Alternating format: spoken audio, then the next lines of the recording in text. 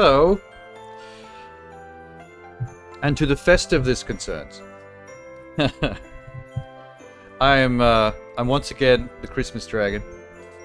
I feel like it's now tradition that I have to be Christmas dragon. It's not Rudolph, it's Christmas dragon. Look at his teeth. What you talking about? What you talking about, champ? Look at his teeth. Also, my dragon tail.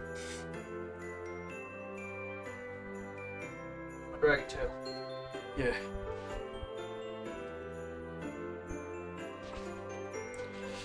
Oh. Rudolph, Christmas dragon. Randolph the Christmas dragon. Ouch. You know, the tail is kind of a bit of a bother. It sort of gets in the way. When I sit on it, it goes up my butthole. Randolph, the Christmas dragon. He hasn't had much sleep, so his attention is flagging. Randolph, he'll get your kids. Not in a weird way, he just wants to eat them. He's a dragon. Don't cancel him.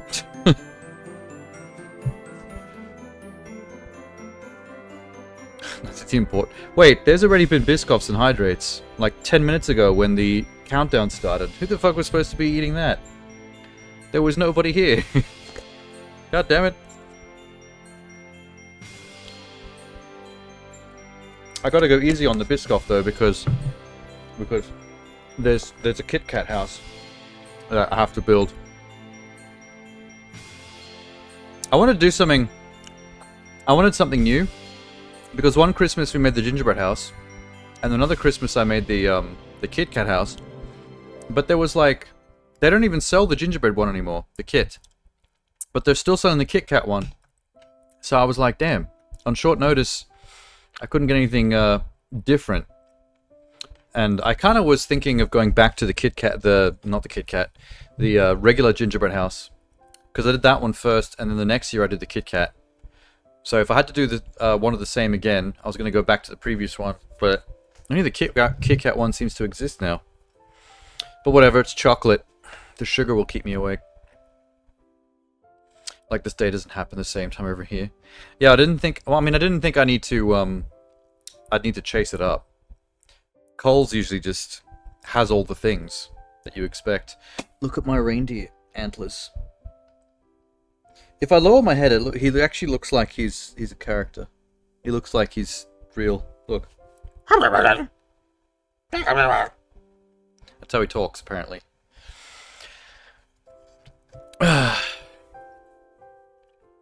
Sometimes the antlers get a little bit painful after a while. I'm not used to feeling the headband clasps on my head. I don't know how women do that. Remember how... Actually, I haven't seen that in a long time. When I was younger, girls used to have headbands all the time, keeping their hair together. And now that I'm an adult, I don't recall seeing a woman wear a headband for like... maybe at least 20 years. Or slightly more. Plenty of ponytails. Even pigtails, but... whatever happened to headbands? Is that like an 80s, 90s thing? And modern women are like, psh, that's some peasantry bullshit. What am I, a medieval peon? Fucking... oh, hydrate. That's right, I have coffee. I have princess juice. You wear the ones that are stretchy instead of the hard ones.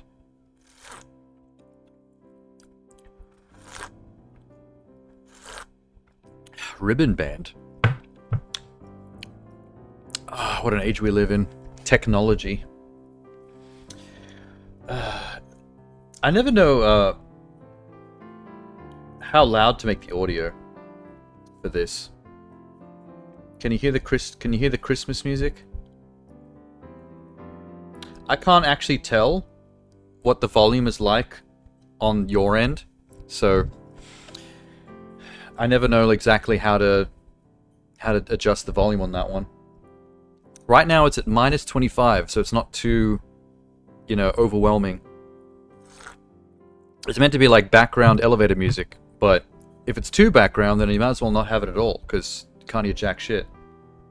Like, is it too subtle right now? Because I can... It's minus 25, because I can minus 20 it. A smidge. A smidge is a good amount. Oh, shit. Okay, it's hard to do a smidge. Yeah, that's 25 to 20. That's up by 5 decibels. It also might be... It's a 1 hour loop of different songs, so it might be on one of the quieter songs. There's a good chance it might hit a Jingle Bells or something and it'll suddenly crank up. Because it's Crimbus, he decided to get you a gift. Oh no. Oh no, it hits me with the air horn crab animation. Take that, bitch. Oh shit. I think I spilled some of the coffee. You bought me a gift on Steam? Is it hentai? Is it a hentai game? just pick a random... Because of the amount of weird adult games I wishlist just for fun on Steam, it'd be funny like if someone went through my wishlist just to see what they can get me as a gift, and there'd just be the most random shit. There's... I love it when I get emails from Steam with information about sales, and the sale lists will just have random hentai games in there that I, like, almost jokingly added. And I got one recently for Christmas. There was a Christmas sale, and one of the games on the list of games on sale was I Can't Believe Stalin Is So Cute, and it has like an anime girl in the front blushing, and I'm like, I think this is an anime adult game set in a alternate history where you're a girl who is in Stalin's like military command, and you're in love with him, and it's probably one of those like dating sim, pick the right dialogue choices to make Stalin blush. I don't think Stalin's cute at all. I've seen pictures of Stalin. It wasn't exactly an attractive man. He looks like someone who drives one of those white vans through the suburbs, and then everyone wonders why Timmy has gone missing. What has Sham done? Wait, let me check now, so I don't forget later. Because it can be confusing to find the area in Twitch where... I think it's inventory. Oh my god, I have 111 Steam cards? I used to put them up for auction so I could make like 2 cents. Don't know why I ever bothered. Oh my god, I guessed correctly. I legit didn't know. I was legit guessing. Check. This is Sham's gift. Hentai Nazi girl. A satirical third-person shooter where you play as a sexy naked girl, destroy enemies evil and dangerous, go to their base where you need to kill everyone. Unexpected, right? No, unexpectedly, right? Question mark. She doesn't look naked in the thumbnail. She's definitely wearing a dress. It just seems to be her randomly shooting people at a military base. What makes her a Nazi? Maybe she said some mean things on Twitter once. You're not sure if it's hentai. It might be one of those piss take games. Accept this gift privately.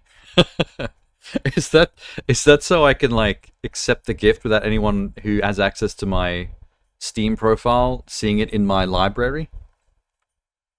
Nah, man. We don't hide nothing. We wear everything proudly. Accept gift publicly. Add to library. I hope it also tells everyone who gave it to me. Play it now. No, no. No, let's not play it now. This is the Christmas where I get my Twitch banned. God damn. When a game is marked as private, it doesn't appear in the friends who own this game section. Yeah, that's what I thought. I thought it would probably hide it from your games lists. We're not hiding shit. Nothing is hidden. Everything's accepted. Damn right. It's gonna get you an actual game. Well, actual games are like... Actual games are stupid and boring. We have to get games like... I Can't Believe Stalin Is So Cute. Do you know this? I don't know if I ever... I think I posted it. There's a section in the adults only section on my Discord. I think it's called Adult Games or something, where I post screenshots from Steam of like adult games that I thought were funny. And I think one of them is called Hitler's BDSM Dungeon. Where I think the whole game is just you with naked Hitler strapped to like a BDSM table, and you're just like doing naughty things to him, maybe? I don't know. It looked like torture, but then that's BDSM, so it looks like torture, but he's probably into it. Ah. Okay. I don't have... The music is not set to play on the picture-in-picture screens, because if we're on those screens, we're probably looking at something that has audio. It was the first game that came up. I can't believe that's the first game. The one that, like hentai is one thing, but the Nazi element is like...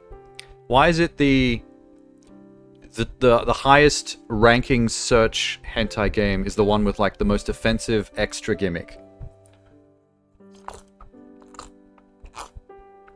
The only way you could like make a hentai game more offensive than that is if it was some pedo shit, but then it will actually get banned from Steam because that's like illegal. Even if it's fake. It's gonna get you Cyberpunk. I feel like Cyberpunk is always too expensive. It's one of those games that doesn't need to go on very big sales. Like, it's a chunky boy. Like GTA. Games like GTA don't generally go on really good sales. Sometimes they'll go on a basic sale, like 10%, which is like nothing. But they don't need to, because they know they're going to get get everyone's action. It's all good. I will play that someday. I have to. It's Cyberpunk. I'm down for it. It's about finding the time. And times do come. I get chances to pick my own games every once in a while. It happens. A couple times a year at least. I mean, when I played the game that Minx got me, Squirrel with a Gun, that was during a week where I was just basically playing my own games. I was like 2 weeks straight, I think. Because that was recent. Where I was just playing like random shit that I wanted to play.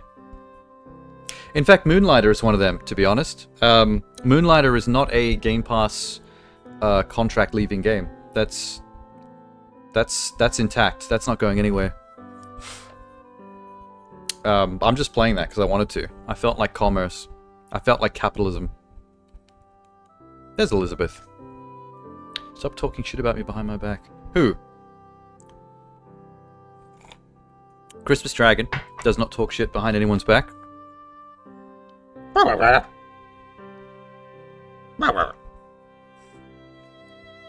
Making noodles. Making love to noodles. I feel like noodles. I didn't have dinner, fuck. Wait, let me have some Shapes biscuits. These are taste like pizza. Elizabeth's having a noodle for Christmas. Oh wait, that's right, you're not in noodle mode right now, you're in taco mode. I forgot. Wait, why does it still say pending? Didn't I just accept this? Or does it not go away immediately? What's wrong with Steam? Oh. Hang on, library. I should put this somewhere. Where'd it go? Recent games. Hentai Nazi girl. Alright. Add to... Not VR. To play adult. What other games do I have in my adult folder? To play adult. Ooh, there's a few. Sex with Stalin. Sex with Hitler. Fake Hostel Boob Saga. Galgun Double Piece. Fetish Locator. Only Fuck Ruru's Adventures. Seed of the Dead. Sex Chess. Hell yeah. Sex with the Devil. Hot. Sexual Void. West Sweetie. And the cream of the crop. Wet Beach Pussies. Alright. Should we have a vote? Should we play Wet Beach Pussies on stream? You slept all the time you were away. I got 2 hours of sleep. That's it. Does your Christmas dragon have a name? Randall. Like Rudolph, but Randall. Randall the Christmas dragon.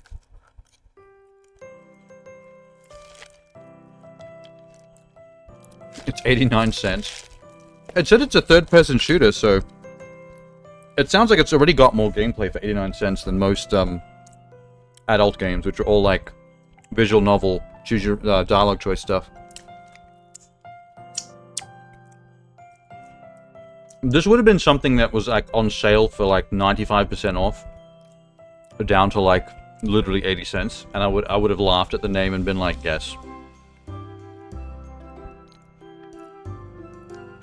Maybe it's not Randall, maybe it's Randolph. Instead of Rudolph, it's Randolph. It sounds like Rudolph and Randall combined. I notice how Elizabeth went real quiet just then. She ran off to Steam to go buy Wet Beach Pussies. I love how, on the nose that is. Oh my god. Wet Beach Cats. Does Twitch block the word pussy in the polls? See, that's silly. Because that can mean cat. That doesn't have to be a naughty word at all. That's not... That's... Come on now. Da, da, da, da, da, da, da, da, da. And a partridge in my bumhole. No, no, no, no, no, no, no, no, no, no, money. 5 golden butt plugs. This coffee is cooling down so fast. What the fuck? Who say? It's got to spell it funny. With dollar signs and stuff. Row, row, row, row, row, row. This is the folder of adult games that I haven't played. I think the folder of ones I have played is very tiny.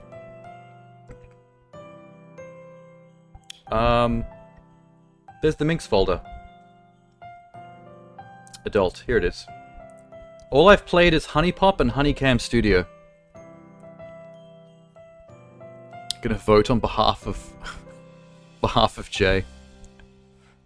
Wait, how did we get 7, 11? That's 12 votes. How did we get 12 votes when there's only like 5 people in here? Oh, did you make the poll like you can vote as many times as you want as long as you spend channel points? Is that what that is? Okay. I thought it was one of the one-off. You did that just to make sure you could force it to say yes, so we can get the stream banned. How the hell are we gonna play Wet Beach Pussies without getting banned? Maybe I can play the real-life version. I'll get the hose out. I got my... You can stream on a phone, right? I'll put the stream on my phone so we can go mobile. And we'll go outside with the hose and we'll find someone's cat and we'll hose it down.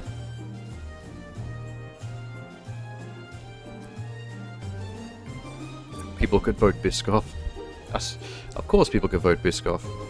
People can always vote Biscoff. Interactive censoring. Playing with fire there. Do you know I've had a meme that was suspended and I got a warning for it on YouTube. Because you know that meme sound effect that's like Riley Reid moaning? It's like that... I don't know how to describe it. It's like a sexual moaning sound effect that like is a bit distorted because the volume is too maxed. And then people always use it in those prank videos where it suddenly kicks in and makes you embarrassed in public. Because it comes out of nowhere and it's too loud. That one. You probably know, if I played it, you'd be like, oh, that sound. I've heard that in memes before. I had that sound in a meme. And I think it was a Gravity Falls meme where it comes out of someone's trumpet. And just that sound effect gets the video banned and gets like a inappropriate content warning against the channel. And I was really surprised by that. Riley Reid, one of the greatest of our time. It's funny how many memes Riley has to her name. She's also got that, the JPEG meme. The, you know, the oh fuck, you're gonna make me, etc, etc. And it's her face looking up. I'm pretty sure I've seen like 500 variations of that. I will pay you to turn the dog shit music off. Just before you popped in, Minx and Sham had me turn it up. So you've already been outvoted. Although it might have just got louder. I was mentioning before that when I turned it up, it might have been because the previous song was too quiet.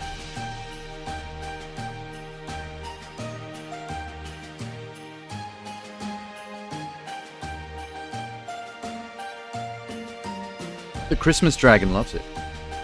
Randolph.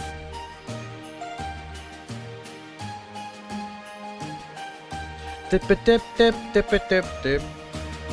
Dashing through my butt. There we go, compromise. I put it halfway between when it was too loud and where it was just then. Why do people like Christmas? It's like it's this shallow commercial hopeful part of the time of the year where people can pretend like they're not absolute pieces of shit and their lives are bullshit. Basically. Sham wants it full volume.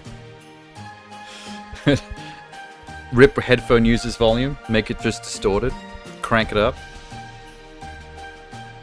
Sean makes a house and eats it. It was a bit more entertaining to make a proper gingerbread house because that was messy as fuck. Although the KitKat House is more edible because the gingerbread one made me sick because that's a lot of fucking bread. That's a lot of carbs. I got halfway through the house and I almost died.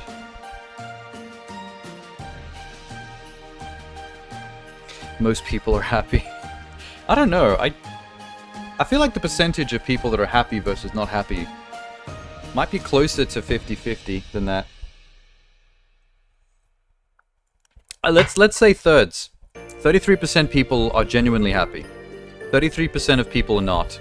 And then the middle 33% are people that function as happy but aren't actually happy. They're the middle grounds. In some cases, they actually do believe they're happy. They're masking a lot of pain and denial. Most people are happy enough not to be dickheads. I don't know, man. I'm starting to disbelieve this. The recent US election was one of those things where I'm like, maybe everyone's not that nice. The simplicity of not working, hanging out with the fam is enough to be happy for a day. I think the word simplicity is where it's at. There's something overwhelming about the accoutrement of Christmas that is a kind of what's the best way to put it? It's effortless denial happiness if you need that. You know what I mean? Like, it's so gratuitous, all the bullshit. The colors, the baubles, the trees, the snow, the flakes, the goofy music, that it's kind of like it's meant to be it's like a sensory overload of just like forced happiness, and it's enough usually for people to be like, yeah, cool, off I go. Presents. Presents and BJ's time of the year. I think that's one of the things people do on Christmas, right? Oral. Time off work and time with friends and family. I don't know if I generally don't spend that much time with family anyway. Although I do go down there every Christmas just to make a brief appearance. Just because, like, it's the right thing to do. Don't want to be a meanie.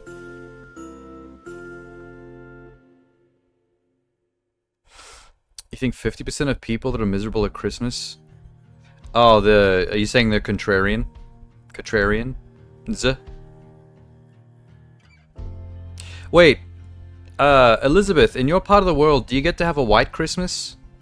Because we don't in Australia. Unlike America, we're in the middle of like fucking summer here.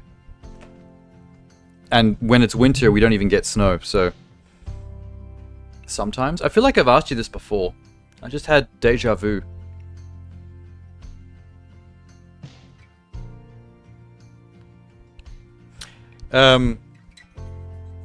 Christmas is fairly big in Australia, but we don't really do that many...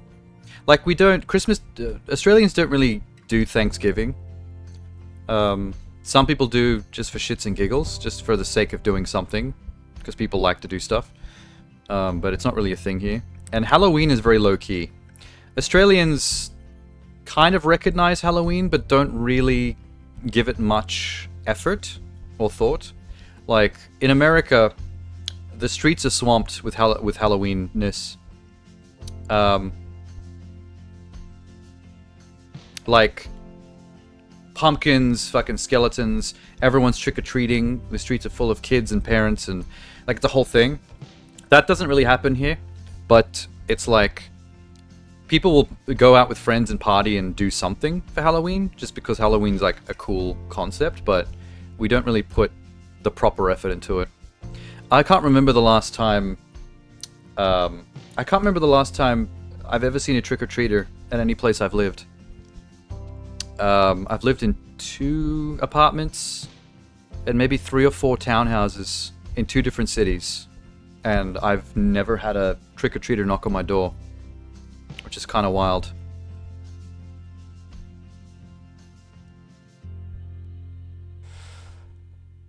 Oh yeah, Boxing Day. Boxing Day is a great day to check out JB Hi-Fi for sweet stuff.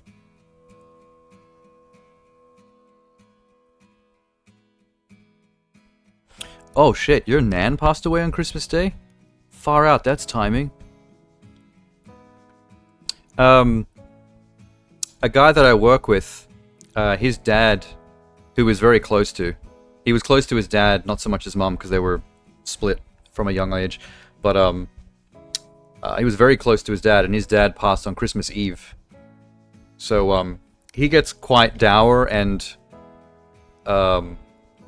isolated on Christmas Eve, because he doesn't want to handle or doesn't deal well with the memories of that. So he's generally in like a bad mood and goes quiet and disappears around that time.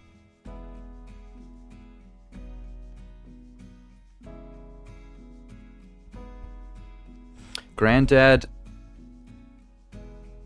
Your granddad, her husband passed away on Dad's birthday. Yeah, Jesus Christ. It's like one of those things where like the worst tragedies are timing themselves to like ruin all your holidays. Good lord.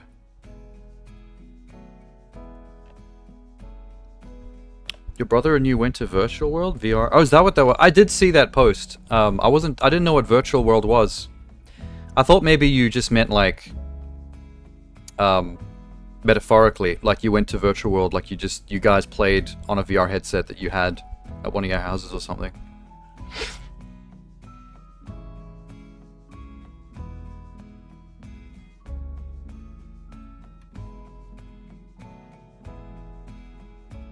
You're just genuinely lost on Christmas, not being contrarian.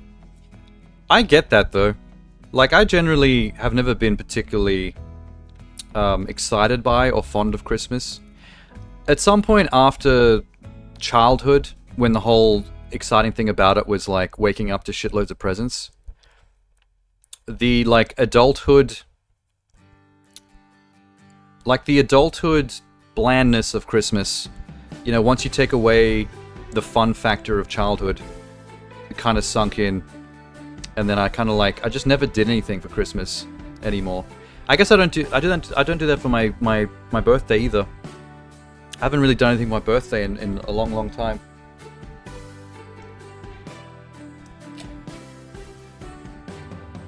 Doing streaming stuff is like the only Christmassy stuff I've done ever as an adult. Just to do more things on stream, really. It's like more of an excuse.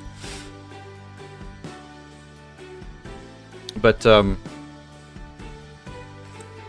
generally like a fairly cynical person, so things like Christmas that you have to actually put effort into doing something, putting on something, going out and being with friends or family. It's like I just don't do that stuff anyway, so it's like, yeah. It's just a glitzy time of the year, but my life generally doesn't actually change. I mean, look, I'm here. It's the most effort I've ever put in.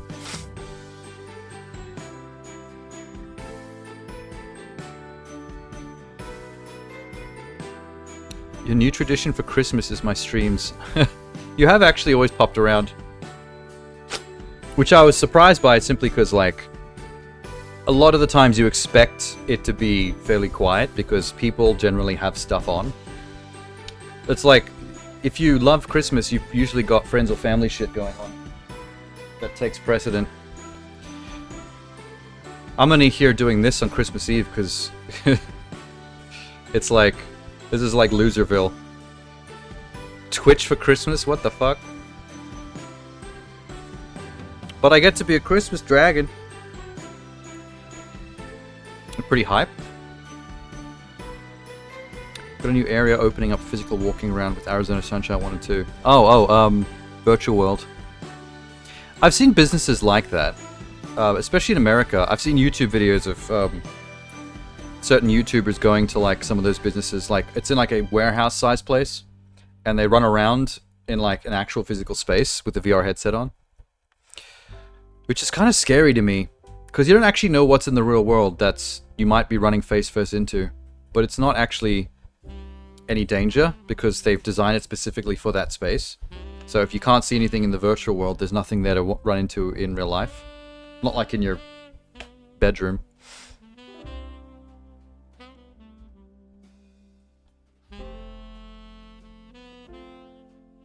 You were curious if anyone actually valued Christmas's history or imagery, or whether it was just a time off work to be friends with family. For me, to be honest, it's neither. Like, I don't look forward to Christmas for any kind of time off work or friends and family stuff, because I usually don't do anything of the sort. I don't have the kind of work that I get time off. I was working yesterday, and I don't look forward to or strive to do stuff with friends or family. It's just I do have to go see my mom because she expects me to. And I don't really have any value with Christmas history or imagery either. Like, it's just whatever. It is a thing. It is what it is. You look forward to them every year. You enjoy the Pornhub recap. That's the New Year's stream. All the recapping happens on the New Year's Eve stream. The actual end of the year stream. So that's when I look at the Pornhub recap. I look at my Twitch recap. Shamraz Johnson just went online on Steam playing Control. Sham's got that Steam Deck out in the other hand. What else is there? The Xbox recap. That's a big one. I don't have Spotify, so I don't get to do that one, unfortunately. And then I do the end of year tier list of all the games I've played in 2024. That's the one I look forward to the most, to be honest. You're anti-Santa? I'm not anti-Santa, I'm pro-Christmas Dragon.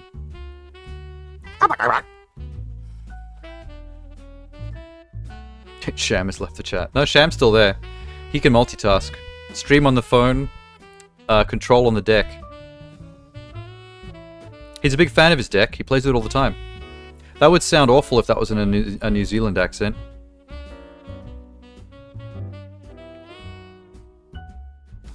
Who's got the deck?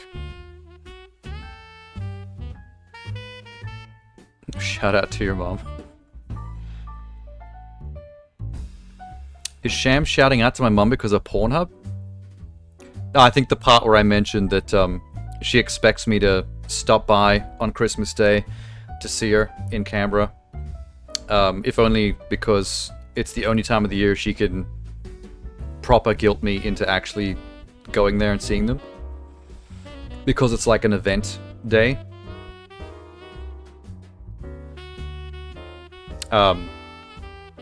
I generally won't see them the rest of the year until the next Christmas.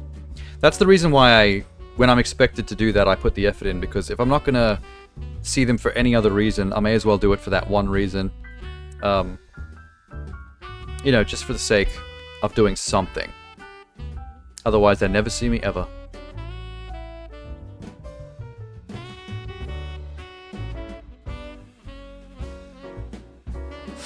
Minx does have a problem with gifting. I think it's because she's secretly rich. She's one of those inheritance people. Her rich auntie died. You bought 2 power banks for Japan? Oh, for your Steam Deck. I think I'm gonna eat through both of those. The Steam Deck looks really power hungry every time I see it. It's a bit too, like, mini computer.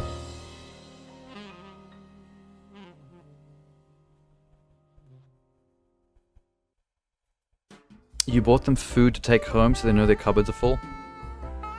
Aw.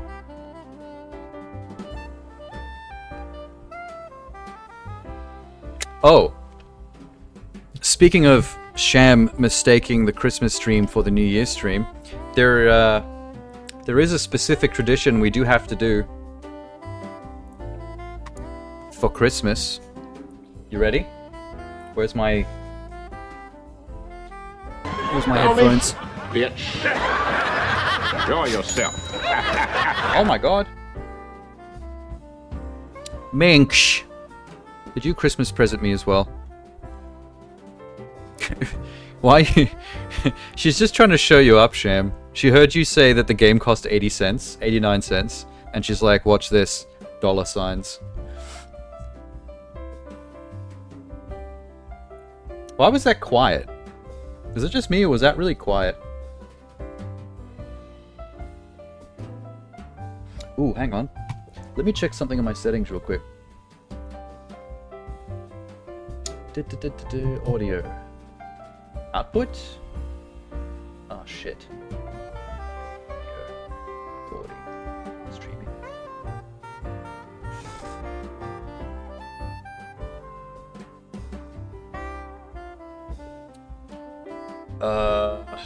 Stream. Well, that's concerning. Is it locked out because I'm currently streaming, so I can't change it? Ooh, I hope it did that correctly. I might have fucked up. I added the Christmas music to track 5 in the layering for VOD to separate it from the rest of the audio in case I ever need it for editing. I'm not sure if track 5 is included as a source in the back end. Now I'm concerned. Doesn't matter. Oh, did that animation actually play audio? Okay. I'm pretty sure it's supposed to play audio for me as well. Let me just check the settings. Streamlabs, Stream Elements alert. Oh, here we go. Wait. Monitor and output. Okay. Now it should also play out of my laptop, so I don't miss it. I don't have an issue with gifting, thank you, Merry Christmas. Did you notice that I might have mentioned this before, but did you notice I solved the doesn't show the tip message in the chat?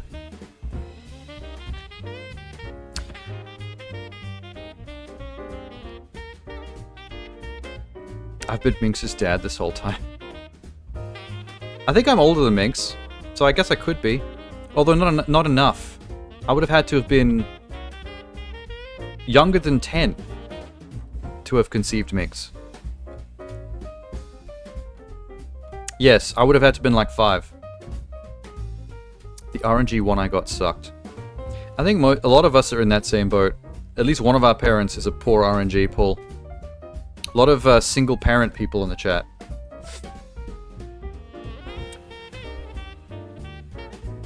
Stepdad. We're getting back to that Pornhub recap. You're now my father. What wisdom have you got for me? Life is short. Masturbate a lot. There you go. Daddy Christmas Dragon.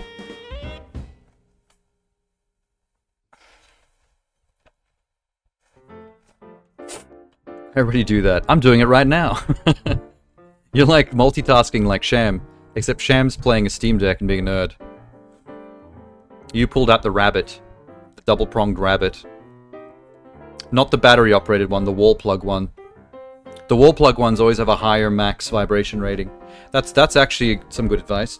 If you're ever shopping for vibrators, get the more expensive ones that have a wall plug, not battery.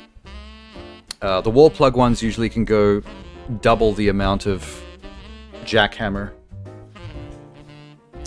The battery ones usually go to 50%, because otherwise the batteries will get zapped in like 120 seconds.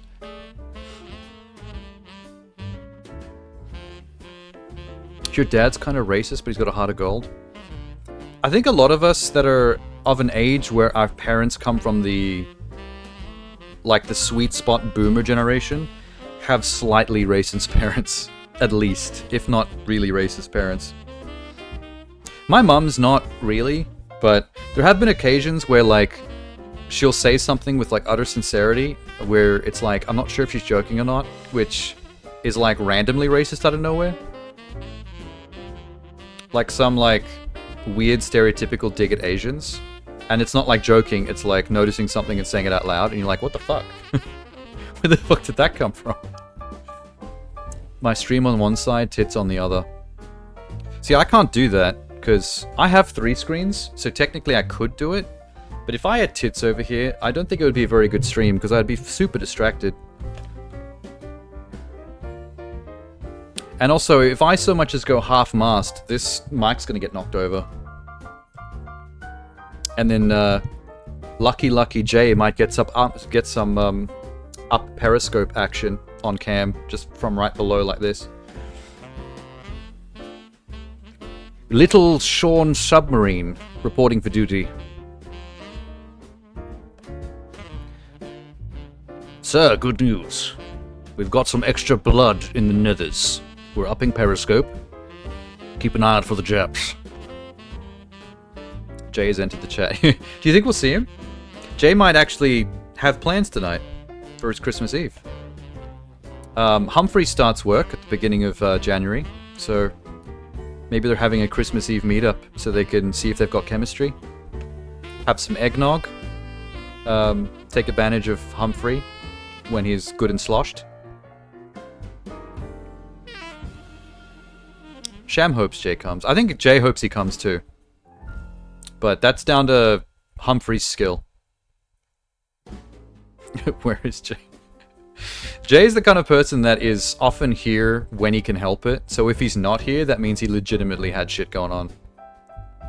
Otherwise, he very rarely misses out. Jay's probably got the most consistent, like, streak ratings.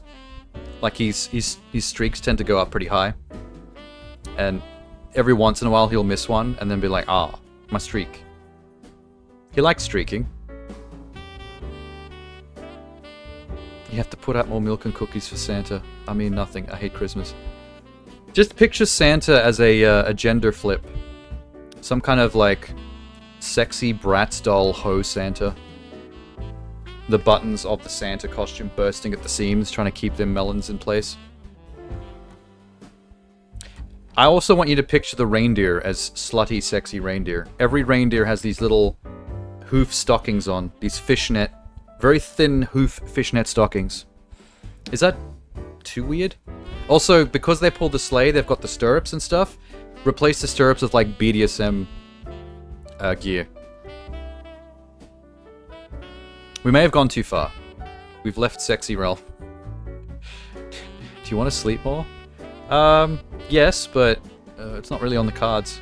I'll probably have to, when I finish this stream tonight, at some point after midnight, once we're actually in Christmas, I do have to fix some stuff, tie some stuff off, work-related, and I don't know how long it's going to take me, but I have a coach, very early in the morning, like at the crack of dawn, to take me from Sydney to Canberra to see my mum. So there's a chance I might be visiting her on 2 hours sleep in the last 2 days. So hopefully she doesn't mind me falling asleep on the couch while she force feeds me mashed potatoes while I'm unconscious. Last year I didn't sleep and caught the bus. Yeah, see, last year it was actually not as hectic as this year. Like, I've actually had more on this year, and I still have more to do outside of the stream this year. So that's what has me concerned. Because last year wasn't anywhere near this busy with things I got to do. And it still ended up with me, like, not sleeping. So that sucks. Maybe I should just not take off the Christmas dragon outfit. Maybe I should just leave the house like this in the morning and just go straight to the coach. Or is that not... Oh, you know what's... Okay, that's a bad idea. I just realized why. This is also something that's going to actually conjure Jay in the chat. I'm not actually wearing anything underneath this dragon onesie. I went from naked to like right into this. And you're really supposed to wear stuff under this because onesies are not really made... These kinds of gimmick onesies are not really made to be freeballed. You can really tell when you put them on. Like, for example, these buttons down the front. These are very weak buttons. Like, I can shimmy too aggressively, and like half of these buttons are gonna just slip right out. And the buttons go all the way down past the taint. So, if I stand up and turn in the wrong way, I can literally like drop sausage out the front of this costume. I can swing jingle bells, sack tap the mic. You're gonna hear a fleshy scrape ASMR against this thing. It's gonna be like... It's kind of like hairy and wrinkly, but also moist. I think I nailed the sound effect. Wait, I have a noise filter on this. Did that even come through? Let me check. Yeah, it did. What the fuck did I just come back to? I was describing the sound effect of my balls dragging across the microphone after they fall out the front of my onesie because I'm not wearing anything underneath it. That's what you missed. I was trying to Candyman conjure Jay in the chat by talking about how naked I am underneath this onesie, and I really should be wearing boxes or something just to make sure I don't accidentally flash stream. Just remind me not to stand up, because I don't trust these buttons. And there's actually long... Look how large the gaps are between the buttons. There's like huge holes down here. I could slip out pretty easily. Be all floopy. Or I'm just picturing Sham right now, like, trying to focus on control on his Steam Deck. But, like, in his peripheries, he's just hearing me talk about my balls.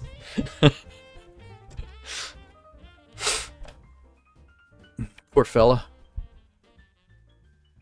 Nope, there he is. Oh, fuck, damn it, I was actually leading up to this when I put my headphones in.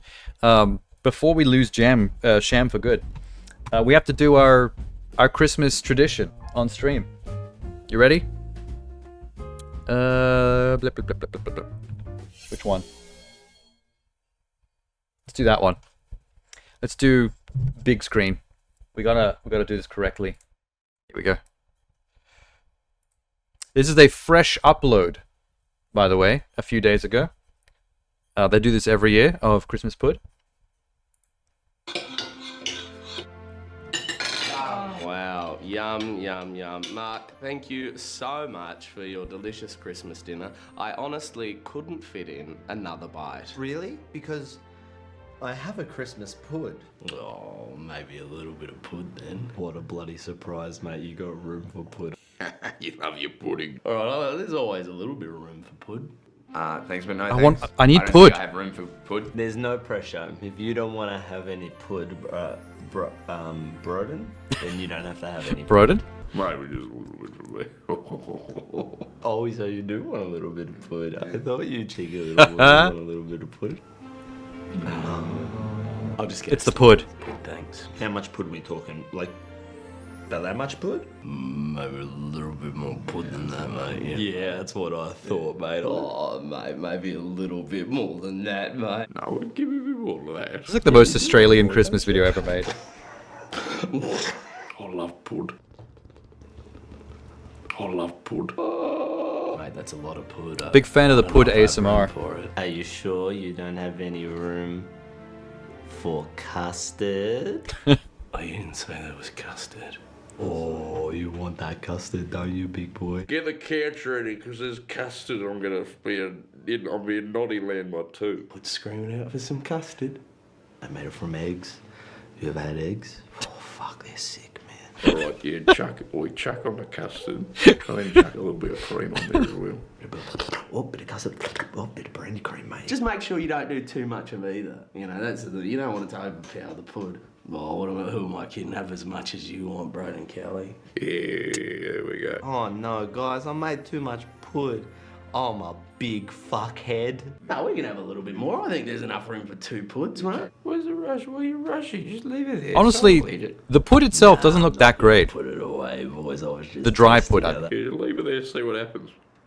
When you invest in pud, you invest in your friends. I want a moister I pud. love pud. Wow, I can't believe it. I've had 2 serves of pud. Shut up. And have more pud. Is pud. Come on, boy.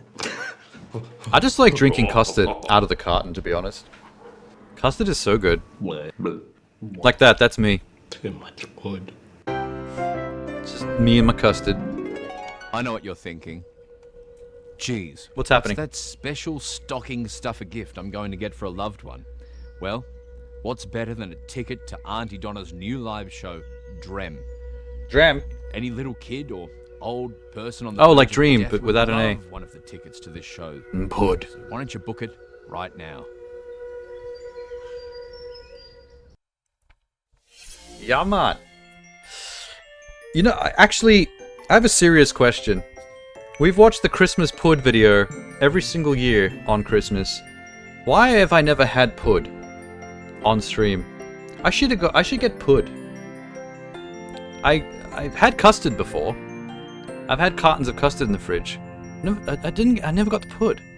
I should get the Pud. It's too late now, but next year. Someone remind me, put it in a notebook somewhere. Next year we need to get some Pud. You legit want to go to it?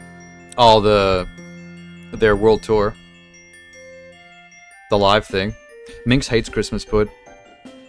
The Pud itself in that video, it looks like a dry fruitcake, which turns me off a little bit. I need the right kind of Christmas Pud. I need a moist Pud that's fruitless. We need to get the fruitcakeness out of it. I just want the moist sponge, and I want to add the custard, and maybe some Biscoff. There's a fucking idea. Biscoff Pud. Yeah. Anti-fruit Pud. Smeared in Biscoff, covered in custard. I need to workshop this. I need to do research into styles of Pud and see if I can figure out the exact right Pud for me. Doesn't need to come with Biscoff. I can add that. But we ain't doing no fruitcake. Fuck that shit. There's always... You know what I realized also every time I watch that video? There was always something new in that video that I find funny that I didn't laugh at last time. Because I was too busy laughing at something else. Like... Zach calling Broden by his full name for some reason is really funny to me. Where he said, who am I kidding? Have as much as you want, Broden Kelly. There's something about just adding the Kelly to it that I found funny. I don't know why. I think last year it was the egg thing. The fact that for some reason Mark is super hype about eggs. It's like, you ever had eggs, mate? It's fucking sick. Your Christmas decoration's very rigid. Do I have decorations? What are you talking about? I have blue and pink lights. That's pretty Christmas. Oh, do you mean the JPEGs? Oh, yeah, those JPEGs. Those aren't real. Broden calls himself by his full name all the time on the podcast, does he?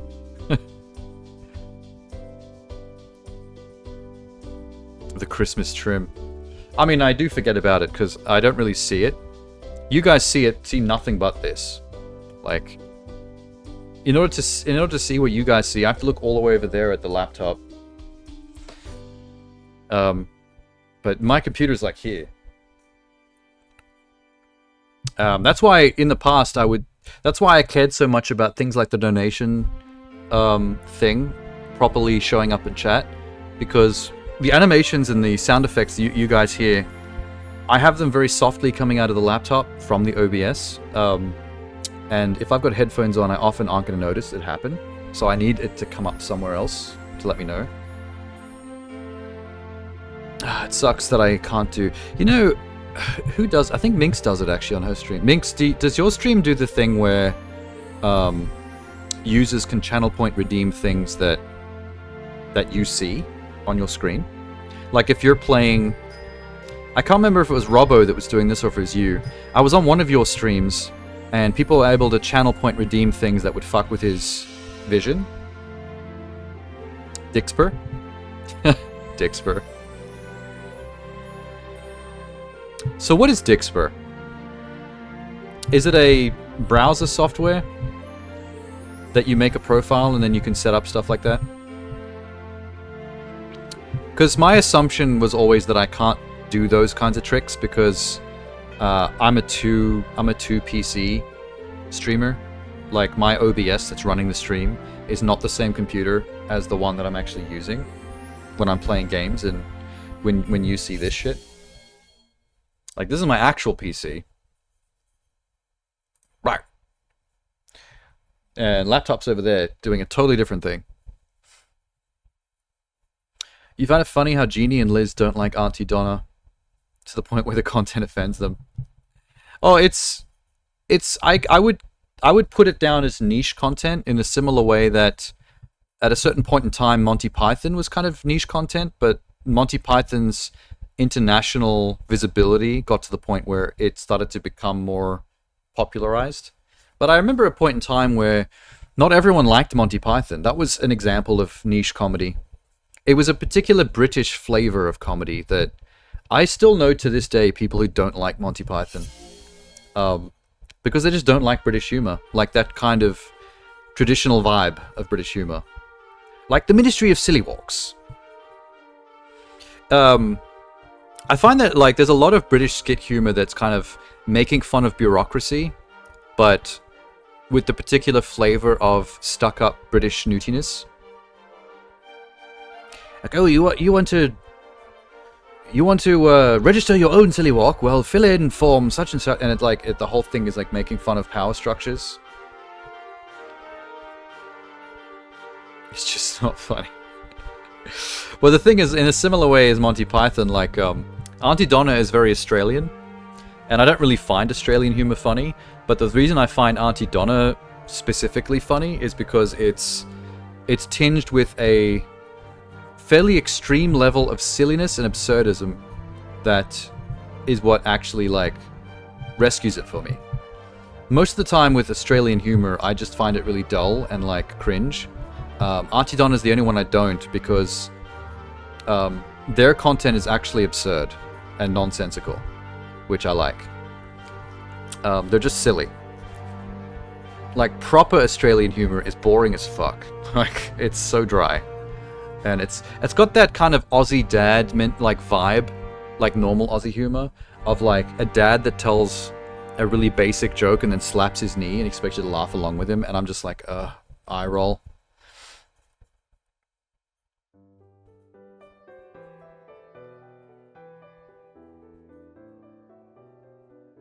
I like the really... my favorite Auntie Donna skits are the ones that are really structured, but within that structure, it is allowed to get super silly. I think a good example of that is the school one, the roll call. Like, the structure of like the roll call skit, where the whole joke is Broden as the substitute teacher is just calling the roll, and the whole skit is him just calling more and more absurd things that we cut away to, like the Triple J hosts, and then it cuts to them in the class doing the radio bit, or Arnold Schwarzenegger impressionist, or the chick from the Bunnings ad. Some of those are actually really Australian in-jokes. Like that was super funny, but that's something that Minx and Elizabeth have no chance of understanding because they don't know what fucking Bunnings is. So they don't know like how on point that joke is.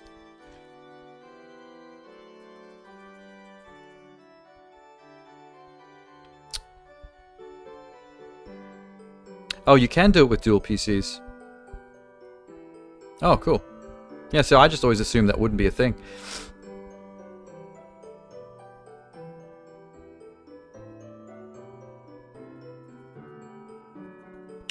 Auntie Donna's great if you think you're all high and mighty when it comes to comedy. I mean, I think with Auntie Donna, you just have to be the right cross-section of Australian, silly, and absurdist. If you miss any of those 3 points on the Triforce of comedy, then it's probably not for you. Minx dislikes American humor.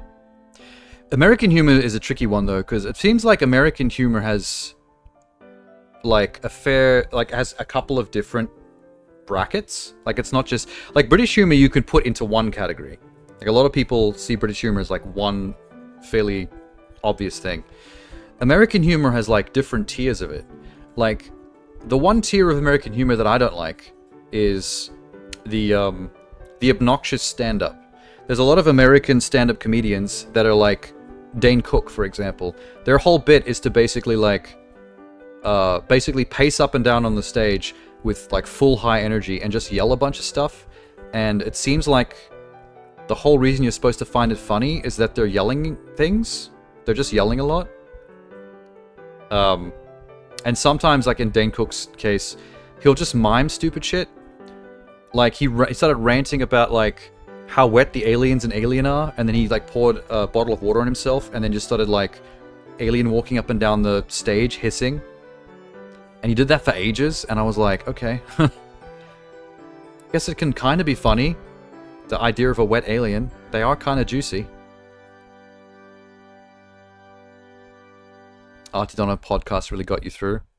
I often can't be bothered listening to their podcasts. I just like to hang out for their skits. Because there's some very specific ones that I found really funny. Like, not all of them are that great, but there's some that are, like, top tier. Like, I love the roll call skit in school. That's a really good one.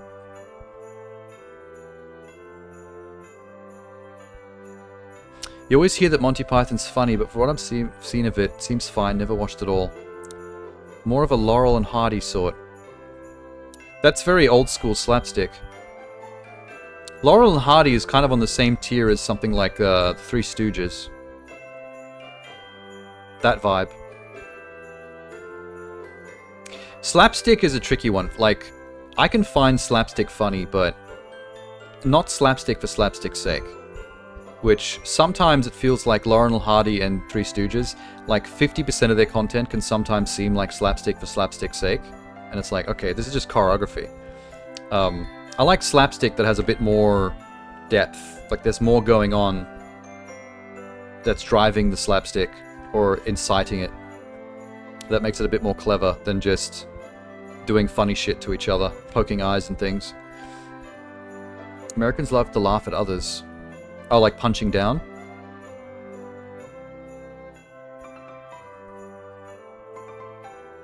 I could see that. There is quite a lot of American Western humor that is very down punchy.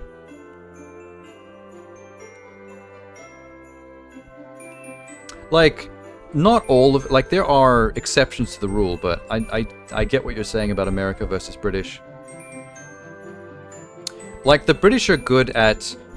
Like, this is what I think Monty Python are really good at.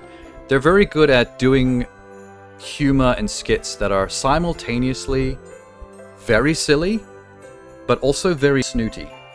And, like, you know what I mean? Like, there's something very, like, Britishly snooty about a lot of their comedy, but at the same time is being really silly. Like, almost childishly silly. There's something about how they can meld those two flavors in a way that seems like it should not be possible, but it's the Britishness of it that somehow makes it work.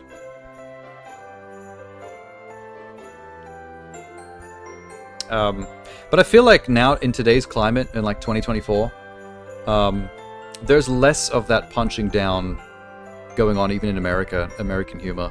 Because I think pop culture has shifted a bit, where even though it still does exist, I feel like a lot more people have been feeling that way the last decade. And don't prefer that.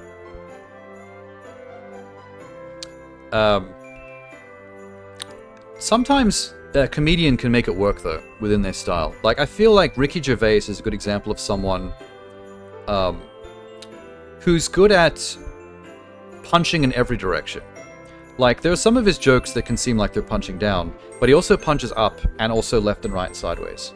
Like, after watching a Ricky Gervais stand-up set for a while, you start to realize that his whole thing is to just basically throw all-encompassing punches at, you know, the whole thing. Everybody gets it. And that's a good way to do it. Like, if you're going to have some jokes in there that are technically punching down, it's like, well, make it a free-for-all. Make sure everyone's getting punched.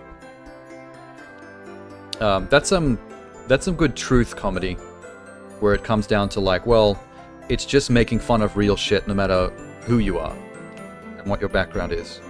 No one should be free from criticism in the comedy space. We should all be able to be made fun of.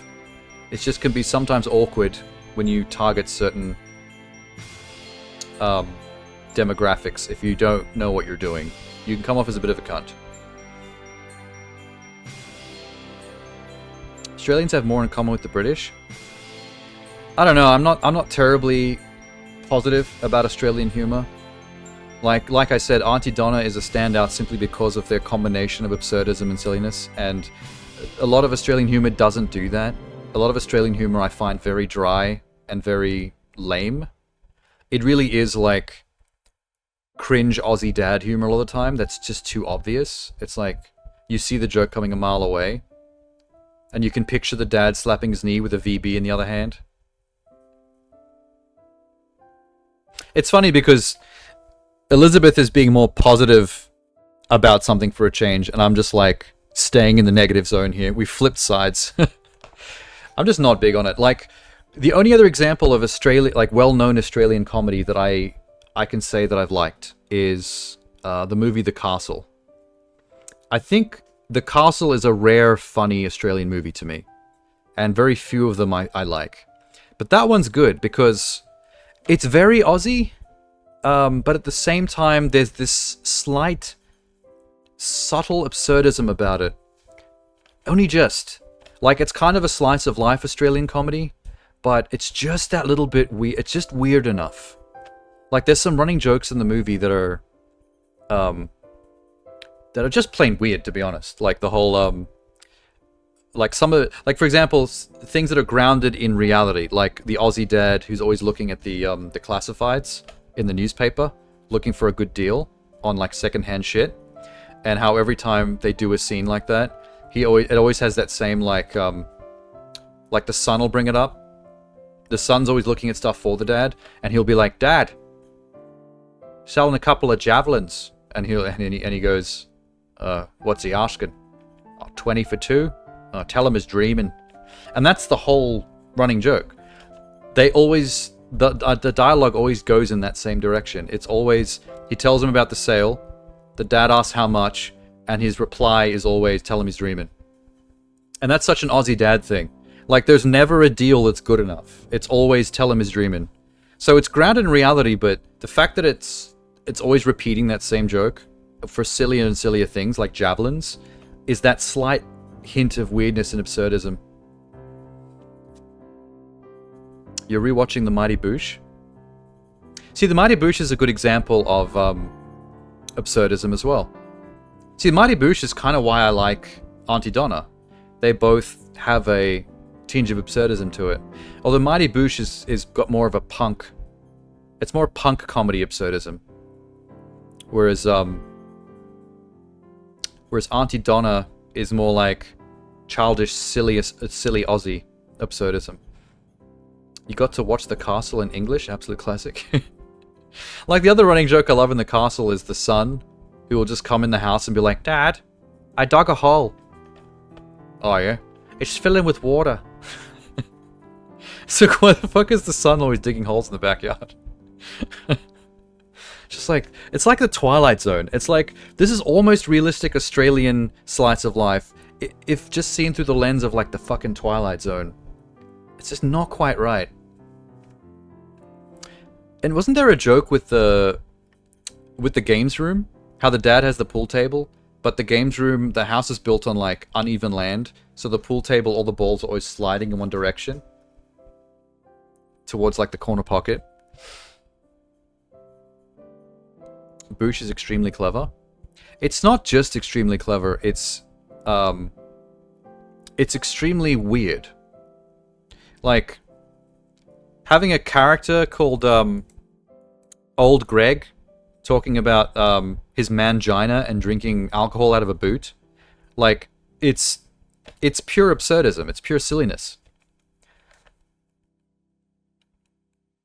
Also, that Eels song. Remember the Eels song? Where it's just playing the synth keyboard and just going eels, eels, eels, eels. While crash zooming on their faces. I mean, it's just ridiculous. That's all kind of, they've all kind of got the same flavor. Just with little tweaks. Nothing really seems to miss. It's end-to-end gold. Yeah, that's how my ex and her best friend felt. They would always watch the box set of Mighty Boosh when they were younger. A lot of their in-jokes were just like Mighty Boosh quotes, stuff like that. And they had fun songs too. They were just kind of insane. Like, just fucking singing about eels all the time. Eels, eels. I should crack open this box. Hang on, let me move this real quick.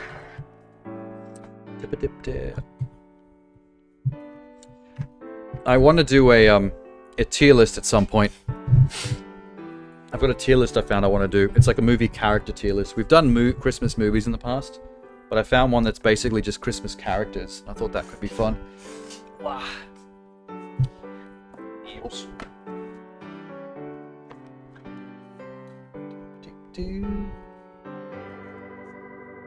I should try and do a multicam at some point. I've never tried that. I don't have another camera. Maybe I can do it with a webcam.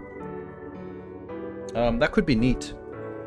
Do like a multicam tripod, like looking down like this. Alright. Minjano. Mr. Dinosaur. I'm a Christmas dragon. The antlers are meant to make the dragon look like Christmas. Alexa, set tower fan to high. Thank you. I can't open it. It's breaking. The fuck? Shit. Why can't I get into this? Oh, there we go.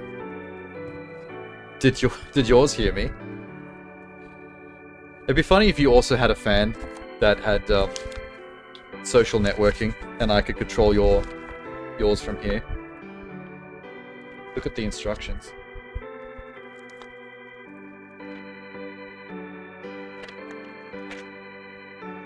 Ah. Yeah. It's like IKEA instructions, but for chocolate. What's included? 6 KitKat bars. 6 KitKat Milky Bars, a packet of white chocolate melts, a packet of strawberry glucose lollies, 1 KitKat branded Santa Claus chocolate, and a box of Smarties. Strobe lights? I don't actually have a strobe light command, but I do have LED lights all over the house that have different voice commands that will control them. Just not the word strobe lights.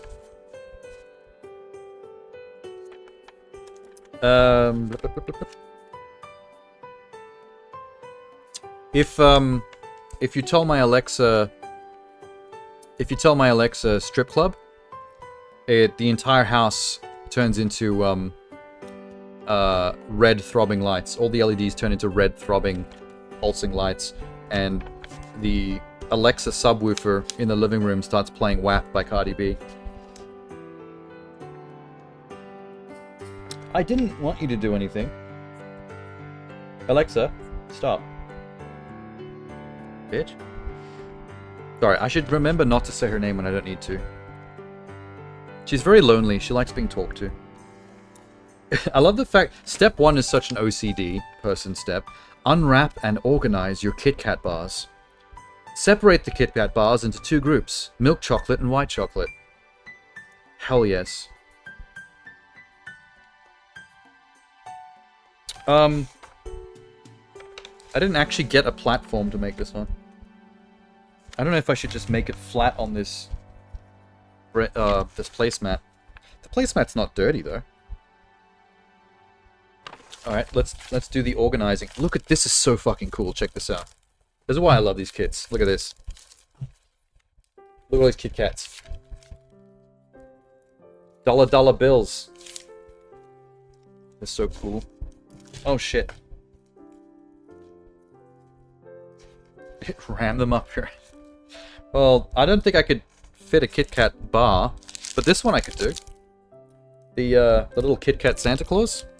The Santa Claus chocolate. I could fit that one. I've had things slightly bigger than that go up there. Let's see. There's the regular KitKats. Dollar bills. There's something cool about just holding stacks of glossy chocolate wrapped blocks. There's the raspberry lollies. Give the melts. I believe these get melted in the microwave. It's like the white chocolate we have to melt down. This acts as the concrete for building the chocolate house. And they ripped me off with the Smarties. The instruction says we get 1 big box of Smarties. We actually get 2 small boxes of Smarties, so that's bullshit. Yeah, 1 times big box. 2 times little box. Fail. I don't own a microwave. A microwave is like the most useful thing in my house. How the hell? How do you live without a microwave? What you will need. 1 teaspoon. 1 microwave. 1 microwave safe bowl. Baking paper. A plate or board to display your creation. Your friends or family. Oh, fuck. Okay, abort. We don't have the last one. Oh, or family. I guess I can consider you guys friends. Maybe. Partially. Enemies? Frenemies.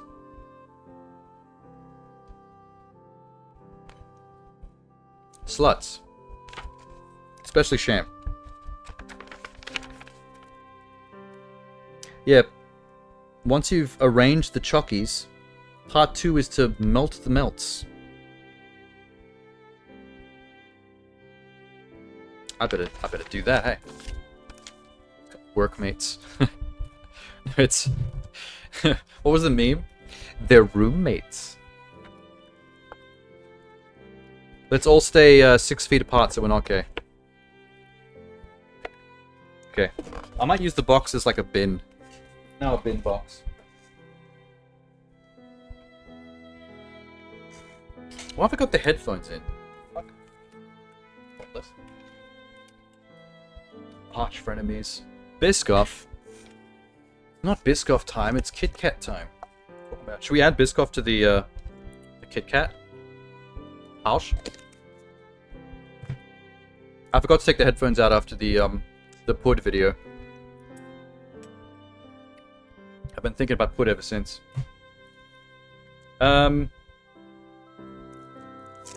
This is a pretty fat packet of melts. That's gonna be a lot of chocolate. Let's see what the next steps are. Build the walls by combining blocks together. Oh, I remember that being a hard part the last time I did this. The roof is the white chalk. Spread the chalk around the thing, add the magic with lolly. Yeah, easy, okay. There's even a tracing guide on here if you want to, like, make decorations with the white chocolate stuff. You make, like, shapes and let it dry. Build a wall. My anti-immigration KitKat. Glaze my KitKat house with Biscoff. That glaze comment almost got Jay in the chat. It's close. Alright. B. Oh. Look at the melts. The little white chocolate melts. I just want to eat these. I'm going to eat one. Now there's not enough concrete for the house. Hmm.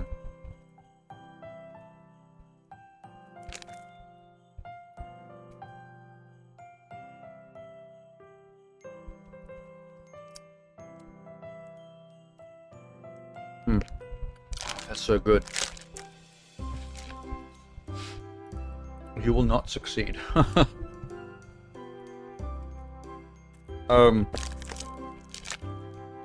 Okay.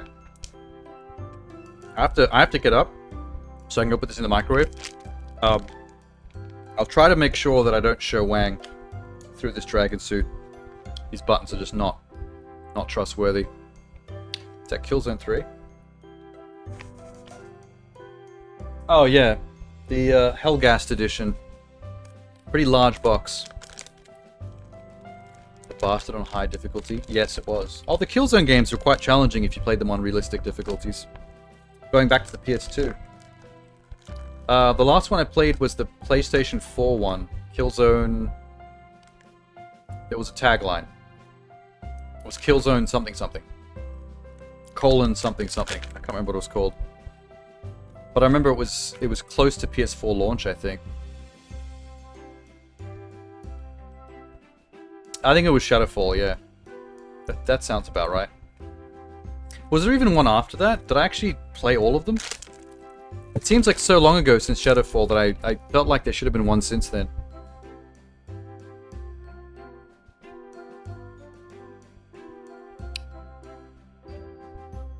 I really can't. I think that might have been the last one.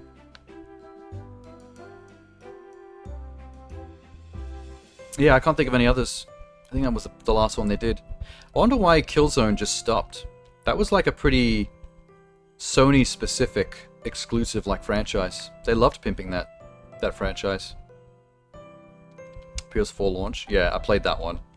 Not immediately at launch, but a little bit afterwards I caught up with it. I kind of busted through it fairly quickly, and that was it. It didn't last very long. Sony, you're insane. Did you not see Concord? You know what you missed on stream? Just remembered. Sham was here for it.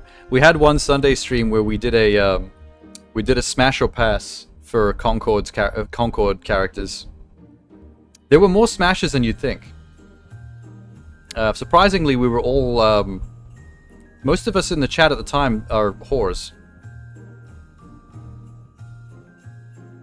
Yeah, Sham smashed both the robots.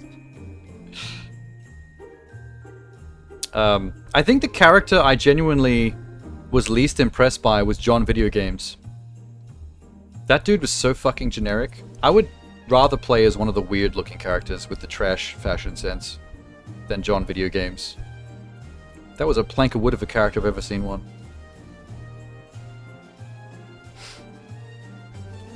I think we all passed on the random chick with the purple double pigtail fro and the little red glasses, whatever she was. I think that was the one that has the most eyebrow-raising fashion sense. That one just doesn't really make any sense at all. That's a confusing character to look at. But for the most part, I don't really care much about all the others. I'm surprised people are that bothered by that game. But whatever, people like to dogpile on something. Marvel Rivals Smash or Pass? I feel like that's mostly going to be smashes. Irregardless of character. Or species. Or gender. Which Assassin's Creeds have I played? Every single Assassin's Creed up until the break that they took before it came back as an action, as a more RPG. So Origins was when they rebooted it with a new engine, and it was more of a, it had more RPG elements like a Souls-like, with the loot weapons with different stats. So everything up until then. So that means Syndicate was my last one. Did you play Origins? No, up until then. I played every traditional Assassin's Creed up until Syndicate. I finished Syndicate, and then Ubisoft took a big break from Assassin's Creed. When they came back, they reinvented it with the Origins style of Assassin's Creed. But by the time they did that, it was a long enough break that I'd actually moved cities and I was now at film school, so I wasn't playing video games at all. So that turn that Assassin's Creed took kind of missed me by, and I'm a bit upset by it because I always liked Assassin's Creed no matter what, and I really wanted to go back to Origins and catch up. Origins, Odyssey, the Viking one, and now Shadows or whatever is next. Syndicate was your last, but you're curious about Origins. Some old school Assassin's Creed fans don't like the new direction it took. They like the traditional, more action game. Plays more like Arkham, the Batman Arkham games. The new ones play a bit more like a loot chest RPG, where like every single thing you do inevitably leads to chests with more weapons, and you're constantly doing that stat comparing shit in your inventory of whether to swap your weapon or whether to chuck out the new stuff. Some people don't want that from Assassin's Creed, and that's what that newer one was all about. What was that new, was it Arab or Indian? I think it was Indian. What was that called? It was recent. They refined the series so they could crank out the same version over and over again. Well, that's what they used to do, and then they refined it, and they went back to just cranking again. But that's what sequels do. Yep, Far Cry as well. The depiction of ancient Egypt is what you're super interested in. I'm happy with any fucking time. I'm interested in their Egypt. I'm interested in their Greece. I'm interested in their Viking shit. I'm interested in the new Shadows one. I'll play them all. It's just that when you fall off the bandwagon, it's hard to catch up with a franchise that's that huge. Because their games are all really big. Each one of those games takes ages to beat. Especially since I 100% the whole thing. And so it'll take me as long as it possibly can. Because I need to do all the things. What the fuck was that game called? What was the one called that came out after the Viking one? That was like a return, it was a spin-off that was a return to the old school style. And it was back in another Indian or Arab type city, very similar to Assassin's Creed 1. It's on the tip of my tongue. That game was was Ubisoft throwing a bone to the old school Assassin's Creed fans that never vibed with the RPG style they changed it to. It's killing me that I can't remember. It's on sale right now. It's weird that it just came and went. Like, it got decent reviews. Nothing fancy, but like good enough reviews. Like, yeah, this is totally a return to form. It's decent, but nothing groundbreaking. And then, like, as hype as people were to get back to old school, it really, the word of mouth really died down very quickly. Mirage? Oh, cool. Okay. My brain wouldn't get off Jade, but Jade was the mobile game. Mirage, yeah. Like, apparently it was a good game. It was just one of those nothing special, nothing groundbreaking. It just was trying to do old school Assassin's Creed again. And people were like, yeah, good, it did it. Success. But, like, within weeks of it coming out, no one was talking about it anymore. It just floated away. But I guess that's what it was designed to do. I'm gonna go chuck these white chocks in the microwave real quick. Just so that you don't get too tortured by endless Christmas music. I'll hit you with about a minute of I'll be right back clips. Still Ubisoft not learning their lesson and cranking it out? I mean, I've never needed Ubisoft to learn any lessons. Like, I like Assassin's Creed, I like Far Cry, so I don't mind them cranking them out. Like, just pump another one into my veins. Like, I'm not really too pick and choosy about that stuff. I just like open world checklist gameplay. I like running around the map doing the things. Watch Dogs is another one. Just keep doing that. It's whatever to me. In Origins, you can't choose a gender. You very rarely can, though, in Assassin's Creed games. That only started in Odyssey. And I don't believe it even carried over into the Viking one. I think Odyssey is the only one. Syndicate doesn't count because that's not a choose. That's not a choose your character game. That's a you play as both characters game. You play as both of the twins, and you can alternate via taste. You could play as Evie and Syndicate almost entirely. Yes, but it doesn't count because that's a game about two individual, unique characters that you can flip between that are both equally as important in the story. Odyssey, you literally create the character. It's the same character no matter whether it's male or female. It's just you get to decide that for yourself. That's the only Assassin's Creed game that does that. Syndicate was a cool game. Isn't that the one that invented the grappling hook? I feel like they got to that too late. The grappling hook was a game changer for Assassin's Creed, but that was like the last of those type of games.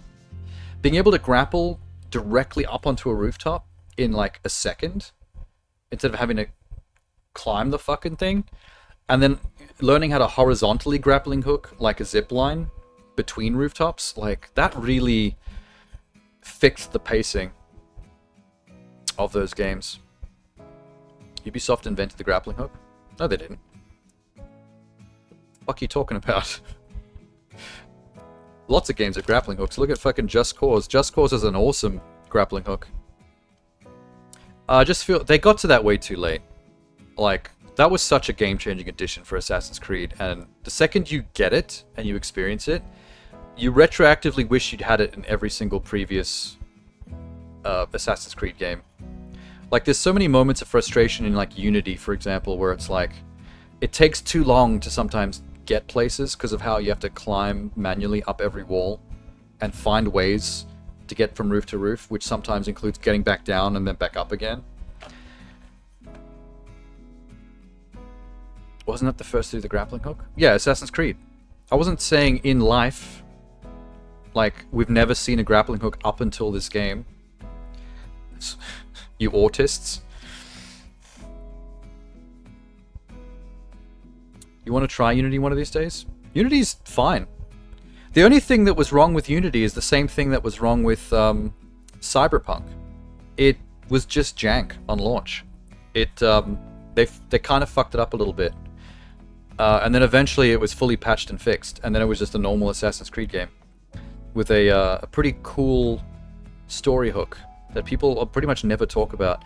Unity is the Romeo and Juliet of Assassin's Creed games.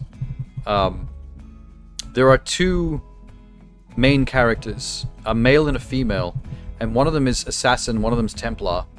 So it's a very star-crossed lovers kind of storyline, which makes it perfect for the French Assassin's Creed.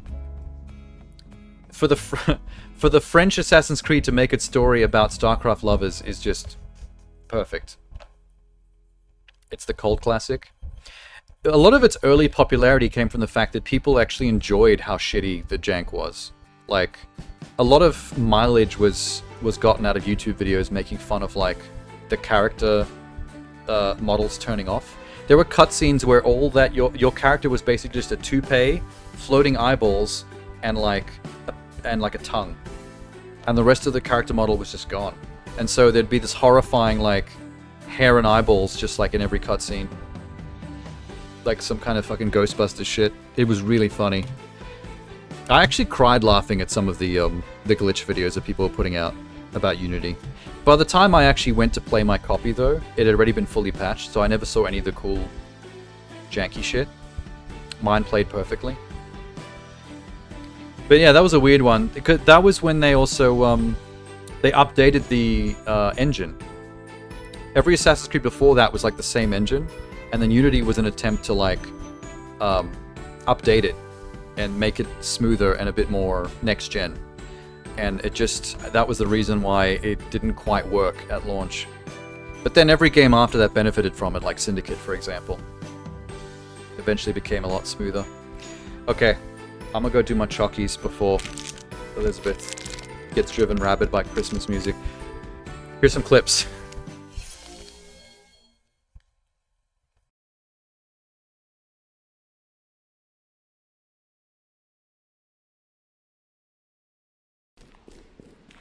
Who's my pit? Here's the little pit boy. How you going? How are you, Brad? You good? You look nice and juicy and gaping today. Don't worry, I'm gonna penetrate you shortly. Let me just set you up. Let's get you all juicy. Okay, sweet. Was that two deer fucking back there? I could. Did I just forget the name of this character? Was I supposed to know who Blordo is? Is that Blordo? One night only. I will fuck your wife. I really hope that's not Blordo. For the sake of my wife. Oh wait, I don't have a wife. I think I'm fine. Excellent. Alright. To hell with these people. A dog! Pet Machan. Yes. You can pet the dog 10 out of 10. And it's a minigame. 11 out of 10. Oh, get fucked.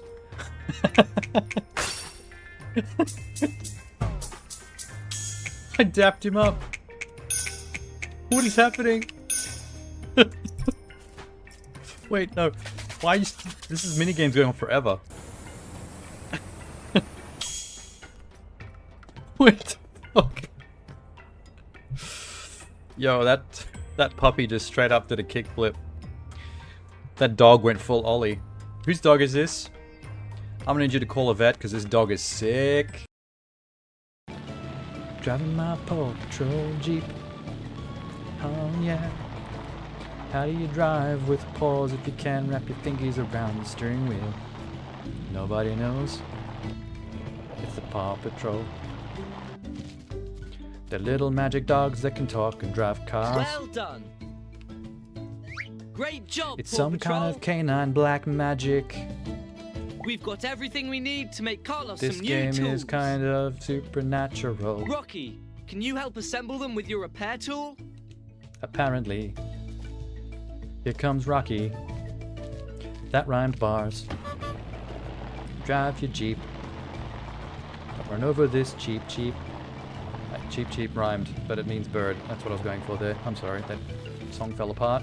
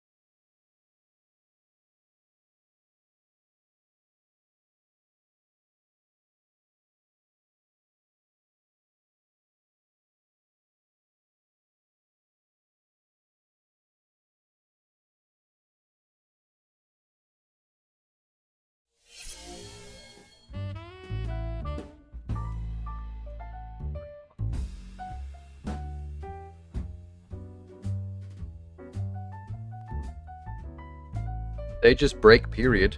What just broke? These aren't fully melted yet, but you're not supposed to fully melt it. They finish melting from the heat of the goo. I think I need to occasionally keep stirring this so it doesn't actually solidify in the bowl. Have you ever had melted chocolate turn hard again in the bowl you melted it in? It's a nightmare. It's very difficult to clean. Oh, I just want to drink this. Why chalky? Oh, did the clip system break? Oh, really? I've never seen it do that, actually. I didn't know it could break. I came in at one point to throw the melted chocolate packet in my little bin box. And I noticed that Paw Patrol was on screen. I'm like, Sham's gonna love that. Of all the things it would show you, it's a clip from Paw Patrol. One of the greatest streams we've ever done.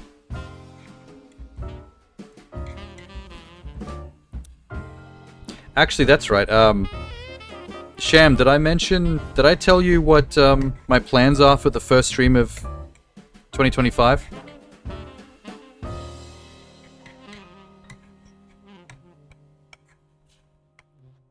I don't think I did. I told somebody. I mentioned it to chat at one point, but you might not have been there. Peppa Pig 2. No, because the first stream of 2024 was Peppa Pig. Oh, Minx was here, yeah. Because the first stream of 2024 was Peppa Pig, I wanted to do another kids game for my 1st of January stream. So I thought I'd do Bluey. I think Bluey would be appropriate. It's also made by the same company, OG Games, so we're in good hands. Okay. I think this chocolate is nice and goopy. Goopy chocolates.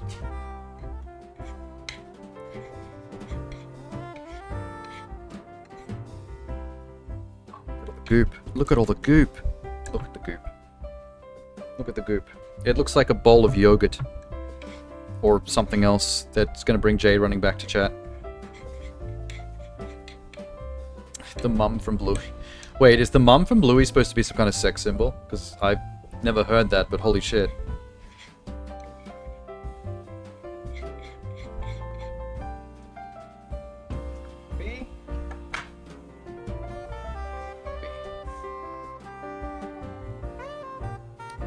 I think we need some baking paper.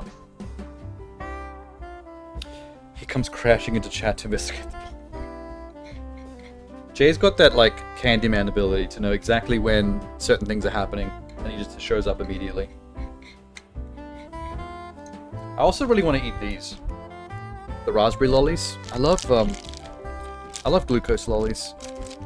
They're addictive. I like to squinch on them. Maybe I need more savory. Hang on. I really didn't have dinner. The KitKat House is going to be my dinner. Need a KitKat House cam? Yeah, I know. That's what I was saying earlier.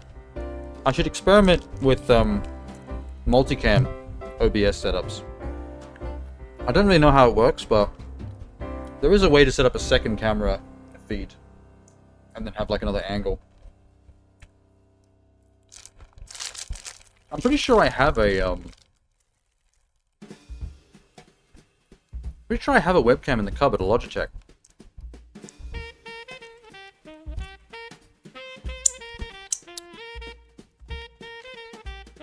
Hide your dildos and move the cam. It is so difficult to move that camera. It's like locked. It's a tripod that's like locked against the desk. And the camera's like screwed onto it. It's a cinema camera. You will get dizzy and throw up. Let me try something real quick.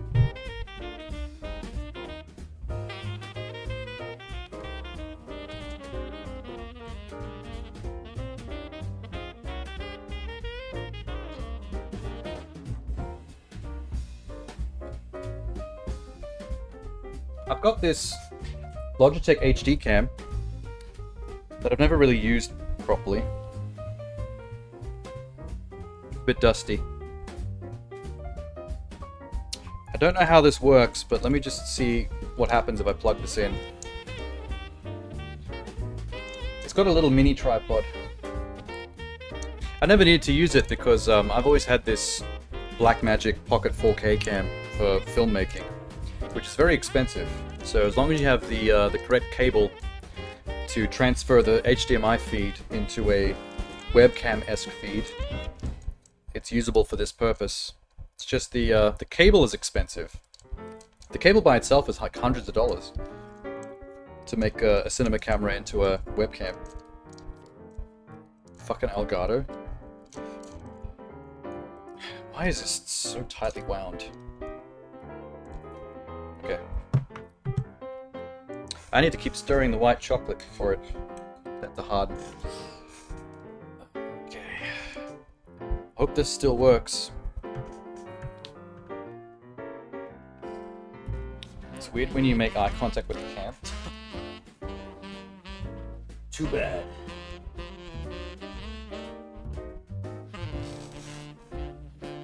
Alright. Now let's see. What if we go...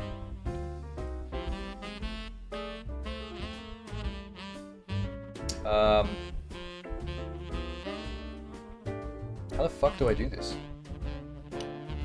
Needs to be camera.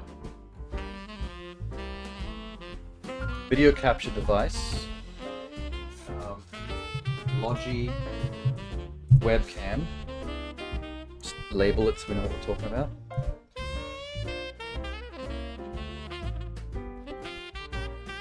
Elgato Screenlink OBS Logi Capture C92 Pro Stream webcam. I think that's the one. Holy shit.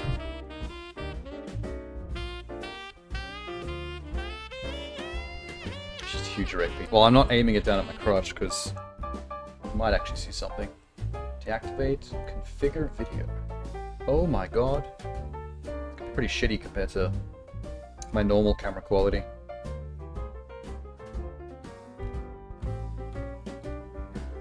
There are so many options in setting up a camera.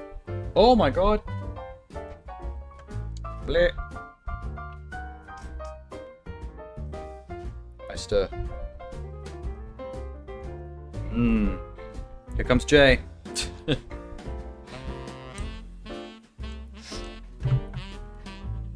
Look it.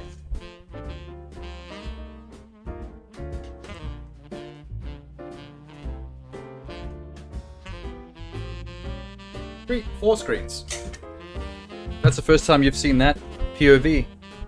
Oh, look at this.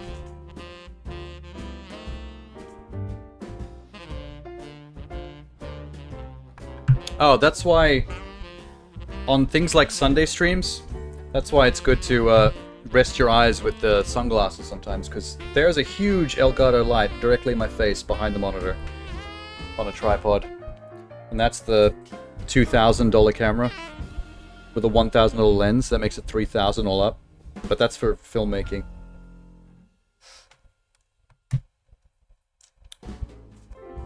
This cable's not long enough to do a house tour. How am I going to set this up? Hang on. Can this go higher? It can.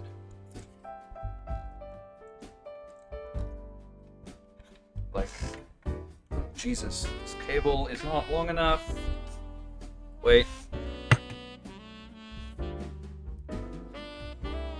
Thought it wore sunglasses due to the copious amount of weed.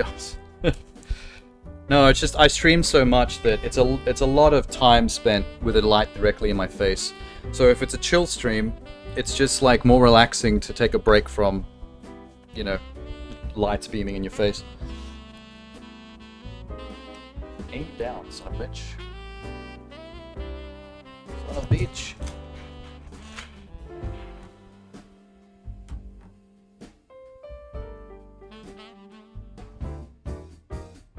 Put posters up behind your monitors. I used to have lots of posters. I think they're all still stacked in the cupboard. I just lost interest over time with things like posters. I just started to feel like they were a little bit trashy looking. I'd rather do more lights and things. Well, that's cool. It's a bit in the way though, hang on.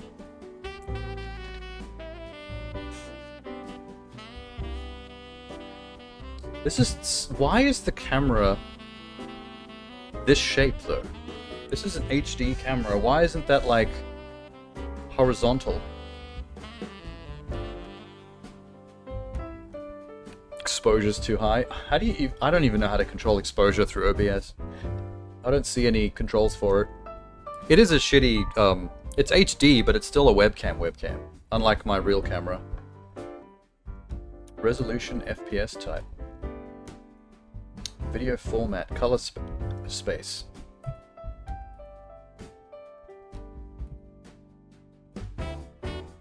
Resolution.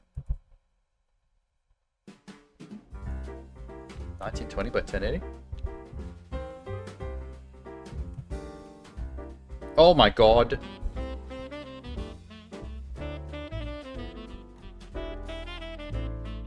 Okay. Jesus Christ.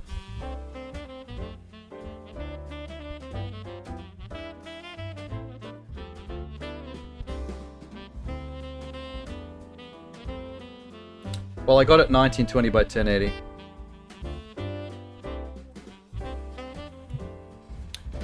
Da-da-da. Maybe slightly too wide. Nonsense. We like wide. What are you talking about? Oh, gotta stir my goo. Oh, I gotta get the, let me just get some oven paper to put on this placemat so I'm not a dirty grub.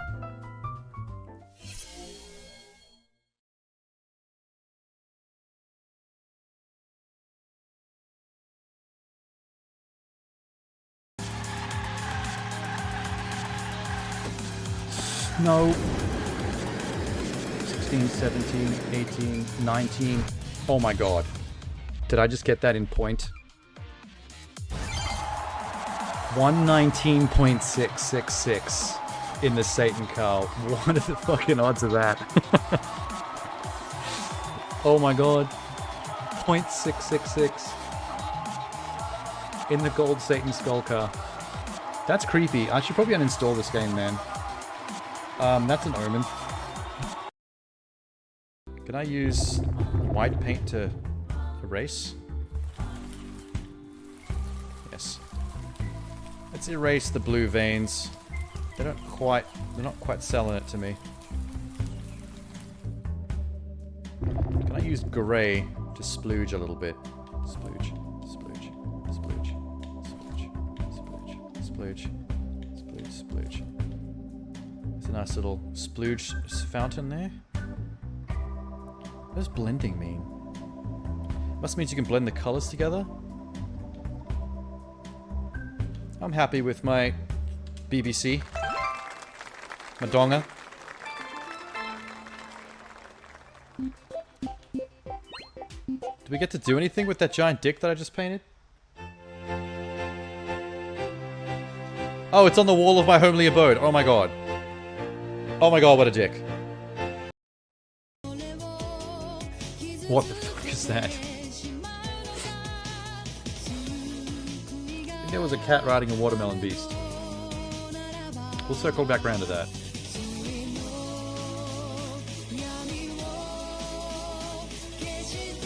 Oh shit. Okay. Anime protagonist has been murdered. Mountain Dew Goddess is licking herself. I'm getting more confused by the plot by the second.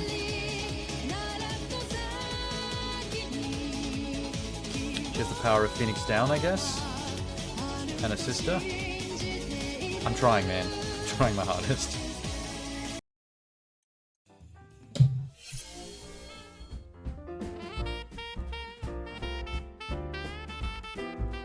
Have baking paper. Let me move this light. Christmas light.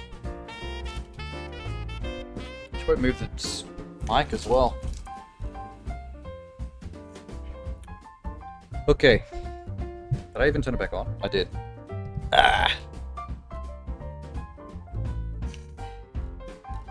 Very pink.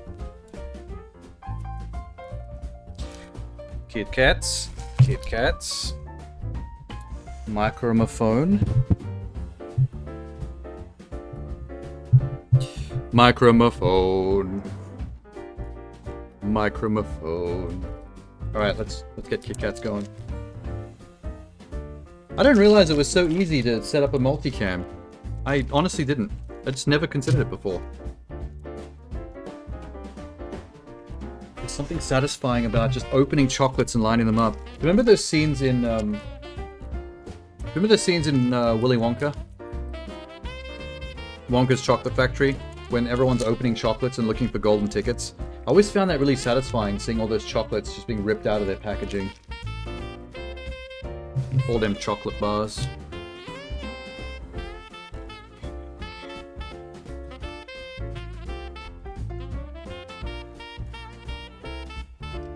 It was a bit unnerving as a child, though, to see all those blocks of chocolate just being, like, thrown aside and discarded, because people cared about the tickets, not the chalk.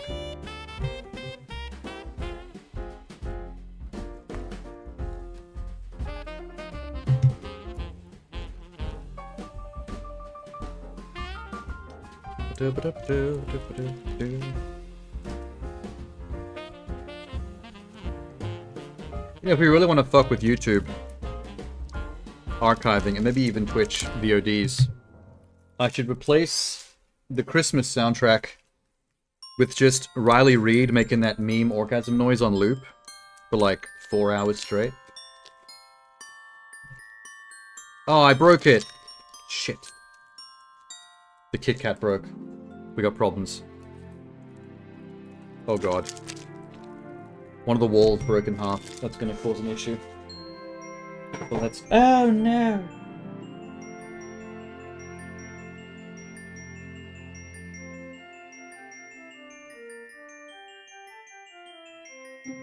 Everything's falling. Alright, white chalk. I think the fact that the KitKat box has been sitting in this room for about an hour or two, I think they're starting to get a little warm and soft and breakable. Gotta be very gentle with them. Look at my tail sticking up. What the fuck?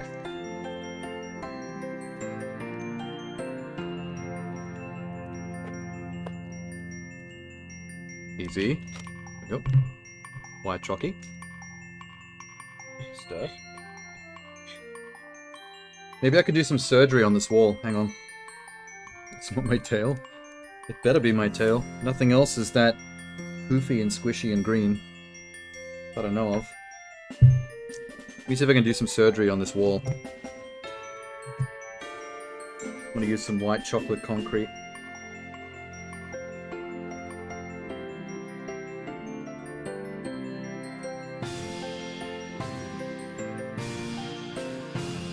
Okay. Good luck, wall. Paste back together, please. Like Minecraft with KitKats. KitKat should do a collab with Microsoft and have like a Minecraft graphics package, KitKat graphics package for Minecraft, where all the blocks are KitKats. That would be kind of cool looking.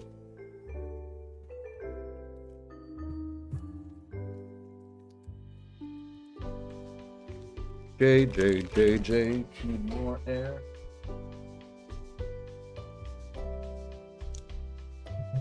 One more. Nope, two more. What was wrong?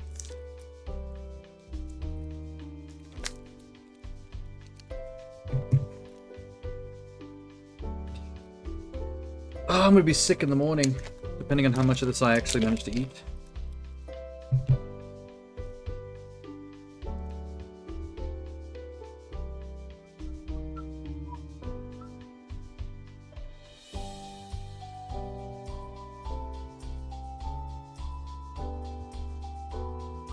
Oh, good.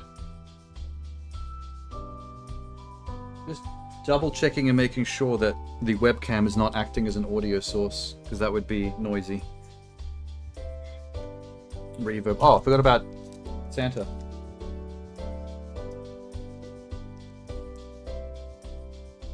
It's a special one, so with that. Yeah, well, this is new. I didn't even ever think of doing this.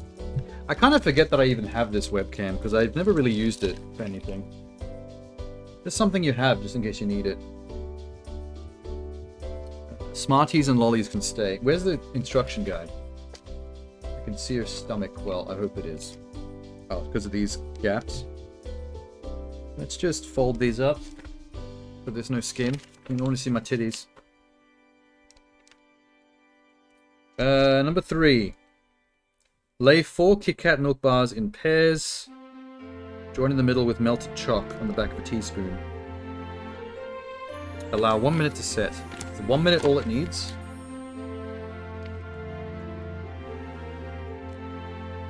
Oh yeah, I don't think I've ever built either a KitKat or a proper gingerbread house and have not had it last for like over a week.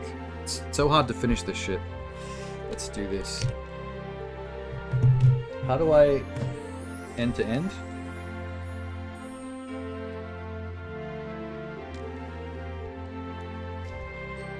They are getting a bit melty.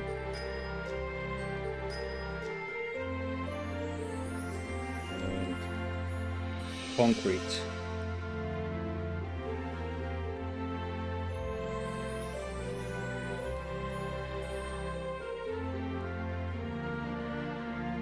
How thick do you have to smear this? I mean, they smear pretty thick.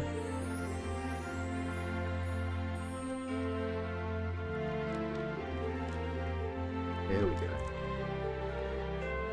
The chocolate concrete.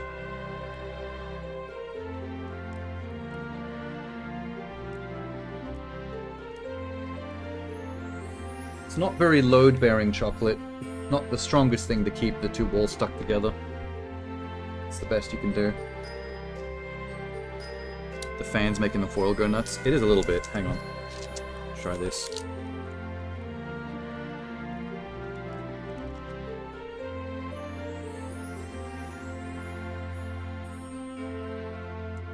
Yep.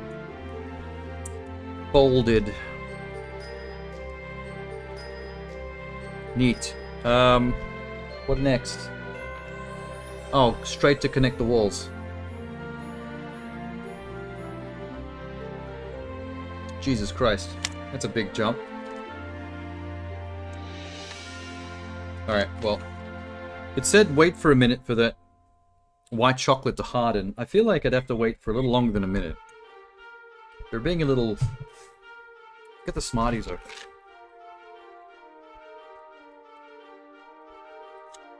Best before end. The best before expiry date on the Smarties just says best before end. End of what? End of time. The Smarties keep forever. There's literally no expiry. My Smarties. I haven't had Smarties in years. This is awesome. What do you think is better? M&M's or Smarties? Because they're kind of the same thing. I don't really know how I feel. They kind of both just taste the same. I don't know how you're supposed to differentiate them. Slap dino balls. You don't like hard sugar candy? It's not that hard though. Smarties are very thin, the shell. Are you serious? There we go. Ooh, that's the stuff I like. I like the raspberry glucose. Out of everything here, I'd eat those first.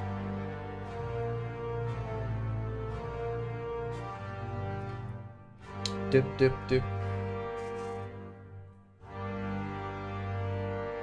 Do you think if I blow on it, the chocolate will harden faster?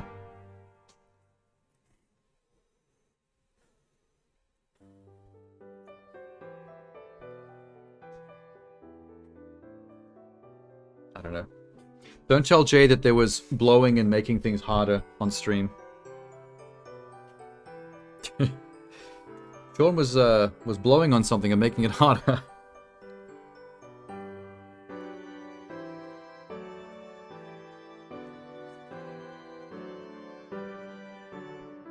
Oh. It actually is already gotten pretty hard. That was quicker than I expected. It's still a little bit soft, but it'll get there soon. In the meantime, I can just be a Christmas dragon.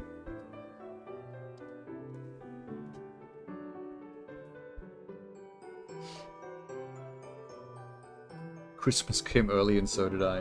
What does Christmas dragon look like on the webcam? Can't see him.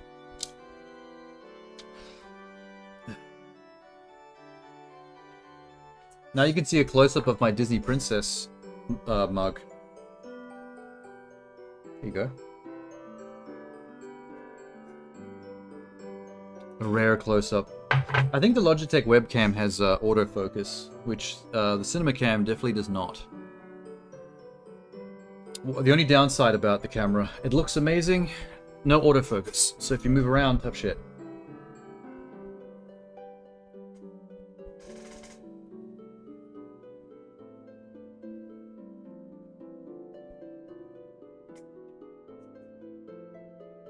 think that's about right. Just about to ask if it's autofocus. No. Expensive cinema cameras don't usually do that because they're designed for professional filmmaking use, and no professional filmmaker worth their salt would ever use any automatic functions on a camera. That's a very consumer level feature. Directors of photography and camera people in general will specifically set all the settings. The focus, the ISO, white balance, all that stuff is perfected to a T for a shot. You mean the second cam? I'm pretty sure this... I mean, all consumer level basic ass webcams usually do autofocus. Because it's meant to be idiot proof.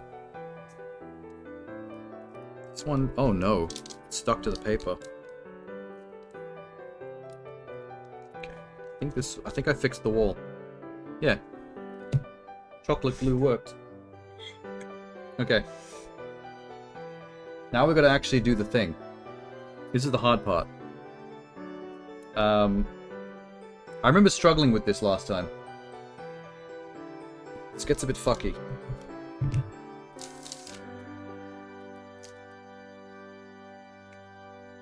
Alright.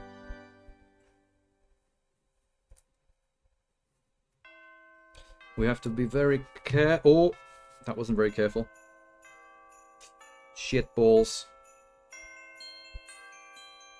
Let me do... They don't actually have this in the instructions, but I'm going to do a double-sided glue.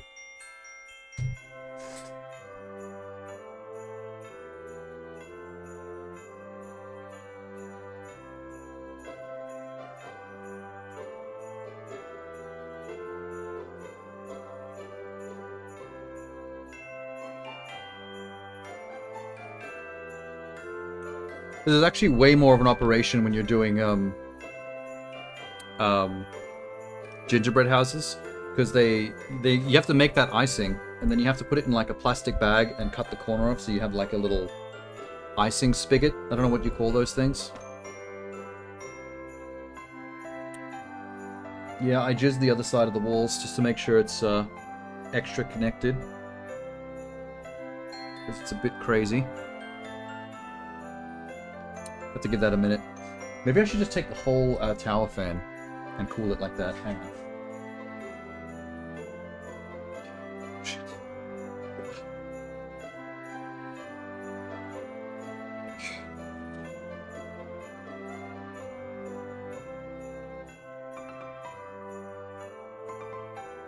I mean, I don't know much about science, but I think this is hardening the chocolate faster.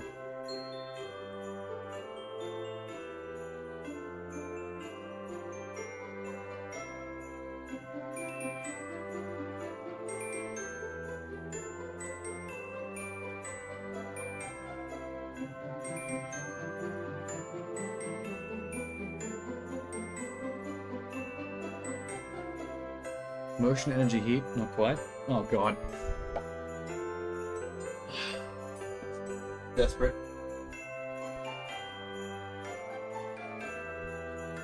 Is it me or have I got very quiet?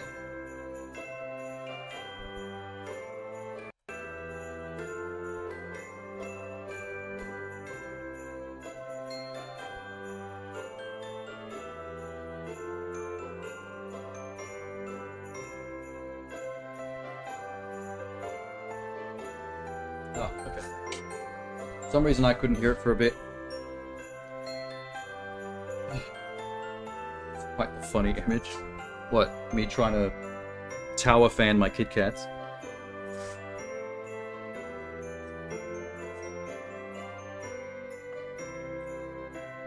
Heats the sweat onto us into evaporating, which leaches heat ultimately. Is that how that works? Didn't do a good science. Build your roof panels. Could do that.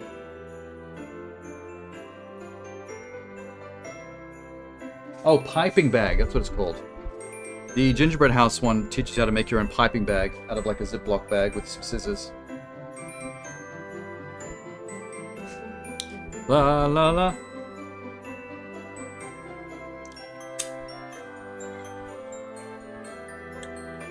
It's taking its sweet damn time. Let's make the walls, the rooftop.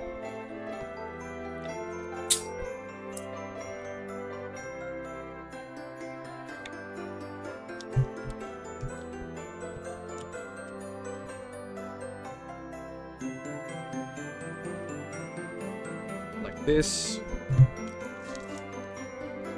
Up.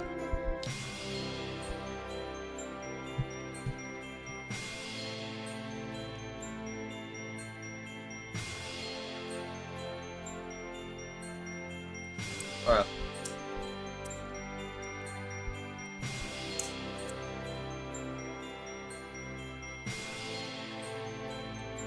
Roof time.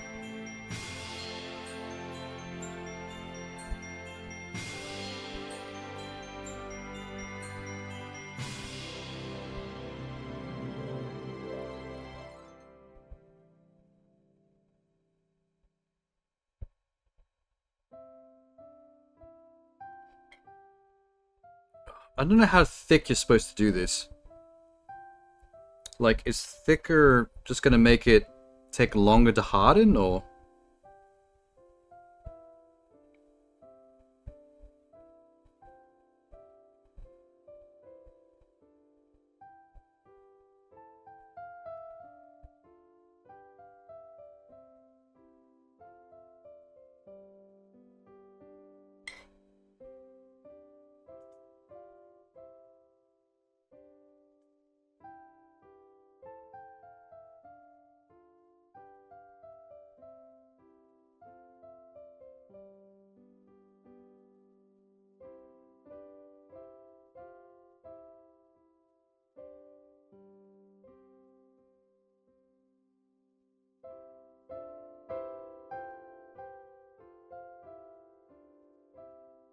Oh god. That might be too thick. Longer to harden, yes, but more secure. That's kind of what I'm worried about. My memories of making a KitKat house is mostly the KitKat house being flimsy as fuck. Like, even with this hardened, it's very easy to break.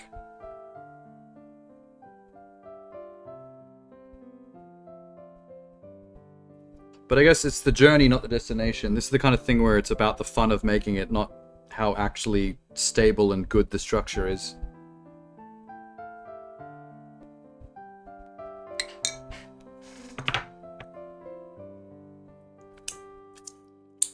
Okay. The rooftops are hardening.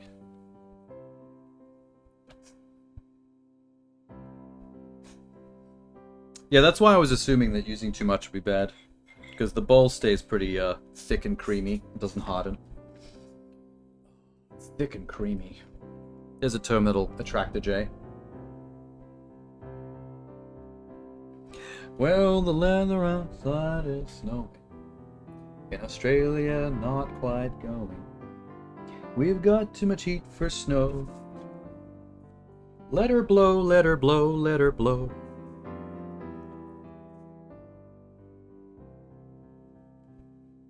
If it's a 45-degree rooftop or flat, it is 45 degrees. It's a peaked roof.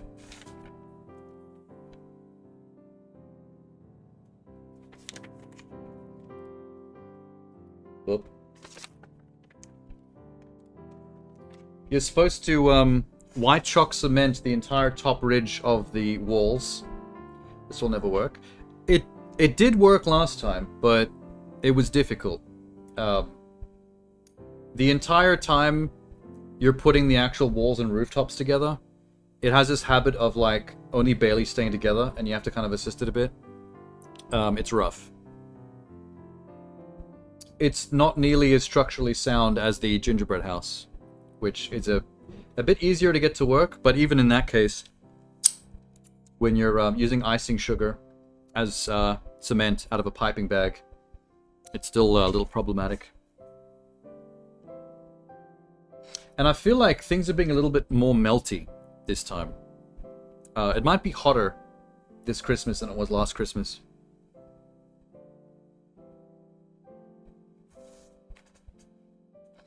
Have yourself a merry little Christmas. Pour white chalk all over yourself. Let it drip down your pulsing pectorals to your snatch. Have yourself a very J Christmas. Pipe some icing sugar to your taint. Let Humphrey lick it off your private parts. Merry little Christmas.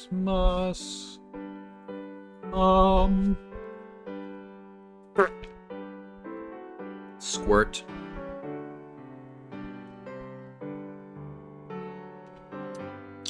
We should be listening to Mariah Carey. That's what we should be doing.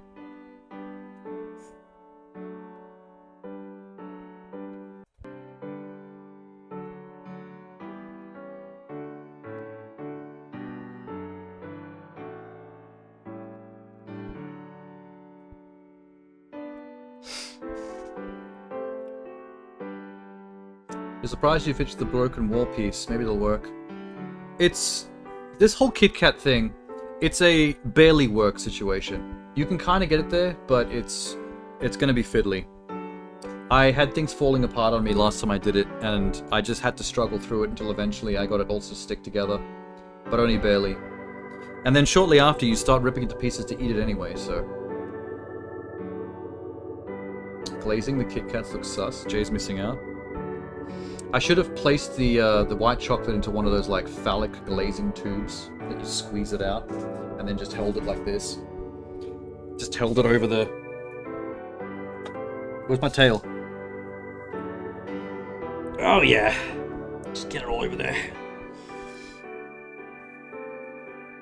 There's an image for Jay. You could just like screenshot that and send it to Jay and be like, there were things going on. Take a hot shower whenever Liz mentions gay. Me too. Whenever I mention gay.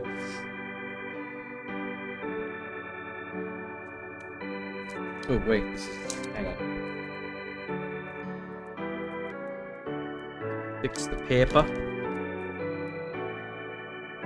Alright, that's about as hard as it'll get, I think. Time we got the walls up. It's gonna be a pain.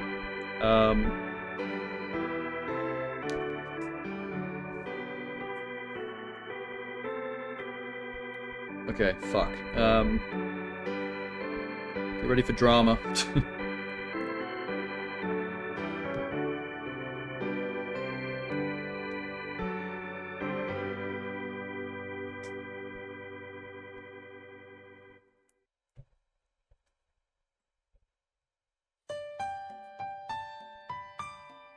Shit. What the fuck, man? How am I supposed to do this? Hang on. Wait. Put that one down. Ah!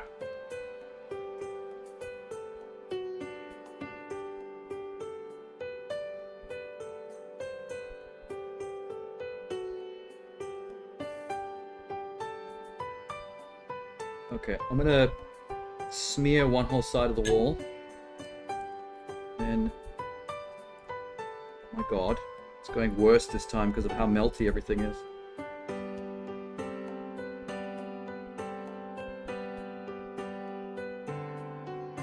Okay.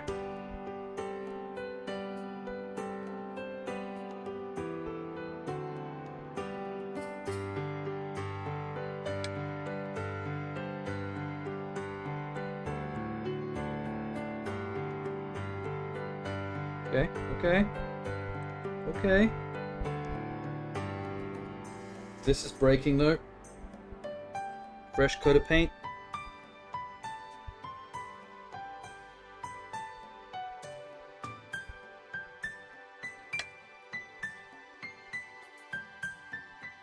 I'm being so delicate like a fucking surgeon right now. Oh my god, I'm like Stephen Strange with this shit.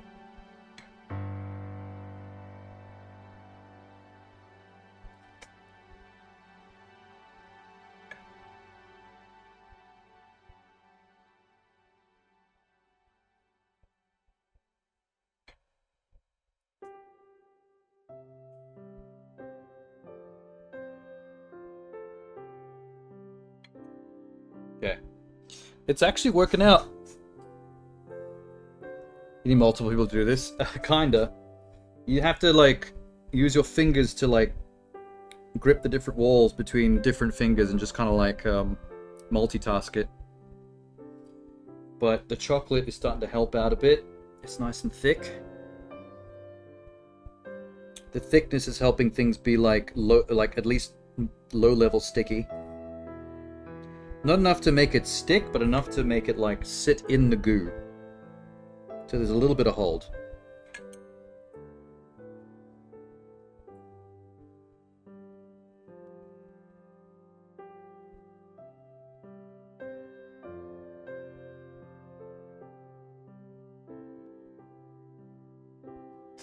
Okay.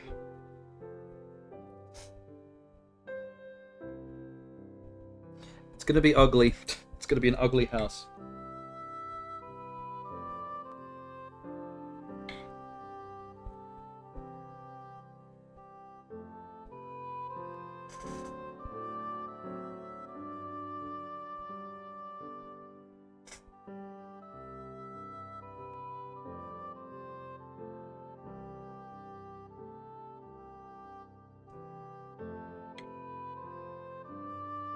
Yeah, dude. Okay.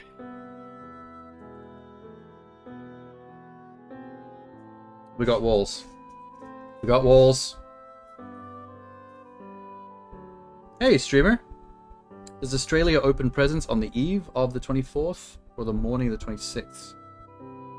25th. Morning of the 25th.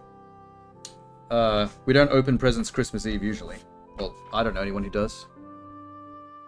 It's gonna be a splooge house. 100%. The more splooge, the more structurally sound it tends to be.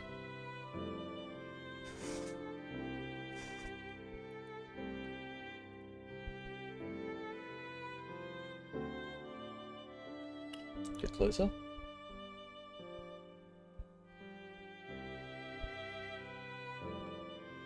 Look.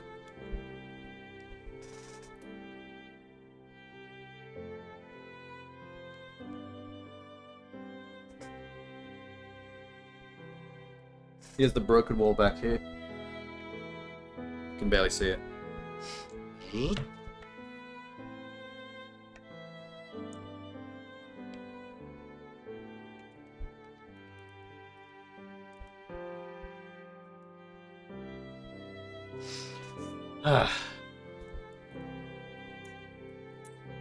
The wall closest to you looks bent. It has a little bit of inward bend to it, but it's now structurally just like that. I don't want to fuck with it because I might break it. The hard part's coming up. I think the roof is finally set. The chocolate for the roof is set, so I think it's time.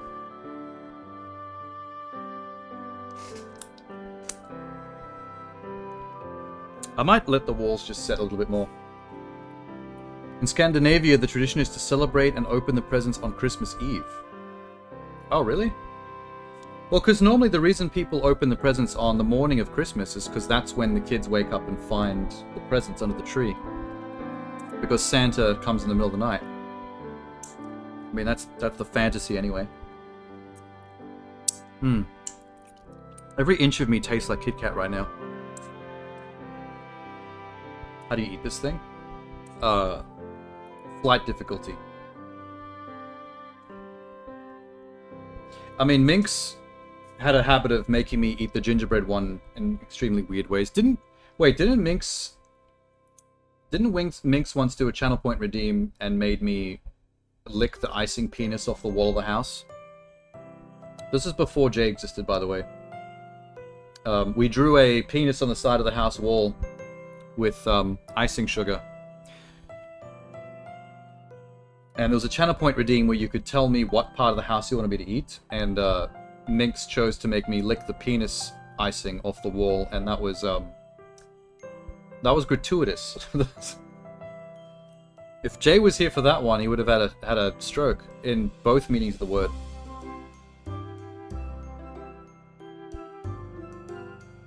Blah blah blah blah blah blah blah blah. There's no way I'm going to be able to decorate the house the way they do in the picture. They are so neat and tidy with it. Let me see if I can show you this. Can you see that?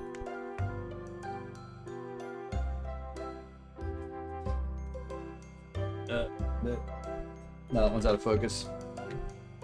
They have like a perfect icing door and perfect icing windows. It's like I can't do that. That's not happening. There's no roof on the ends. Oh, do you mean the little triangle gaps? I don't think there's a way to get around that. There's no KitKat bar that fits into that shape.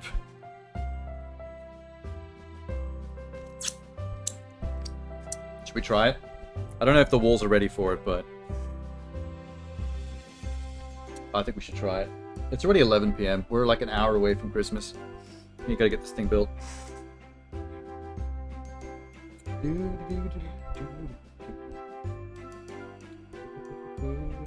we go. Here we go. That's there.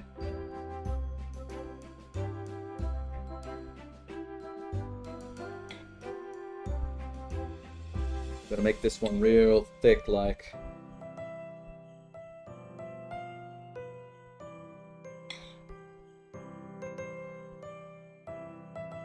I'm glad I grabbed the baking paper, because this would have really fucked up the placemat.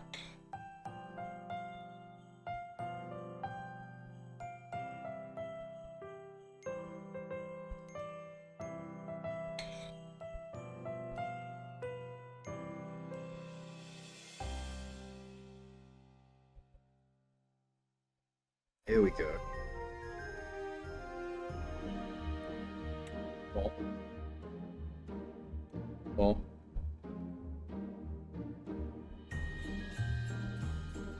Alright, good luck. House of Splooge. The first time I see a KitKat house. Yeah, it's a full pre-made kit with instructions. I did a gingerbread house once and it was bigger and more complicated. This one's a bit easier. Oh shit. The KitKat pieces are breaking off. Oh, this needs 2 people. Oh my god. This is gonna be tears. This roof is breaking. It's not holding together.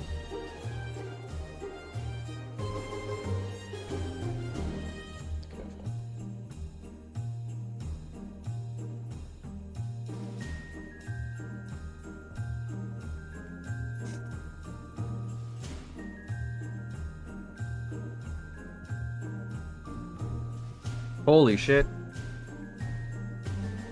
It's holding. It's holding.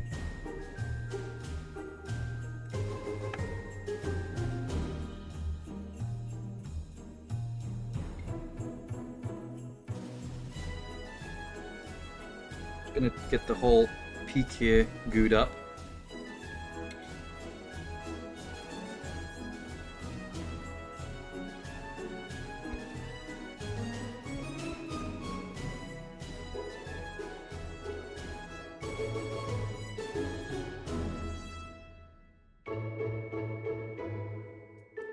Down here, maybe.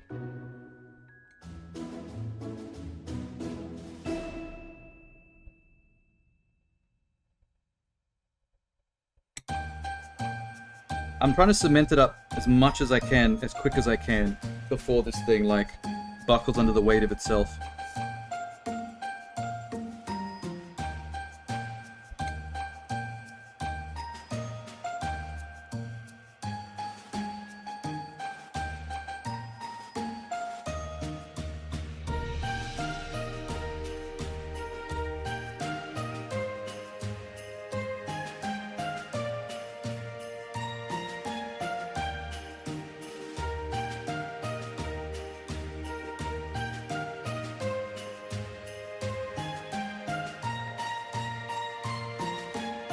Hog Wild. We have so much chocolate.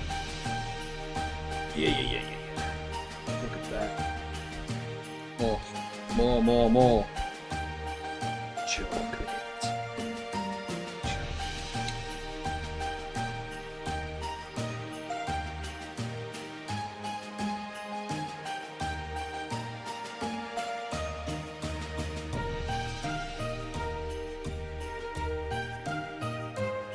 think I'm succeed. It's a bit too splooged.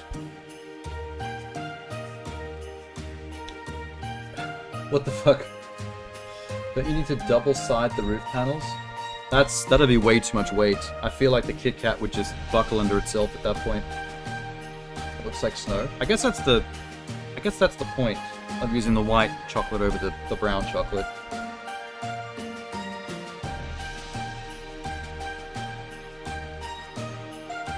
Is Minx just been like going through the VOD in progress and just going clip crazy?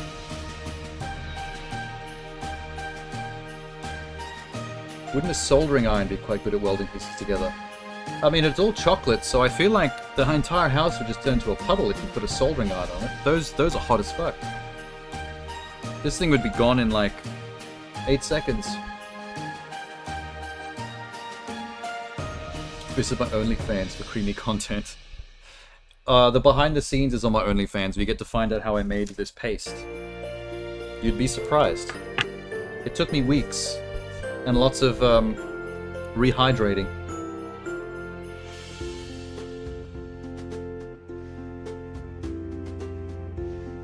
That was last year's. Sorry, the year before. Oh, were those the clips from the older Christmas streams? You see something completely different from snow. I mean, that's what everyone's been joking about the entire time, essentially. It's a cum house. That's all it is. Gotten to the end of the splooge jokes. And the Biscoff. Where am I going to put the Biscoff? Hang on. Ideas.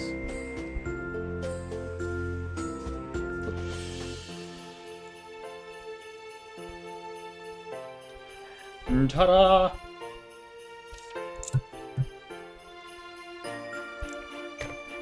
Neat. Let's see. Biscoff.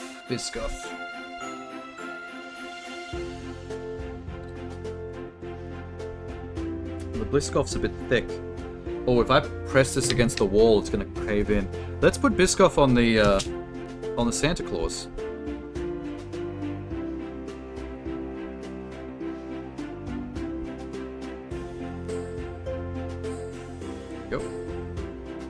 I'm gonna completely resculpt Santa's face with Biscoff.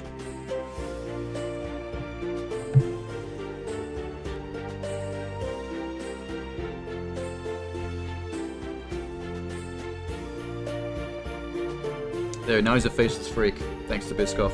And we'll put him dead center. We don't need a door on this.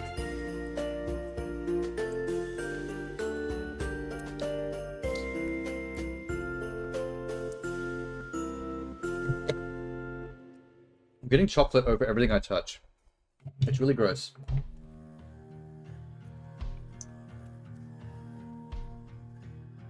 Let me just get some splooge on Santa here, so he stays pasted to the wall.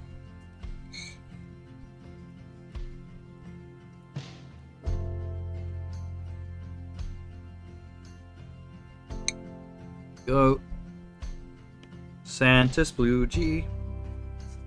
I forgot about the Smarties. Where do Smarties go? Oh, hey, wait. Hang on. I just quick while this Is there a door in the original design? Yeah, they used the white chocolate cement to basically draw a rectangle in the front. But I don't have a piping bag, so I don't have the ability to draw lines with the chocolate very well. So I'm just gonna put raspberries up here.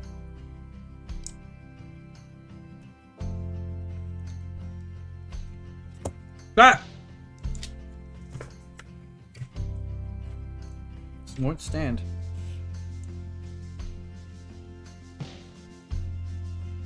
It's really hard to get the light to work correctly with this. Where did it was bright before. It changed its own ISO. Like that. Damn.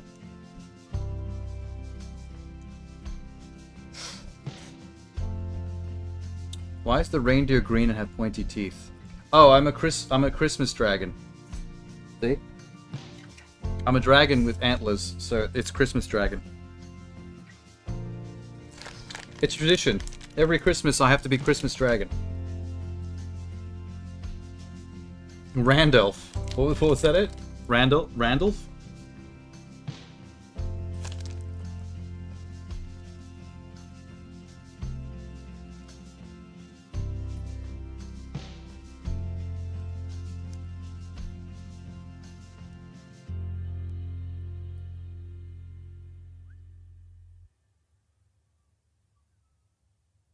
That's all I can fit. I've still got 3. Let's put them up front.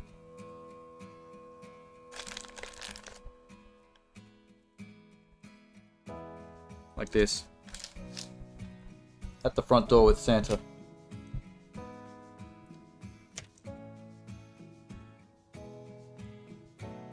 It's not the best camera angle. What if I tilt it? That's better.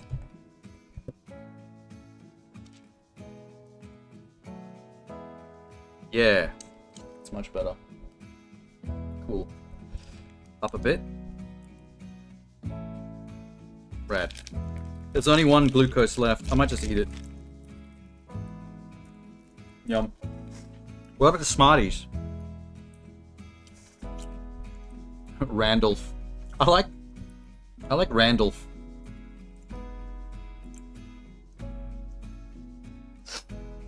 I think Smarties have to decorate the roof. I think I need to do this.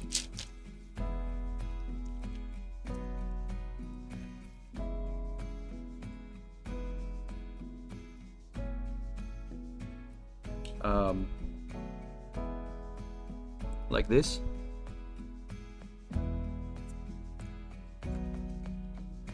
Yeah, we're gonna make dots. We're gonna make multicolored dots.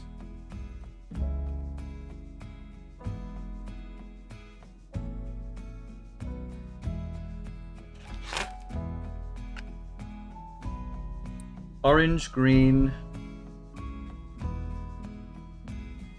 pink,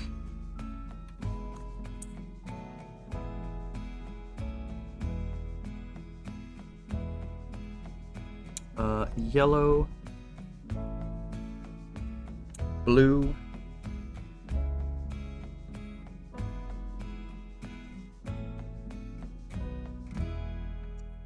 that's gonna need more chalky. Purple.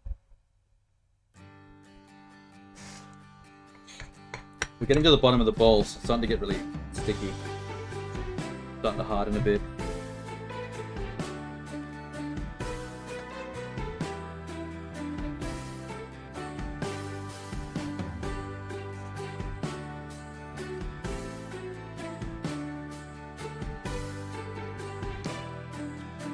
Da, da, da, da. Wish you a merry shit house. Wish you a merry shit house.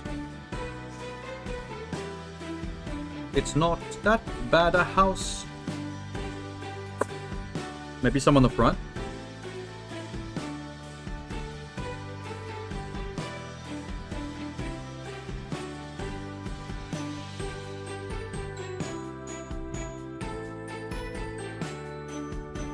Smarties on the front of the house.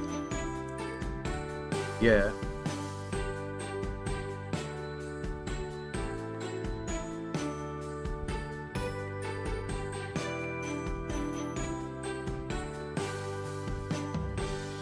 And one on the back. It's pretty good. That looks fancy. Other side.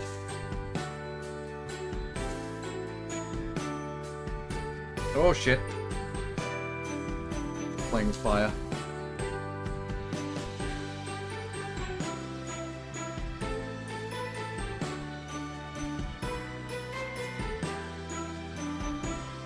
Christmas used to stress you out a lot? Streams really help? Thanks for streaming? That's fine. I mean, you know, some of us don't have that much going on when it comes to holidays like this, so it's fun to just do whatever. Most people that have more things going on in their lives with friends and family would be like out doing all kinds of wild events and things, but I'm just indoors building a chalky house. We can get lives later. For now, we can just chill.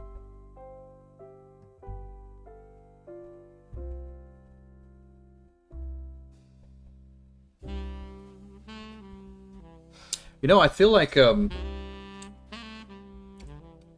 everything I've been doing with Christmas on stream and New Year's, the last couple of years, I feel like this would have been impossible back in the days when I had girlfriends. I don't think this is the kind of thing you do when you have a girlfriend. There's no way I would be just sitting around on Christmas Eve doing this shit on camera. It would have been dragged to some kind of like Christmas event out in the city with a bunch of other people that I'm only acquaintances with.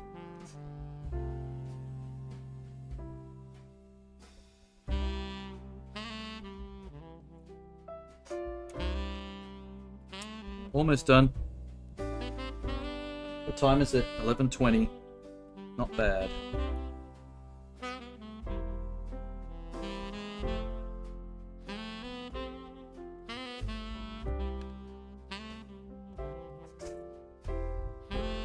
Ah shit.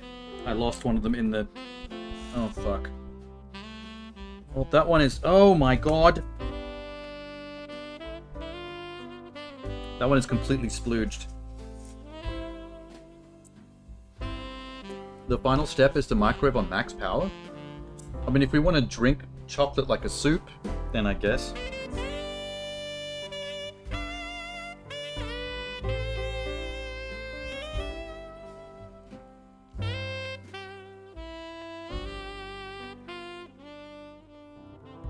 La la la.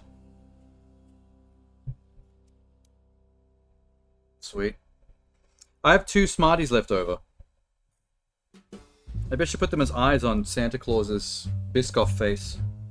Hold up.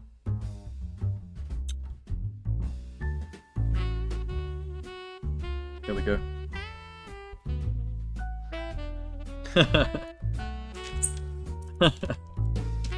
What the fuck?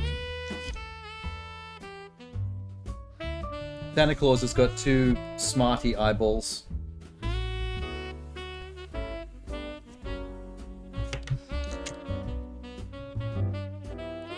Well, success.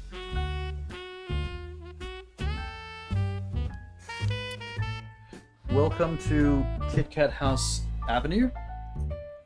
Enjoy your stay. Thought they were boobies. Well, they're over the eye sockets, unfortunately. I would have given him boobies, but I covered the whole front of him in Biscoff, so I have no idea where his face ends and his chest begins. Santa's balls? I can't tell where anything ends and begins. No, he's just a googly-eyed smarty man. Family obligations are too stressful. Prefer hanging out with friends. Yeah. I know what you mean. I don't hang out with my family too often.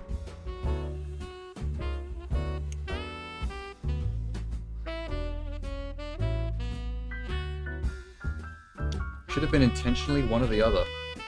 What, boobies or balls? Looks like a body with a bikini and boobies. Oh, maybe. The top of his hat is currently melting. The peak of his little Santa hat is going limp.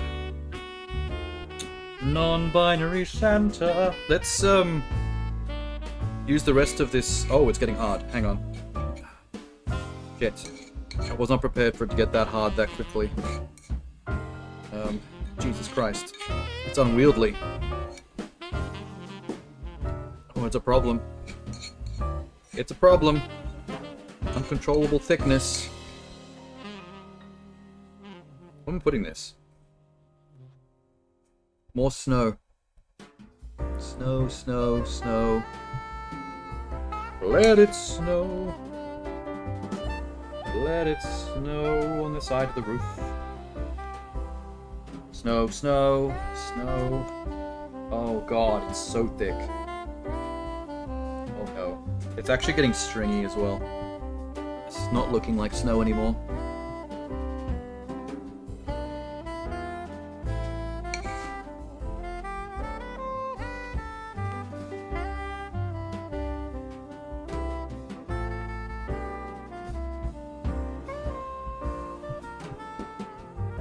I don't know what the fuck that looks like. Remelt a little. That's fine. Too much effort. It's going on the house. It's gonna look like, you know bread dough? It's kind of like at the bread dough stage of thickness now. Like, this is cement. Like, this is the point where I would have been able to build these walls a lot more effectively. This is, like, actually sticky as fuck.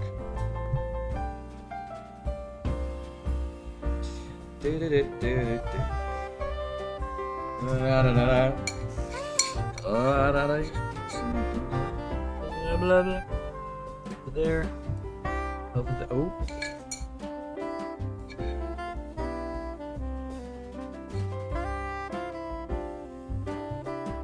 La da da da da da da da pants. Fancy pants. Pants, pants, pants. Don't water down chocolate. I don't think I've ever had watered down chocolate. That doesn't sound appealing.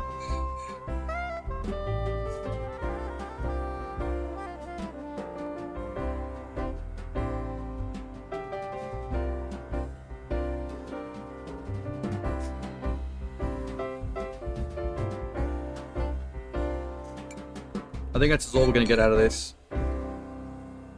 We are successful.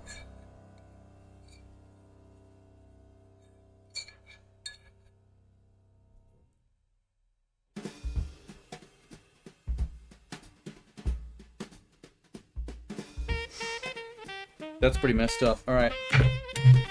It's just basically, I've just kind of jizzed the entire thing up with the remainder of this stuff. So it's very goofy. Like, look at the wall.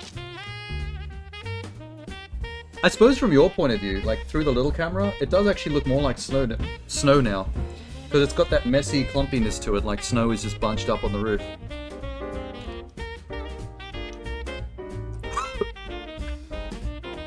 Oh, God.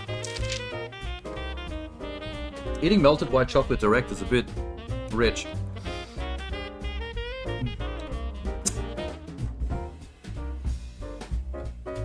It's now bothering me that these triangle holes are in the roof. Ever since Elizabeth mentioned it, now it's all I can think about. I don't like being able to see inside the house through the hole in the roof. Maybe I should have put something in there. Like some Halo action figures or something. Just a Master Chief sitting inside the KitKat cabin. Alexa, stop. I don't know how she heard her name just then. What word did I say that sounded like her name? How many calories in this dessert? Yes. I would say all of them.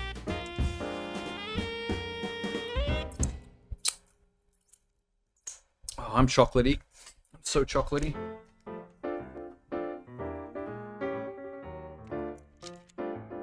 I need more lighting for this. Hang on.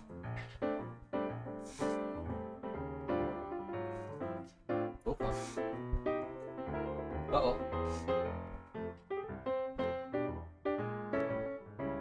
Okay. Let's not try to bring over the ring light because it's touchy. It's shut off on me. Whoops. That's cute. Instruction manual away.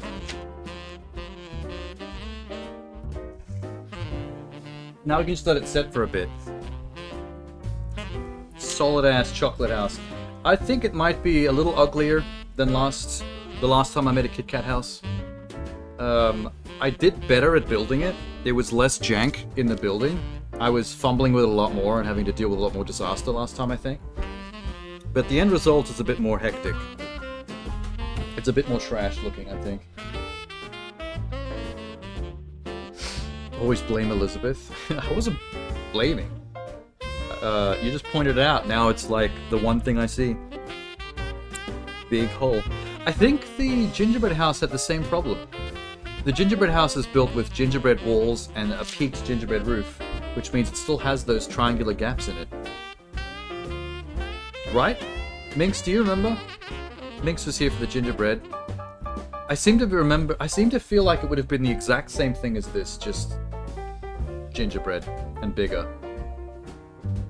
Successful as a splooge house. It's gonna taste like, most of this is gonna taste just like white chocolate. Even the KitKat milk chocolate walls are covered in white chocolate.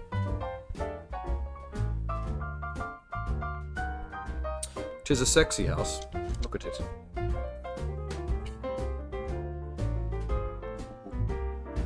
We've done it. Succeed. That's a good camera angle. Yeah. Nice. This camera angle struggles a bit because of the light issue. And Boob Santa.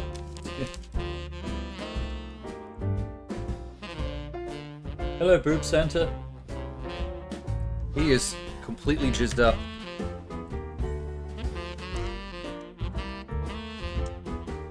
Completely jizzed up Santa Claus.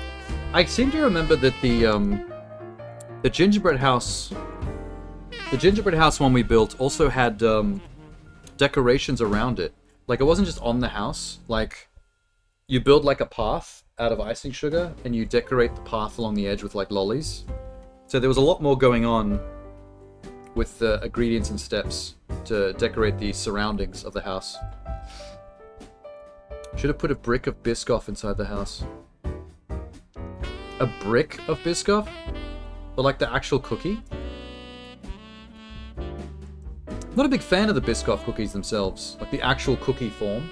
Like, I never really cared much for the cookies.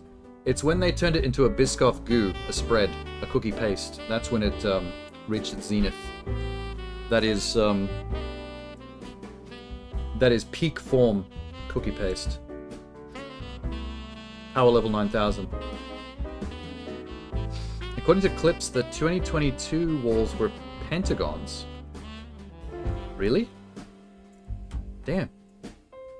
I don't remember that. Just the paste. A ton of it, so it weighs 70 tons. The paste is a lot thicker than the white chocolate I was using. It would weigh a lot more. Alright. I'm gonna go put this bowl in the sink with some hot water before this chocolate becomes unwieldy. It's gonna get very hard in that bowl very quickly. Giggity. And wash the chocolate off my hands. I'll be back in just a sec.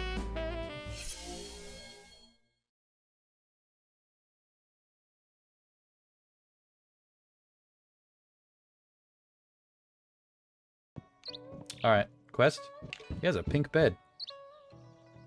Cute. Kind of lilac. Sorry for encroaching on your personal space. Eyes up here, buddy. Yo. I said eyes up here. Oh, you son of a bitch.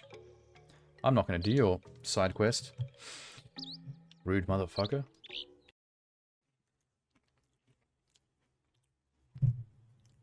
How's that hamster going?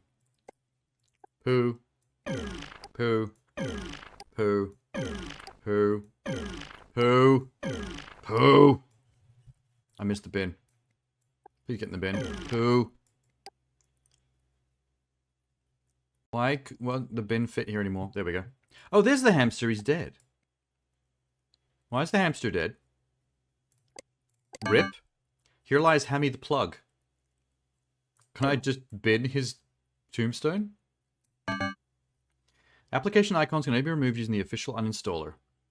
Well, I guess we're stuck with the tombstone of Hammy the plug. Rest in peace. No pets.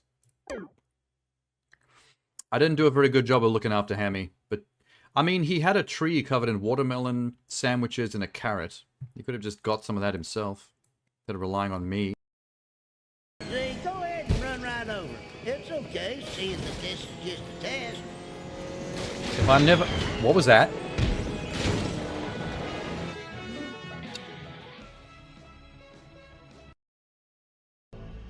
Man-eater. didn't live long. Died through a bomb. Man-eater tried to kill Pete. Ripped him out his seat.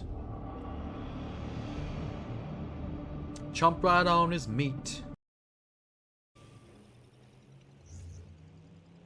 Thor, you coming in? How big is Nope. the force attacking Okay. the city? Big.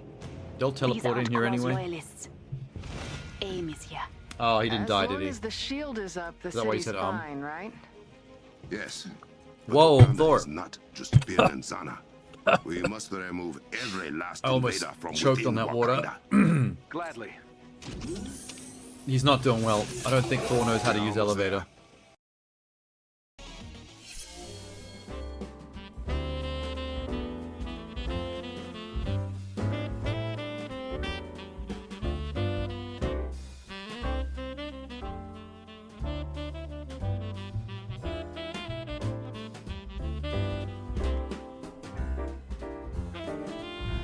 Oh, good point.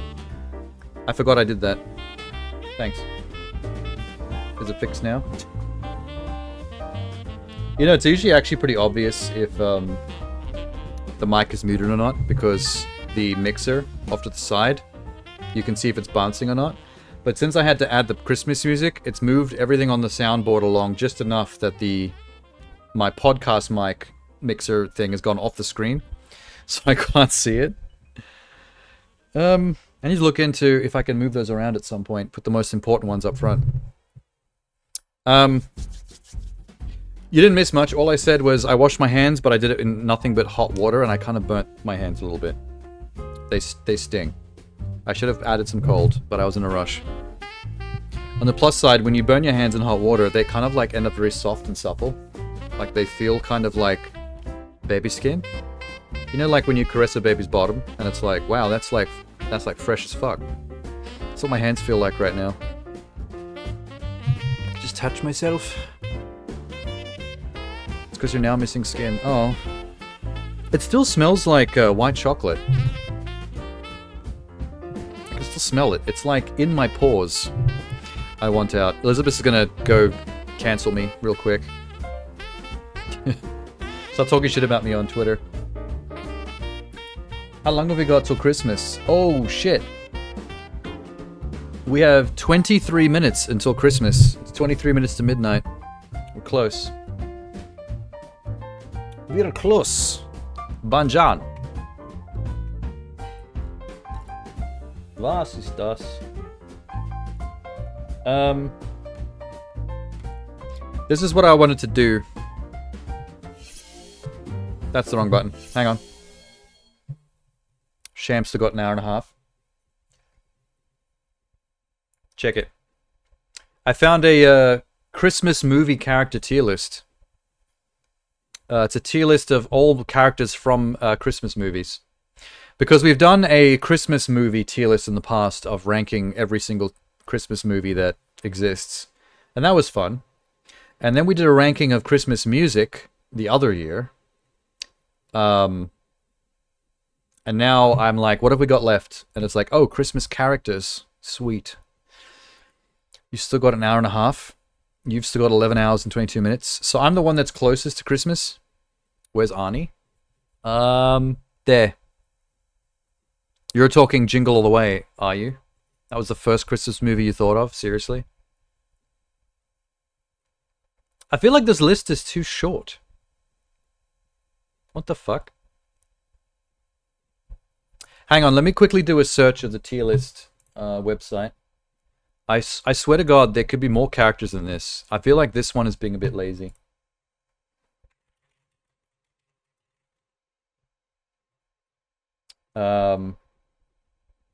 Couple of hits. Let me just have a look if there's one that's bigger than this one. 20 minutes. I'll start a countdown at 10 minutes, even though I'm the only one that's going to reach Christmas. Na na na na na na. Na na na na. Arnie is very funny, legit. You talking about in Jingle All the Way? Jingle All the Way is a very odd movie. On the one hand, on paper, and in a lot of ways, it's not a very good movie, but there's something endearing or even nostalgic about it for that particular time and place. And that particular level of stardom from Arnold Schwarzenegger. Like, I remember watching it when I got older, after I hadn't seen it in ages, and there were things about the movie where I was like, this is nowhere near as good as younger me remembers it being. But then there'd be random scenes or random moments that would be genuinely funny or entertaining. And then it would go back to, like, being kind of cringe. And it was like this weird experience where it was like somewhere in between, like, this is a classic, and also this is kind of shit, but it's a kind of shit where it doesn't really seem to matter that it's shitty. It's just kind of like interesting and iconic enough that it transcends its shittiness. He's generally very funny when he does comedy. And he started to do that a lot at one point in time. Like Twins, this.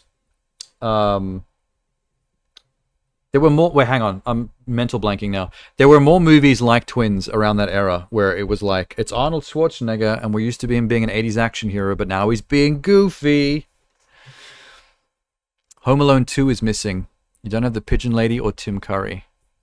I think you're correct. No, Macaulay Culkin's there, and the mum from Home Alone, from the first one, but no characters that I can tell from Home Alone 2. Oh, there's Harry and Marv as well.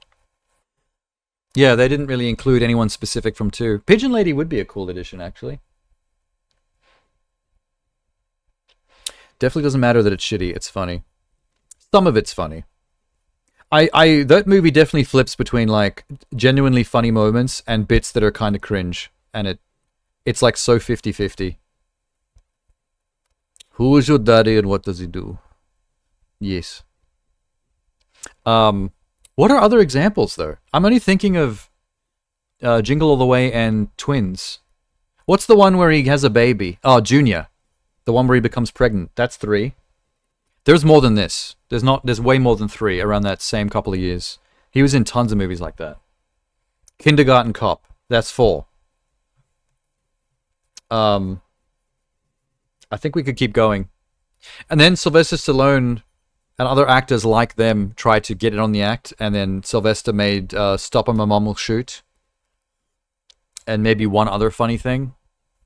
But I'm having a harder time remembering his. I think I found a better one. I found one that's got 65 characters. What's this one got? 3, 6, 9, 12, 15, 18, 21, 24, 27, 30, 33, 36, 39, 42, 45, 48. This one's got 48 characters. I found a quiz that's got 65 characters. This might be better. Boom. There we go. Bigger spread. Do they have the Pigeon Lady? There's Harry and Marv. There's Macaulay. There's his mum. There's his fuckface brother.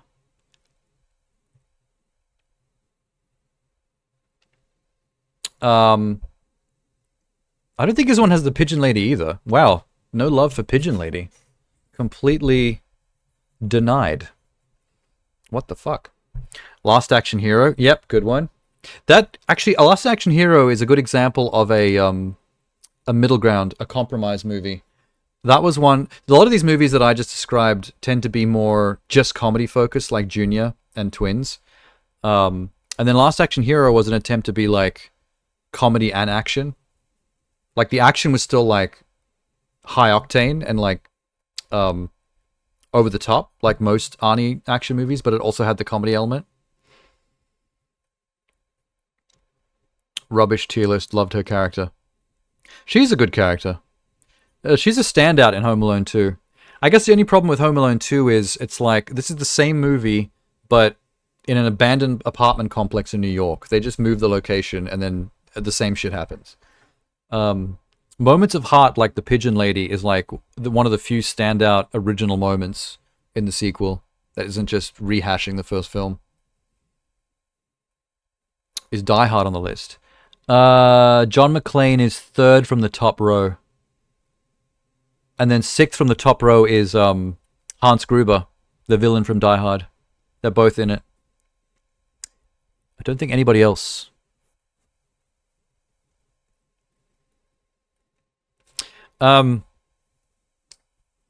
We can start. I'm going to start the tier list after it hits Christmas because we're 14 minutes away. So I don't want to start it just yet. We'll have a Merry Christmas first, and then I'll jump into it. In the meantime, you know what we can do? I have my tier list from when we did the movie one. We can like have a look at it again. Tier lists on Discord. A Discord tier list. Blah blah blah blah blah blah blah blah blah blah blah blah blah blah blah blah blah blah blah blah. Top 10 Christmas songs. Top 10 Christmas movies. Christmas movie tier list. Here we go. That's kind of tiny. Can I see it on this website? Hold up. Log in. Log in with Twitter. Maybe it'll be easy to see. Where are my tier lists? My account. Blah, blah. Super Bowl. What the fuck? Where are the rest? Oh, here. Oh, here we go. This is the movie one we did. When did we do this? Was this not last year, but the year before, right? This is 2022? I think. And then the year after that, we did the Christmas music top 10. How much time we have? 11:46. Top of the nice list. I had Bad Santa, Scrooged, the Jim Carrey Grinch movie, The Muppets Christmas Carol, Nightmare Before Christmas, National Lampoon's Christmas Vacation, and Gremlins. That was top. The great tier was Krampus, Tokyo Godfathers, the old cartoon Grinch movie, Home Alone 1 and 2, Barbie's Nutcracker Prince, A Christmas Story, Wonderful Life, Powerpuff Girls Save Christmas or some shit, The Night Before, that Seth Rogen movie, Charlie Brown Christmas, Love Actually, which I think I would put lower by today's standards. I did watch that movie again, and it actually is really weird. It's a surprisingly creepy movie. SpongeBob Christmas, that's A tier. You glad Muppets are at the top? Oh, hell yeah. My number one from the top is probably Nightmare Before Christmas. I think that's my favorite Halloween and Christmas movie. The all-right tier. The Robert Zemeckis CGI Jim Carrey Christmas Carol. Miracle on 34th Street. Miracle on 34th Street 2, I guess. I can't see what the name says properly. Oh, the remake. With the girl from Matilda. Tom and Jerry, Nutcracker Tale, some Daffy Duck shit, Ernest Saves Christmas, The Holiday with Cameron Diaz and Jack Black, and Jude Law, and Kate Winslet, A Bad Mom's Christmas, and Mixed Nuts with Steve Martin. The not the best tier, Polar Express, Home Alone 3, Jingle All the Way. So that was my compromise for Jingle All the Way. I put it right in the middle of the list, so it's not too good, not too bad. Just right there in the middle. The Santa Claus with Tim Allen, The Santa Claus 2, The Santa Claus 3, and Christmas with the Cranks. The Ho Ho Horrible tier, Jack Frost, Medea's Christmas something or other, 8 Crazy Nights, the Adam Sandler cartoon, is extremely annoying. Very hard to watch movie. Ghosts of Girlfriends Past and Fred Claus. That's the horrible tier. Then the want to see was the new CGI Grinch, Elf, which I never got a chance to see, Elf. Christmas Chronicles 1 and 2, Noel, Claus, Jingle Jangle, Office Party, Arthur Christmas, Happiest Season, Brady Christmas, White Reindeer, The Man Who Invented Christmas? And I don't know what that is, I can't read it. And here's all the stuff I haven't seen that I don't give a shit about. There's a lot. A lot of pretty old ones too. And here's the ones we all had a massive fight about not being a Christmas movie. Rise of the Guardians, Friday After Next, Last Holiday, the Hawkeye TV show, Trading Places, Why Him with James Franco, and the Die Hards. There was a lot of arguing in the chat over that category. Good with a haven't seen section. Yeah, I don't want to pass judgments on stuff that I haven't watched and have no intention to watch. But I made it into two sections. The stuff I haven't seen and I don't care about, and I probably will never see. And the stuff I haven't seen, but I actually do really want to see it for some reason or another. So I split those up just to make it more interesting. I believe the person who was leading the charge in terms of fighting me on the Die Hard thing at the time was Jeannie. Jeannie was in the chat, and she was really mad at me for saying Die Hard was not a Christmas movie. And I believe that argument went on for a little while. In all, like, you know, not serious argument. Like, it was all in good spirits. Minx was there. Yeah, you were on that side of the fence too. I mean, you weren't quite as riled up as Jeannie. I feel like she wanted me tarred and feathered for saying this. You've never seen it. I mean, we're not going to rehash the argument now, but my whole issue with the Die Hard being a Christmas movie thing is I always thought that was a very gimmicky, memey thing that people like to harp on about, when in reality, it's just an action movie, just like every other action movie, that happens to take place at Christmas, on Christmas Eve. Because it's a good setup for an action movie to put you at an office party in a building where everyone else has gone away for the holidays. So a small amount of people, like one room's worth of people, are alone in this giant high-rise and are like perfect hostage fodder for terrorists. So it uses the holiday as a good example for an action movie setup because of the empty building stuff. But aside from that, it's just a fucking badass taken on terrorist movie. Like, I don't really see the need to make it into like a Christmas thing. There's a lot of things that take place on Christmas or at some point in the movie. Christmas happens in movies where, you know, a lot of time passes, but I don't think that automatically makes you a Christmas movie. I feel like the movie has to be about Christmas. It has to fundamentally be about Christmas itself, or the themes or spirit of Christmas.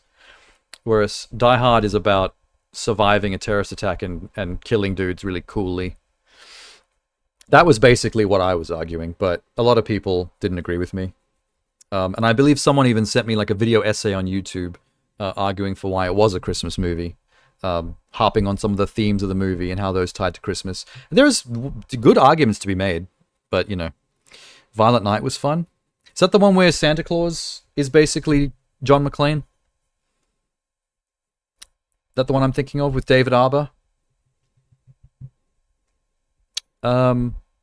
Or is that the one that's there's a Santa Claus is David Arbor and he does Die Hard stuff, and then there's one that's by John Woo that stars McKinnon, whatever his name was, and he's like deaf in the movie, and he basically goes and does John Wick shit. Both very violent Christmas movies.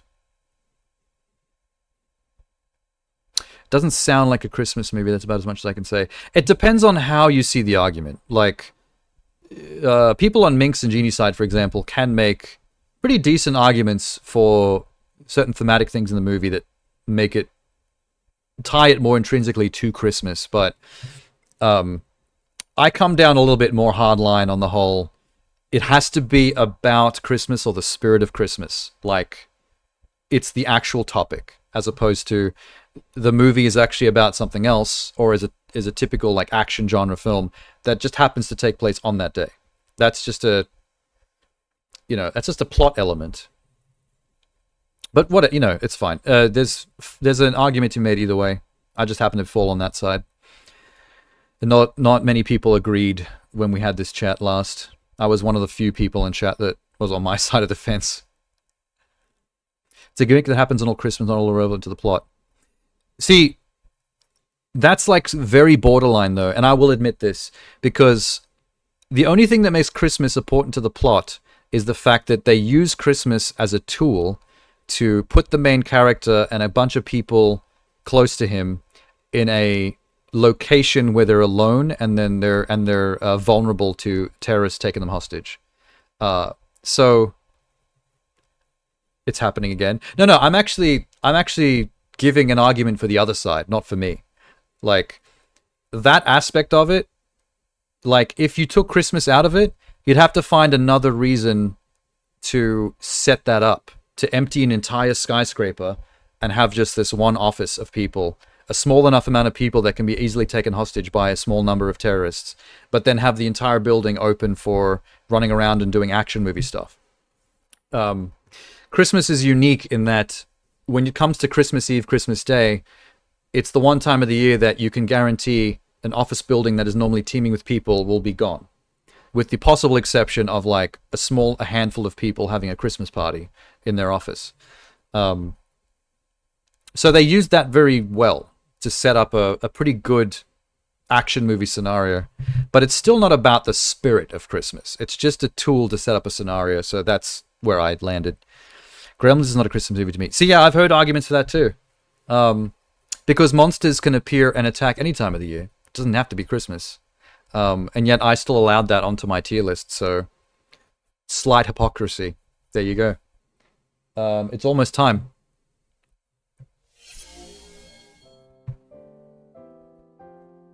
Look what I got. Blip. Oh no, that's covering the chat. Sorry, chat. I'll put you just above it. How about that?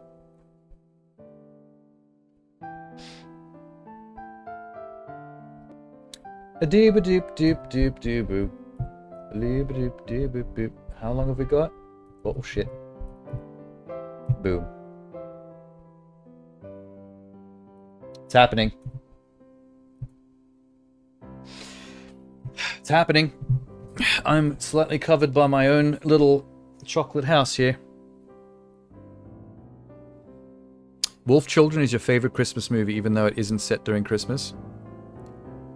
See, that's oh, those arrows are basically my placeholder symbol for when I haven't set the time yet. It's the same with my countdown at the start of a stream. When my countdown hits 0, it turns into those go arrows to suggest the stream is about to go. So that's always what's there when the timer is idle. 3 minutes and counting. It's time. It's time to unrobe from Christmas Dragon. Oh my god. I've got little boy hair. Holy shit. I've been sweating in this dragon hood, so it's wreaked havoc on my hair. What the fuck? Hold up. Let me see it. Oh shit.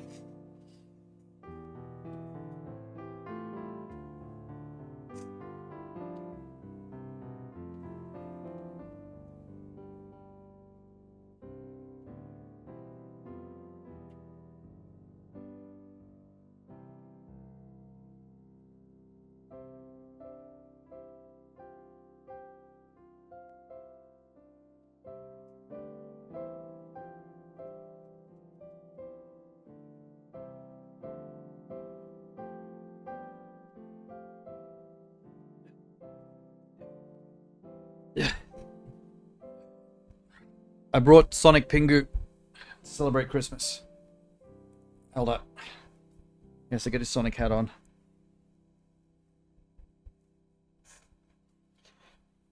Why is this hat not fitting? I accidentally pulled it off while he was coming over. Have I ever introduced the stream to Sonic Pingu?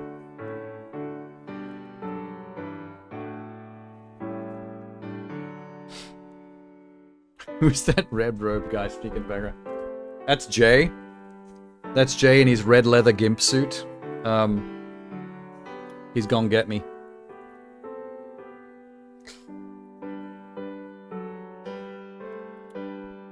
Hello. 10 seconds.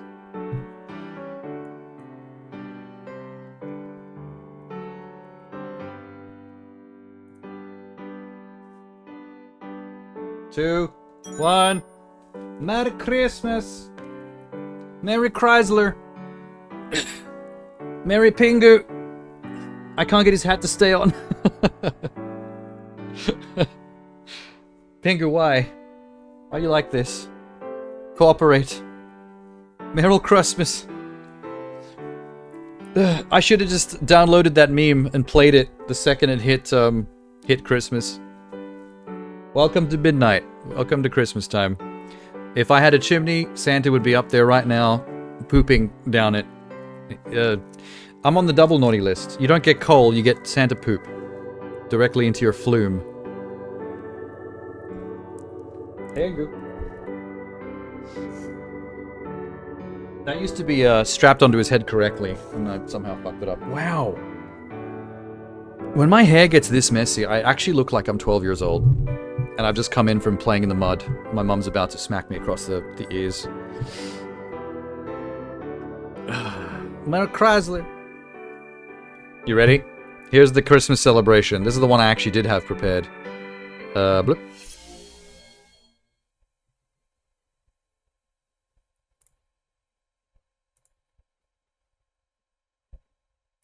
Hold on.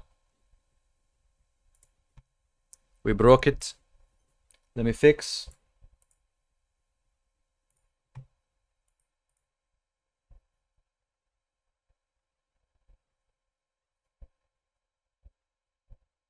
I feel like we're still broken. Hang on. Voice meter. USB sound device. All the things are broken.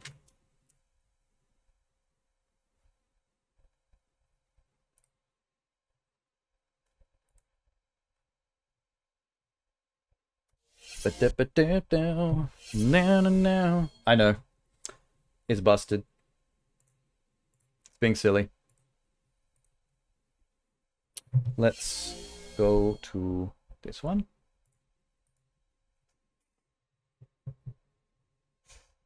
That's interesting. Settings. Stream. Output. Audio. Streaming. Audio. Desktop audio. Disabled. General? Interesting. Wait. The video works. That's bizarre.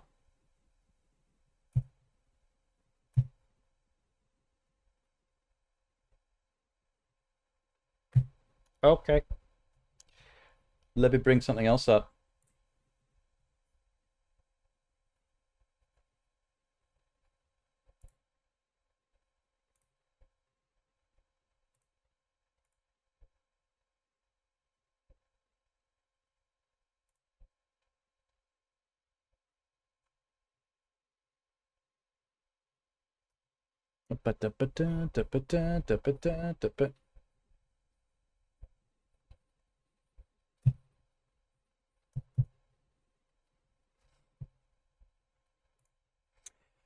Ooh. Something to do with Christmas has broken us completely. That's wild. Okay. I'm just using my audio player.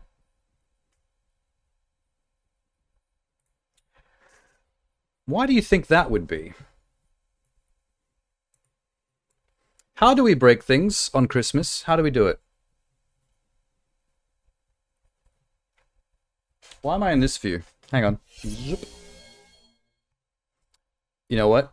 Let's try breaking it completely. Pull the HDMI, shove it back in. Hit him with that good.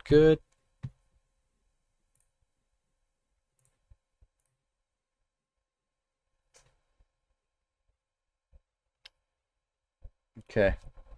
Is this broken? We're gonna go Elgato, deactivate, reactivate. I know that's right. I fixed it. Somehow. Alright, here you go. Now we can properly celebrate Christmas. Peace reality. Merry motherfucking Christmas from Peace reality. All these ho-ho-hos trying to get with me. We on a wish list. And it's clear to see you ain't had a holiday like this. Merry motherfucking Christmas from Peace reality. All these ho-ho-hos. Sham's gonna drop a freestyle in the middle of the song. He's gonna feature. He can drop some bars. Fuck a chestnut, I'll be roasting the split. Baby, bend over for your favorite gift. I'ma give you my North Pole like you Mrs. Claus. We can decorate the tree with your big red drawers. Oh yeah. That's my favorite part. Oh yeah.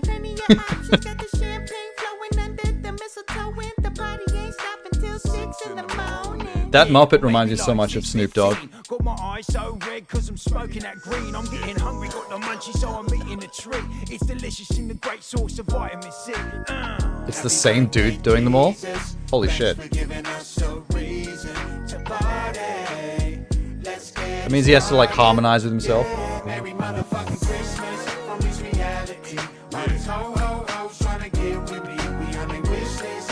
And it's clear to see you ain't had a holiday like this. Merry motherfucking Christmas from Peace reality. All these ho-ho-hos trying to touch the beat. Cheetah has a voice filter, Like you wouldn't believe it's a Peace reality Christmas. so he doesn't do all the voices cleanly. Like Eddie Murphy and Raw. Let me stuff that turkey, swallow my cranberry sauce. Well, there's Exhibit.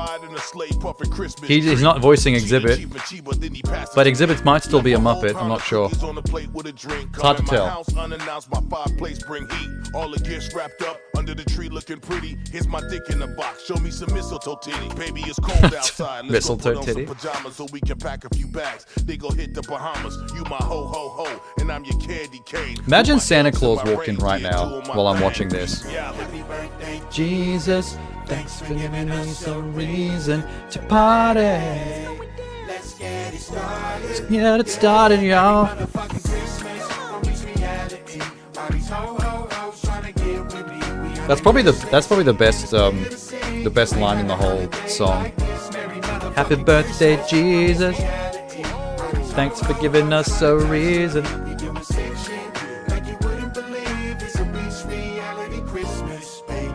Jingle all the fucking way. Imagine you having to pitch this video to like the hip hop video hose that you want in your video. Like you just got these hot chicks come in for a casting call and it's like, look, it's a Christmas song and there's Muppets and for some reason Exhibit's there. We just want you to wear this slutty outfit and have titties.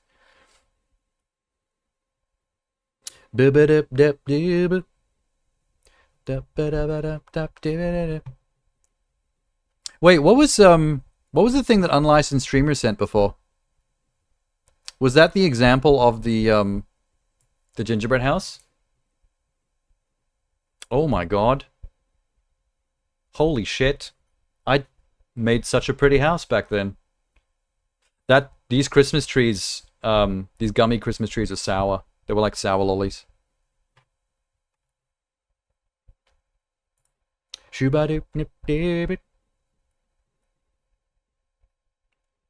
I did a good job. How fancy that kit was too.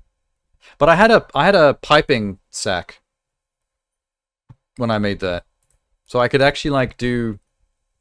There's the dick on the back. The dick on the back wall. I licked all that off thanks to Minx. Aquadran. Oh, I saw Aqua a couple months ago actually. Stopped by to say hello for the first time in ages. And was like, hey, I hadn't seen you since Christmas. And I'm like, yeah, I remember. That's so cool. I don't remember that gingerbread house being that good. Like, I'm shocked at how well that turned out. God damn. Wow. Let's get the timer away. Shamalam ding dong. Oh, you know what we should probably do before I do anything else? Let me get your chat back in place. I should probably taste my house. Okay. Let's try it.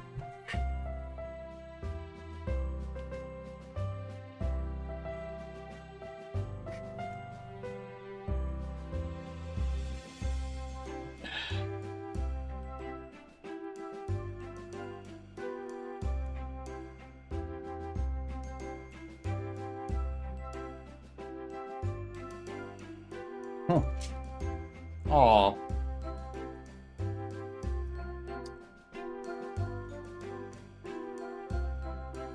Big chunk. Oh.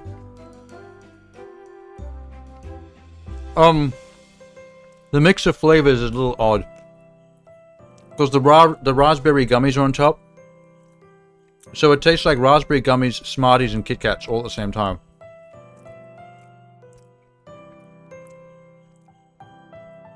Personally, I prefer gummies and chocolate to be eaten separately.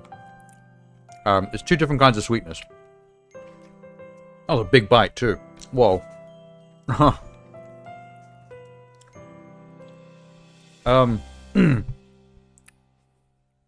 Wait, what did you say before, Sham? The linku? What link? Oh, do you mean the feature? To share links?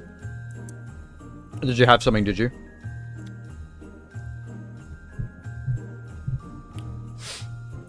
We do have to get... I have to go back to the... I have to go back to the tier list. But if you have, like... If you have something, just pop it in. I'll look at one. I'll give you one each for now, because I gotta go to the tier list. Oh wait, what's this?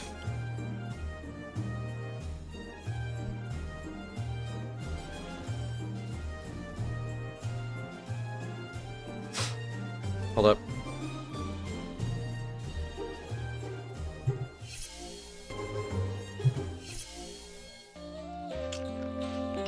Sådan der. Glædelig jul altså. Wait, what was this? Danish social realism Christmas song.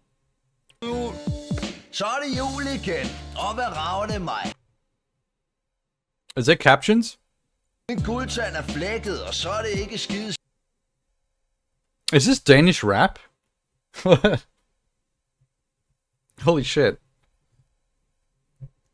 Jeg har et mareridt, og min hund roller, der spørger at spille med...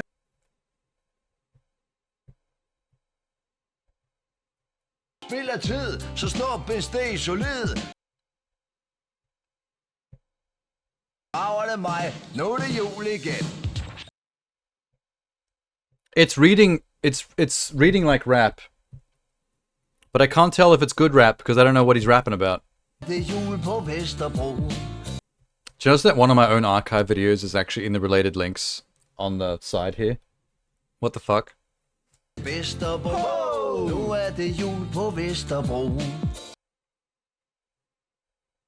Nu er det jul igen, men det skider jeg da på. I wish I could tell what they're saying. Kroner til en fyr, der går med lædervest. Min krop er ligesom... Damn. I even tried turning on captions just to see if it would automatically do it. Jeg sidder inde, bor jeg hos min farmor, og det er vinter, det... So what do you mean by social realism? Is it like a Christmas song where they're singing about their actual situation in, and their living conditions? Like, super realism? Like hyper realism? Det er jul, og selvom vores sne... That does seem like they're just singing about how shit life is. But they're enjoying Christmas regardless. They're rapping about being poor. That's what I thought. That's what we all rap about. That's what Sham raps about. That's what I rap about. We're all poor. That's all we have. What is this? Jesse Cox's Game Awards? Who the fuck is Jesse Cox? Anaconda's epic Boxing Day sale is on now. No, I opened it in Chrome. Where there's fucking ads. Damn it. I'm too lazy to move it over to Opera GX. Get Claritine. Please for stop. fast and non-drowsy I'm so not allergy used to relief. ads. Feel the clarity. Oh Jesus, it's long. So wait, is this a influencer doing his own Game Awards? The Coxies? He stole footage from the Oscars. Thank you! What's he look like? Annual Coxie's Okay, I like the award show bathrobe. games the best way I know how, poorly. Our first category is as much a surprise as us coming back and doing this again. That's right. This year, our first category is Surprise Hit of 2024. Wait, what? Oh, surprise hit of 2024. I thought they were just showing Balatro. And this year's Coxie goes to Christian Bale. Astrobot. That's right. Why is that a Astrobot, surprise hit? One of my favorite games of the year. Did I expect it to be good? I mean, No. Astrobot's always Did good. I want it to be good? Yes. They've never Was made a it bad good? Astrobot game. No, The VR one it was like great. acclaimed. It is a Daft phenomenal Punk. game of shameless promotion. The winner for best indie game is Gestalt Steam and Cinder. That's right, my What the very own fuck is game. this? Out right now. Pick it up. This is shameless promotion. If Sony can do it with Astrobot, I can do it with this. Oh, is this his? Wait, Deal with it. is that Gestalt, Gestalt link game down something to do below. with him? Did he If produce you don't that? pick it up, Daddy got bills to pay. Okay. This category is Goodest Boy in Gaming. So he's like Donkey? How Donkey produced Animal Well? And the winner is Homo Uvetus from Metaphor Refantasio. Homo in Venice? Look at this guy. Don't you just want to take Oh, him wait. home and squeeze? Oh, look at this guy. Homo Don't you just Evadus. wanna take him home? Oh, okay. I thought he said squeeze Homo him in and Venice. Have What an the fuck? existential crisis over the human condition? That's Okay, next category. Keep it moving. and Biggest the flop. winner is Well, he's gonna say Concord. Concord. Leonardo DiCaprio. A game that Biggest flop of allegedly cost 2024. $400 million Oh, that one was and kind of only obvious. lasted 11 That was as days. obvious If as only the we'd seen the most writing on the anticipated wall, game only at the Game Awards someone being GTA 6. knew this game was going to be a failure. If this turns out to be a first-person shooter set in the vibrant... We get it. Next category. All right, our next category is returning once again to make us all wish we were playing this year's Half-Life 3 award goes to... The Half-Life 3 award. For the second year in a row.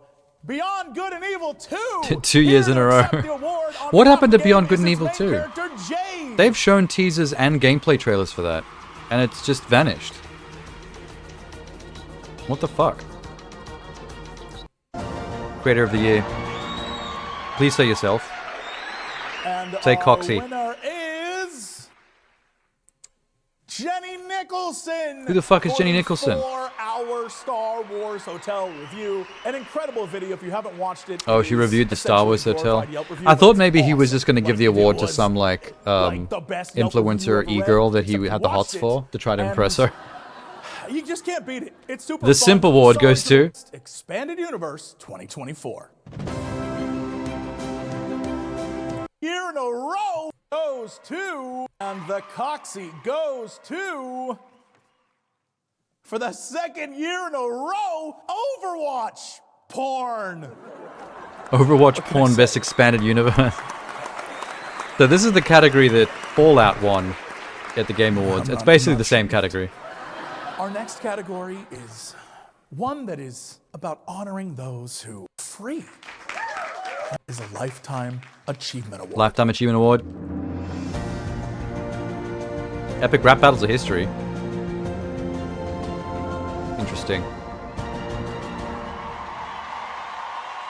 And your winner for Lifetime Achievement is my parents. That's right. They've been around since the beginning. Overwatch Porn's on its 5th year for me. I mean, it's always good. And without Parents, intermission.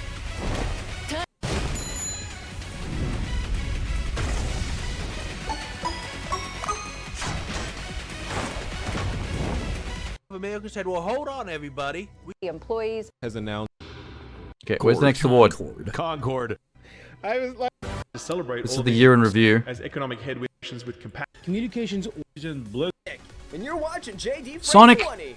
Ooh, 40 off Major Sonic. U.S. gaming corporation deal with to be a game dev. Oh, here we go. Seems to be a trend, and so once again, You don't know I will Jenny say, Nicholson? Please support your gaming. I unions. don't. It's really But the I might only have way seen devs stuff have a from her fair in the chance past in and just this not space realized that who we're she in at the was. moment. Like, it's very common to see like a one-off video, but then not know who the person was who made it. And that's the only video you've ever seen of this. Bring our games to life. Sometimes we need some good acting in there. I don't think I would have We clicked need on someone a to Star come Wars along and hotel take a review. character to the next So level. I probably wouldn't Make have taken us interest in fall that. love with them. Make us fear for them. When they're sad, we cry. When they're happy, because of them and their 24.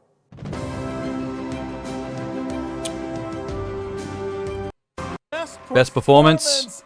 Is good friend Ben Starr for the new voice of Ben Astrobot. Starr. Oh, Astrobot. Hey, it's me. Wait, what? Astrobot, short for Astrobottom. I once had a three-way with Optimus Prime and C-3PO, R2-D2. I didn't know that Astrobot had actual proper voice acting. I thought it was just nonsense. That PlayStation 5. Bleep, bleep, bleep, bleep, bleep, bleep. Like, I've heard the theme song, it just goes Astrobot, like over and over again. That's right, I'm Astrobot. Beep, boop, boop, boop, Astrobot.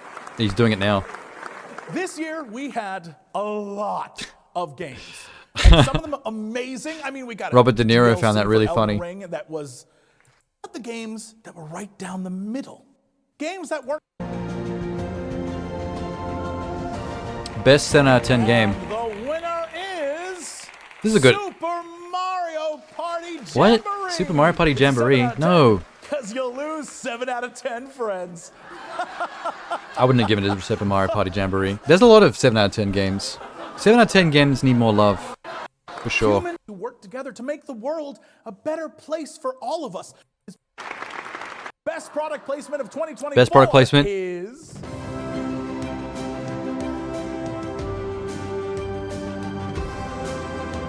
Oh my god, there's so much. The possibilities. Oh boy.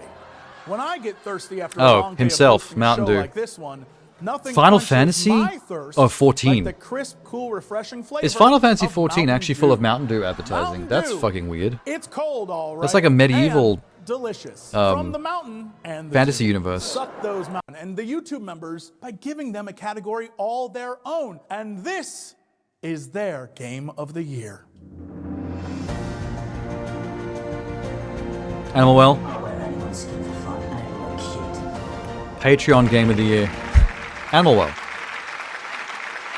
And the winner, as You'd recommend chosen watching a by few? you, is Metaphor ReFantazio. Not bad. An incredible game. One Metaphor I ReFantazio was a Patreon game? understand why you chose it. Good work. I had no idea. I thought that was like a big budget JRPG. From like a major studio. Here we Wow, okay. Game of the Year.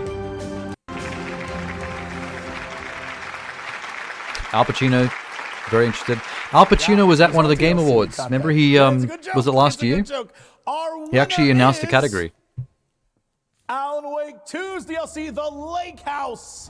Alan Never Wake played it. 2, The Picked it Lake up. House It was very DLC good. was I Game of the cannot Year. stress it enough. One of my favorite games of the year. It's my award show, so deal with it. I almost thought that was a piss take because you know how everyone complained that Elden Ring's DLC got its own nomination at the Game Awards for Game of the Year, and everyone thought that was really stupid. I thought picking Alan Wake's DLC was his way to take the piss. It was a piss take. He also seems to be genuine about it though. He was like, "It's my Game Awards and I loved it." So that's I picked the winners. yeah. There you go. His Patreon window is very Final Fantasy VII. Yeah, cool. Every nominee was a DLC. Was it? Raven's kind of No, it wasn't. That's weird. Oh, wait, you mean every nominee in the Game of the Year was... I thought you meant the whole show for a second. And I was like, what? Okay, now I can see how it's a piss take. But he actually does genuinely seem to like the winner, though. Alan Wake DLC. I heard good things about that. Michael Keaton is not into it. He is not happy. Where is the thing? Here it is. I put it on the wrong screen. Christmas movies? No. Why aren't we logged in? Log you. Mangiano. That's better. Hey. Add additionals, images to the... Oh, I didn't know you could do that. Cool. Ah, all right. Let's figure it. Let's figure it out. Elden Ring DLC won an award? No, it was nominated in the Game of the Year category, and people were upset because they didn't think that DLC should be qualified to be a Game of the Year. Just fair. It's a fair call. Let me just quickly get something. What was it in? Screen solo camera.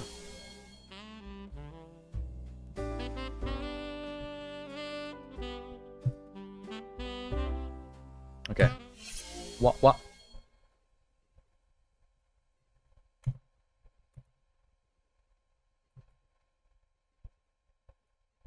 Hang on a sec.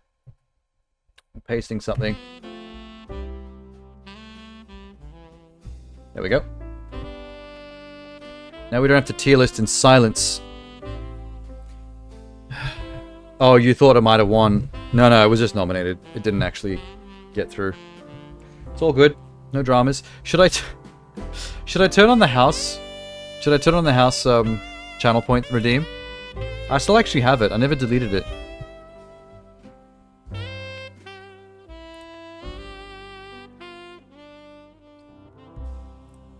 There we go.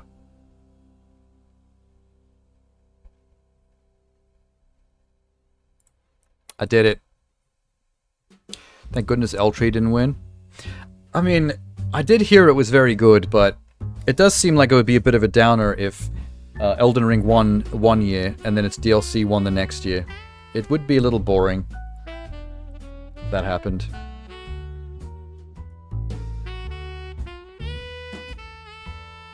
Hop. Try to keep Minx away from the bite the house button. She went a bit crazy with that one last year. And the year before. Well, the gingerbread one. For sure. Non-binary... Oh, you've done it already. Non-binary Santa. Alright. I'll peel him off the house. Hang on.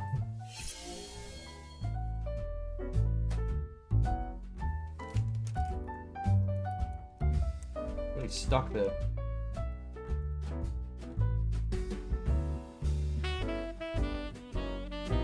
Alright. I bit his head off. Complete with the smarty eyes. I can really taste the Biscoff I smeared all over him.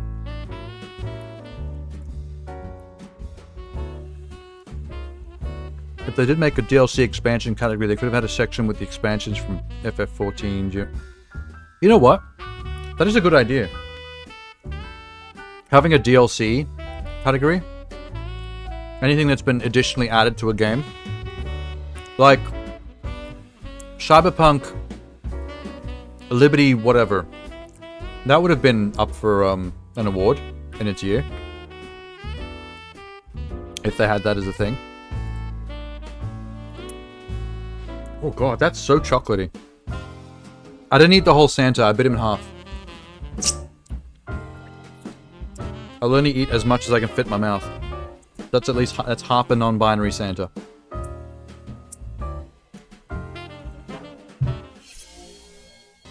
Oh, wrong one.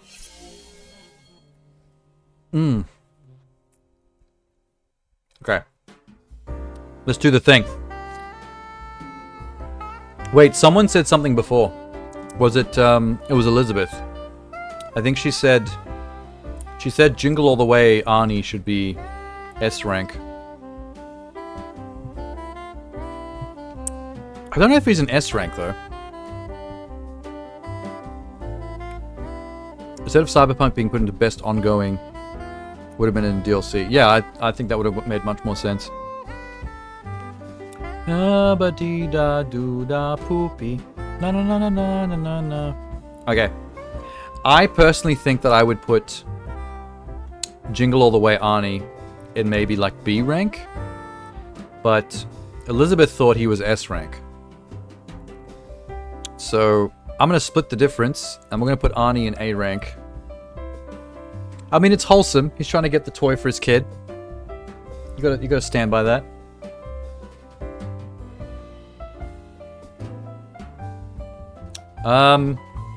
Let's see. The ongoing category annoys you? It is a bit obtuse. It sounds like the MMO category. They could have just called it the MMO category.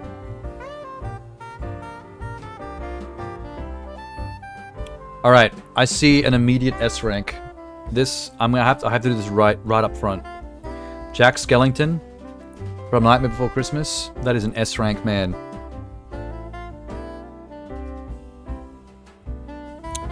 What about Sally from Nightmare Before Christmas? I feel like she's just one tier down from Jack because she's largely... She tries to make a difference and kind of fucks it up and then he has to save her. So she's a little bit ineffective in the movie, but her heart's in the right place and she's cool because she's like a Frankenstein doll. So I'm going to give her A rank. I think that makes sense.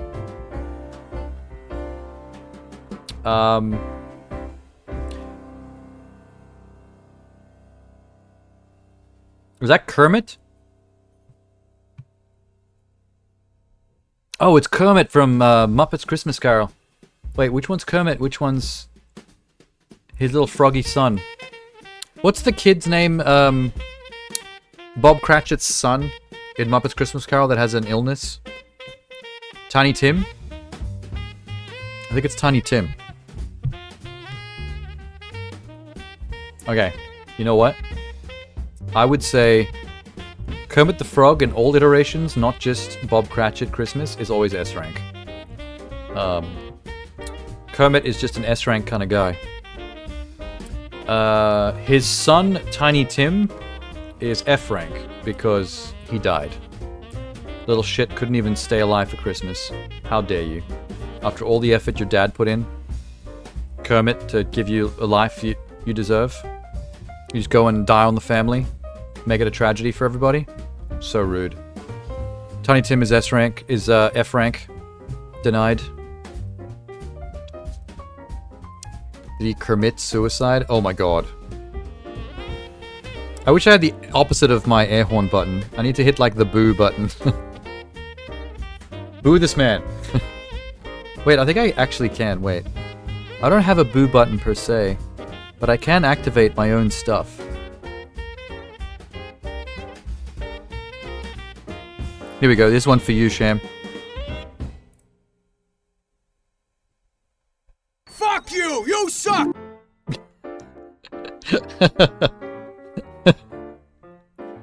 Got him. Who's next? Oh my god, the Mogwai. Fucking, what's the Mogwai's name? It's some cute word. That's S rank. There's absolutely no way we're not making the Mogwai S rank. He's a fluffy little boy. He's for hugging and kissing. Are there any other gremlins here? No, just... What's his name? What's the cute little Mogwai's name in Gremlins? I can't believe I can't remember. Sprocket? Gizmo. It's Gizmo. I remembered. Just before Unlicensed Streamer posted. Okay, yeah. Gizmo is an S rank. We'll not hear of it. We'll not hear a bar of it. What about Oogie Boogie from Nightmare Before Christmas? He's kind of a dick. I mean, he has a really cool voice actor, and he has a really cool design, and he has a really cool villain song. Okay, if he starts, let's say he starts from F rank. Cool voice actor, gets him up to E. Cool design, gets him up to D. Cool villain song, gets him up to C. Oogie Boogie is a C rank Christmas character. Excelente.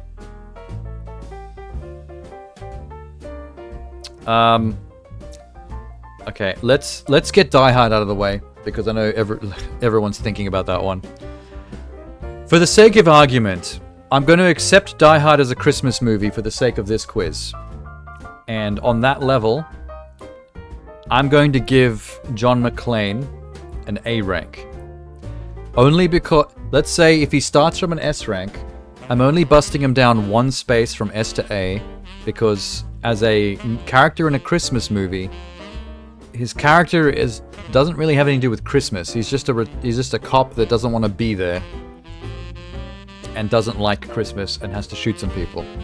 So we can't put him in S because he's just not Christmassy enough for S. But he is a badass, and we all love John McClane, so he at least gets an A. I think that's fair. What about Hans Gruber?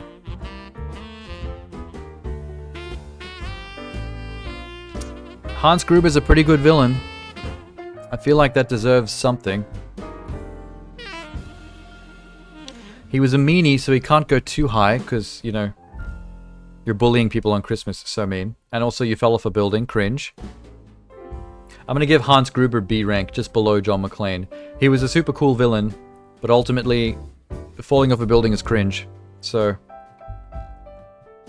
And he did it in slow motion, which is double cringe. He almost got C rank. Okay. There's too many characters from Love Actually in this list, I've just noticed. Anyone else from Die Hard? No.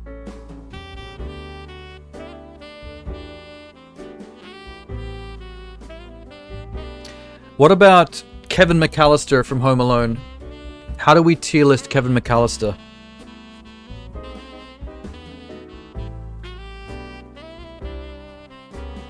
I'm thinking. This is a hard one. He's kind of an obnoxious little shit, but he does take on adults and win. And he is actually kind of brutal. He's like 12-year-old Punisher with some of the stuff he does to those dudes.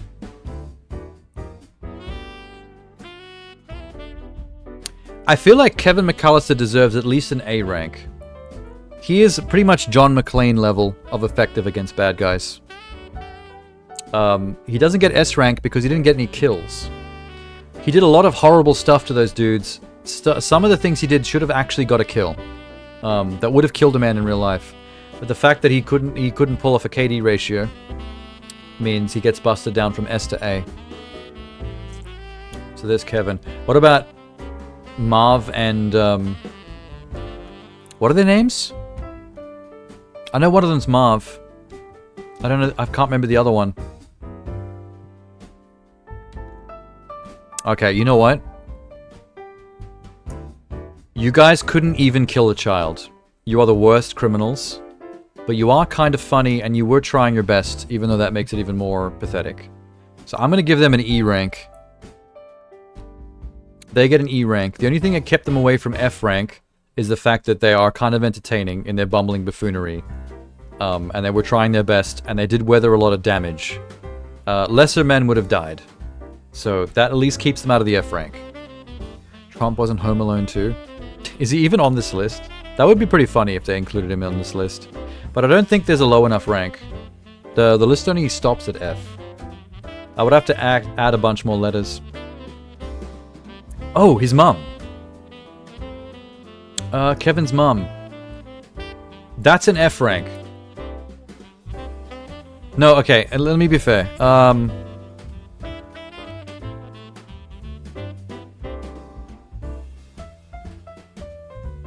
Kevin's mum, I think,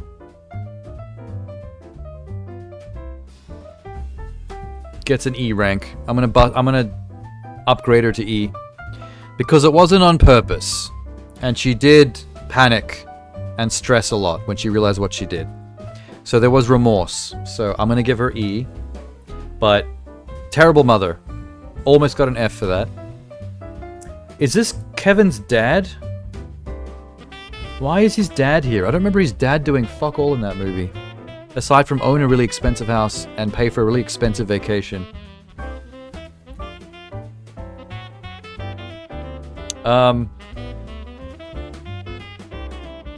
You know what? I think Kevin's dad gets an F rank. I'm sorry, but a man that rich and that well put together, and you don't give a fuck about your own kids, and I don't recall him actually showing as much remorse as the mum. Kevin's dad is an F rank. I think there's too many Home Alone characters here. Is this this is his brother, right? This fucking buzzcut kid? The one that's a super bully? Oh, he's an F rank. Fuck that kid. I hate that kid so much. I feel bad putting the dad and the brother on the same level.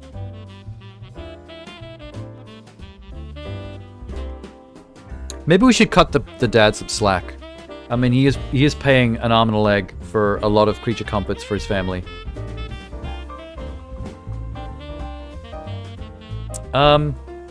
Let's upgrade him to... You know what? I'm gonna upgrade Marv and whatever his name is to D. His parents are E rank. I'm giving them D because they survived a shitload of stuff throughout Home Alone 1 and 2 that would have killed lesser men. I think that deserves an extra notch. They still couldn't kill a kid, which is cringe, so they don't get to be higher than D, but they put up with a lot. Polar Express. Polar Express gets an automatic F rank because Uncanny Valley, fuck that movie. That movie is creepy as hell. I'm putting both the main character kid and the Tom Hanks conductor in F rank. I don't want to watch that movie. It's very eerie.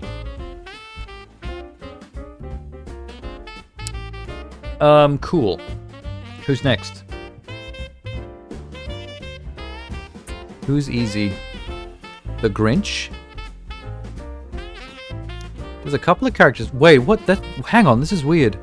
It's got the 3D animated Grinch from the new movie, but it's got Mary Lou Who and the Mayor of Whoville and the Slut of Whoville, all from the Jim Carrey Grinch. So am I supposed to... Did they just pick the wrong picture for the Jim Carrey Grinch?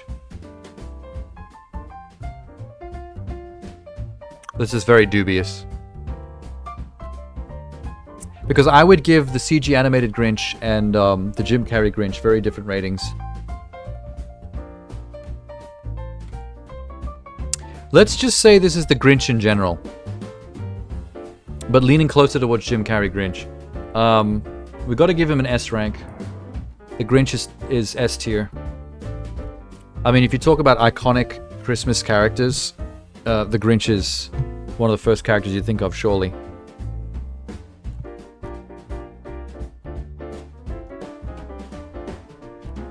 Okay. Other Grinch characters. The Mayor of Whoville. I don't remember what he does specifically, but I'm sure it's something hateable. The Mayor of... What the fuck does the Mayor of Whoville even do? I don't remember anything about him. I remember what he looks like, and that's about it.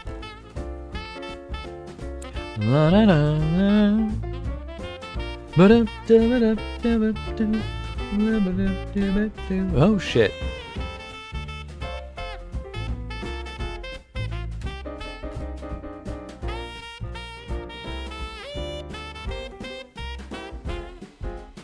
Dashing through my face, shove it all over the place, put it in my dookie. I don't know what to do with the Mayor of Whoville. He's a very tricky one.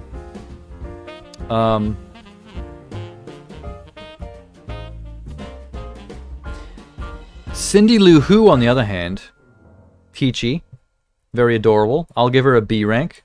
For some reason, she's on the same tier as Hans Gruber from Die Hard. But you can't hate her. But she's nothing special. She's a, you know, just adorable child to melt Grinch's heart. But nothing that exciting. So I'm going to give her a B. The Mayor of Whoville. How the fuck am I going to rank this dude? I'm going to give him an E. He's not memorable enough. I'm sure he does something shitty because look at him. And also he's the mayor. They're always the ones behind stupid shit. I won't give him F because I can't prove why he would deserve that low. But I'll give him at least an E. Who else is from The Grinch? The Grinch and Whoville are not at all a thing here. We don't have those children's books, hence not part of our Christmas culture. Oh, really? I thought The Grinch is pretty international. Wow. Oh. That slutty chick from The Grinch. The horny Who. She's an S rank for sure. 100%. Doesn't do that much in the movie, but she's a horny Whovilian. Very fun. Very fun character. One of my favorites. Would party any day. Okay. That gets the Grinch out of the way. We haven't finished with Christmas Carol. I just realized that, what's his name from Christmas Carol? The one human main character is still here. What was the actor's name?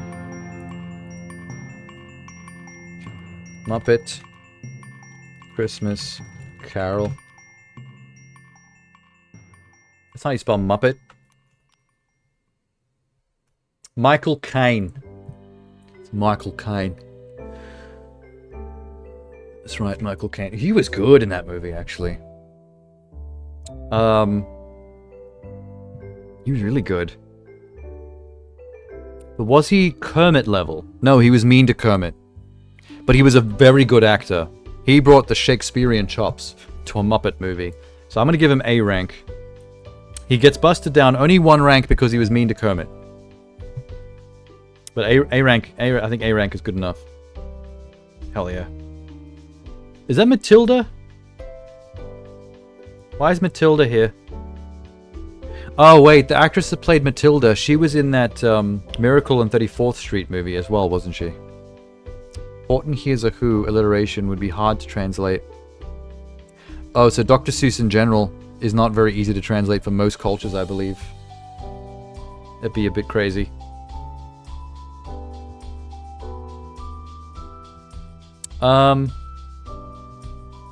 Matilda. It's not actually Matilda because Matilda's not a Christmas movie. But I'm pretty sure it's her from Miracle 34th Street. But because she played Matilda, she gets an S rank because she has telekinetic Jean Grey Phoenix powers. And that's super cool. Oh, Bill Murray from Scrooged.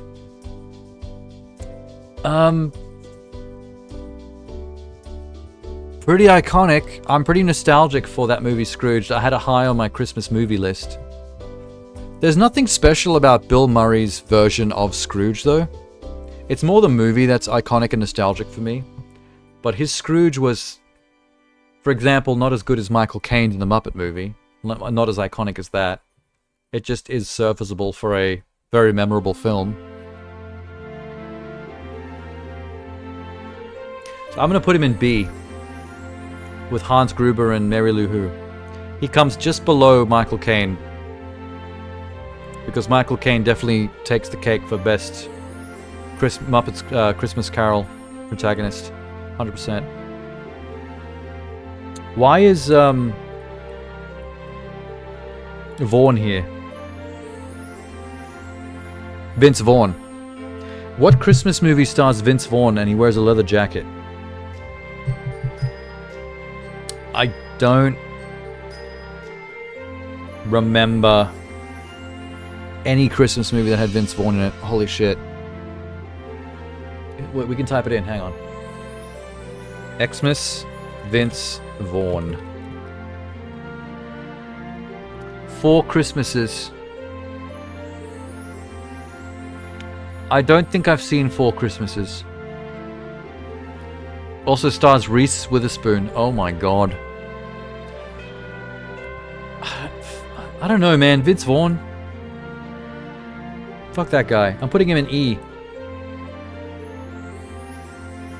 He's been kind of annoying the last couple of years. I can't... The last good movie I saw with Vince Vaughn was Dodgeball, which is now going back a bit. Is that Last of the Guardians? Oh, that's Jack Frost from Last of the Guardians or Last Guardians, whatever that was called. Jack Frost is kind of cool, but it's nothing special. I'm gonna give him C rank. He's the hero of the movie, but he's not anywhere near the coolest holiday-themed character. He's a bit of a generic protagonist. Perfect C ranker. Oh, the Attenborough. The actor that plays Hammond in Jurassic Park. his version of Santa Claus in Miracle 34th Street was peak Santa. That was some good-ass Santa Claus. I think he probably made one of the best Santa Clauses I've ever seen in live action. I think I have to give him a S. A. S. A. S. Okay, he's getting S. I'm trying to think of what Santa Claus is better than him, and I can't think of a single one. So he's going to have to get an S rank for that alone. For being Ultimate Santa. Power level 9000 Santa.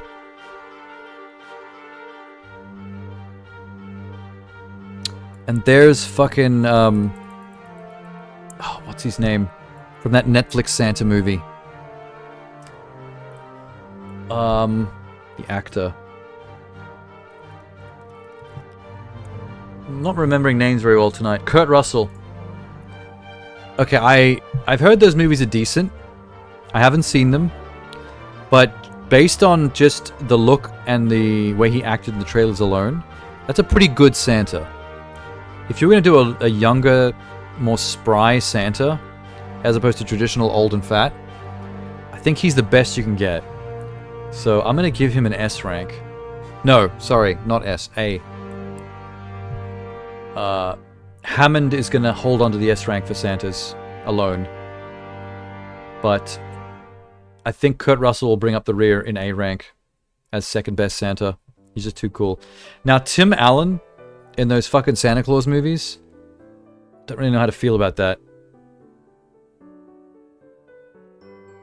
I'm going to give that a C rank. I don't hate it, but I don't think it's anything special. I'm going to put him right in the middle. C rank Santa. C rank Santa at best.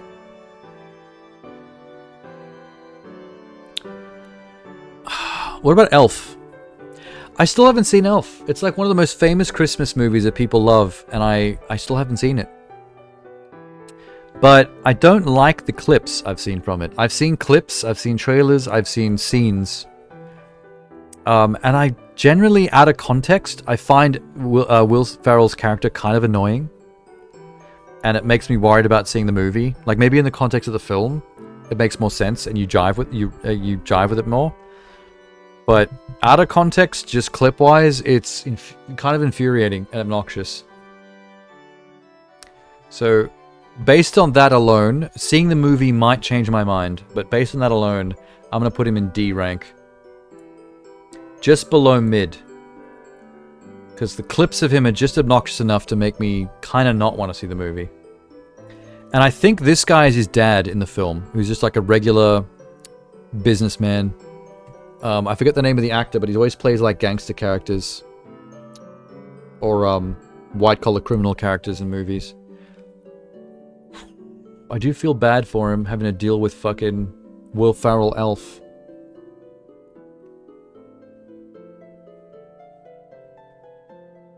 Or do I? I mean, I was going to put him in D rank along with Will Ferrell. But I'm going to actually bust him up to C because he has to deal with the fact that his son is Elf Will Ferrell.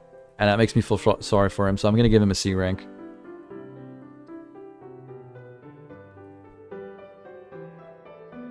What else we got? The guy from It's a Wonderful Life. That's the black and white square, top left, I think. That's an iconic Christmas movie. It's a pretty iconic take on the Christmas Carol story from a more realistic standpoint. But where would I put him compared to...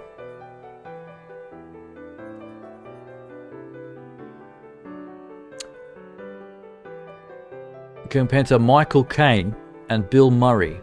They're all technically playing the same character. His is very grounded though, and is like the original.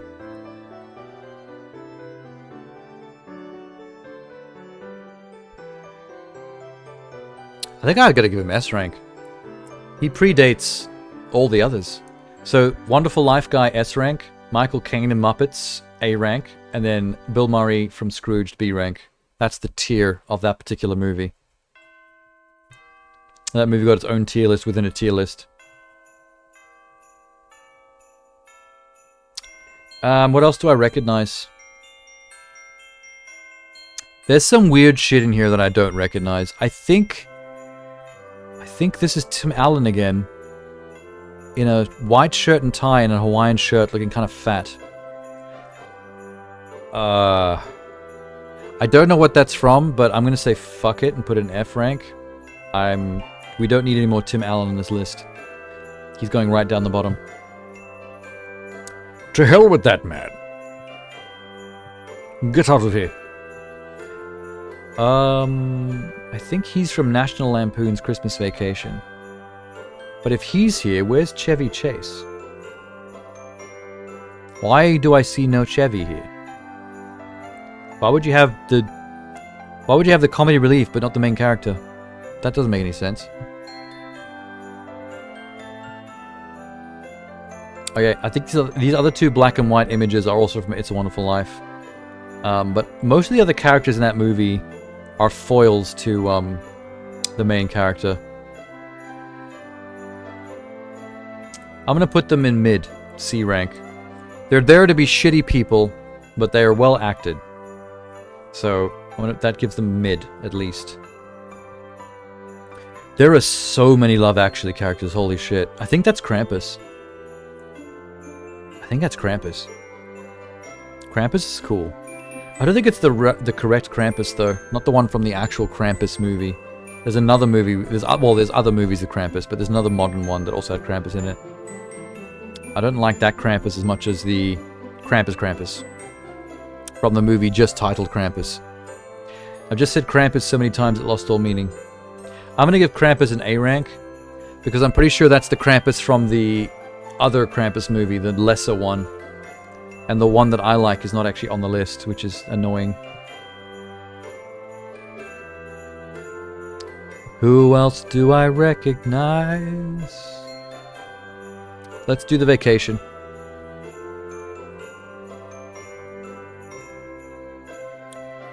Alright, Jack Black, Jude Law, Cameron Diaz, and Kate Winslet are all from The Vacation. It's a decent rom-com. That's kind of Christmassy. And everyone is about equally good in it. I would say acting-wise and in terms of chemistry, definitely better than mid. So I'd have to put them above C. But I don't like the movie enough to go too high. So I think all four of them are going to get a B rank. Jack Black, Jude Law, Cameron Diaz. She's hot though. She's almost hot enough to need an A rank. Kate Winslet. God damn, Cameron Diaz's babe.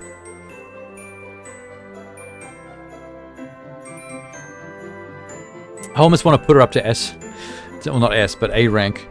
Just for being the hottest one in the cast of the holiday. Okay.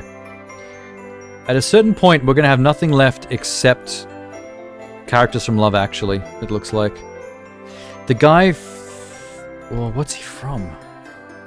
Pretty sure he's from National Lampoon's Christmas Vacation, but I just don't understand why Chevy's not there. If it's who I'm thinking of, he's funny but super annoying. But he kind of makes the funny in the movie.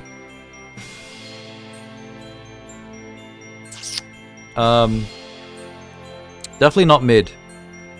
You either love him or you hate him. He does. If I knew him in real life, I think he'd be so obnoxious.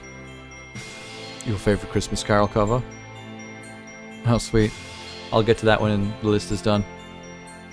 Awesome. I don't know who these two chicks are. There's a picture of two brunettes here. I don't know who they're meant to be.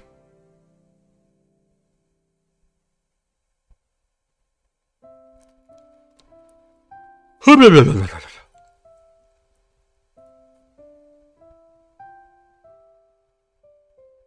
don't know what to do with this dude. I remember him being super annoying, but that's kind of the point of the character.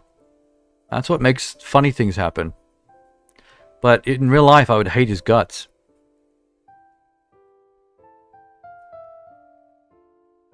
Alright. I'm going to put him in the Vince Vaughn category. Just for the fact that he would annoy the shit out of me in real life. And that's the only reason. There's a lot of cartoons here that are just basically Christmas Carol or Frosty the Snowman adaptions that are all kind of dull. I'm going to put all 3 of these cartoon snowmen in D rank. Slightly less than mid, because they're not really good for anyone but children who don't really know the Christmas Carol or Frosty the Snowman storylines. Very toothless. Oh, I'm starting to get to the point where I don't know a lot of these leftover characters. Who's this guy?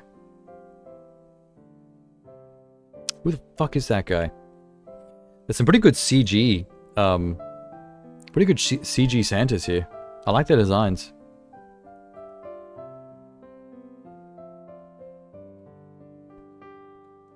This old man looks ridiculous. Who the fuck?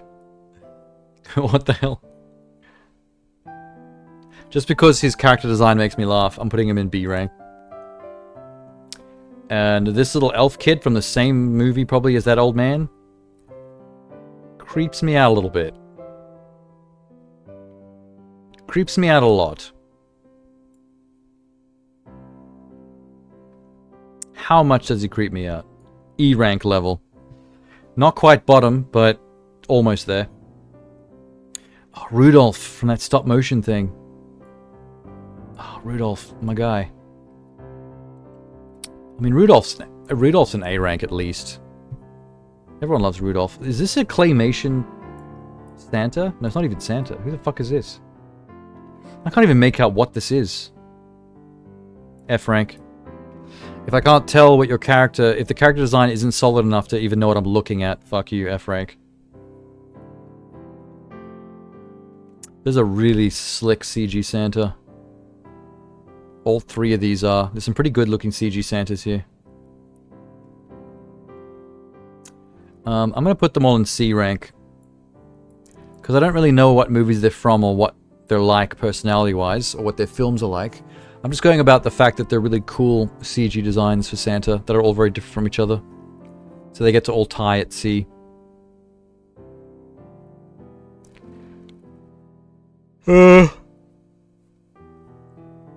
What about this guy? Oh, I think I know this movie. It's some... He's like the son of Santa Claus and he's meant to take over, but he doesn't really give a shit. I saw the trailer. And it seemed like a cool concept.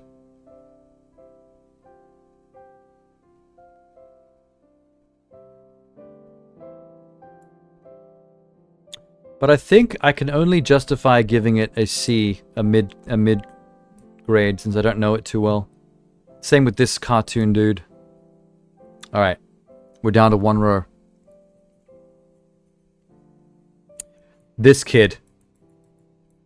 Iconic. The fuck is his name?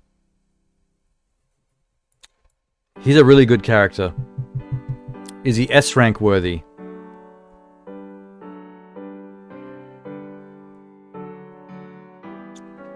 I mean, he causes as many problems as he solves, but he's a very good character. I'm gonna give him A. He's an A rank. I wish I could remember the name of the movie he's from. It's a classic. Oh, fucking Love Actually. All over the shop here. Okay. Alright, Love Actually, let's do this. Let's get Love Actually out of the way. This will clear out almost the rest of them. Martin Short was the character that was like a stand-in actor for sex scenes. So his short story in Love Actually was about hitting it off with the female co-actor in an explicit sex scene, which was a really funny setup. So I liked his bit a lot. It was very entertaining. And one of the few parts, it's one of the most sexual parts of the movie, but it's actually one of the least creepy. So he's an A rank for sure.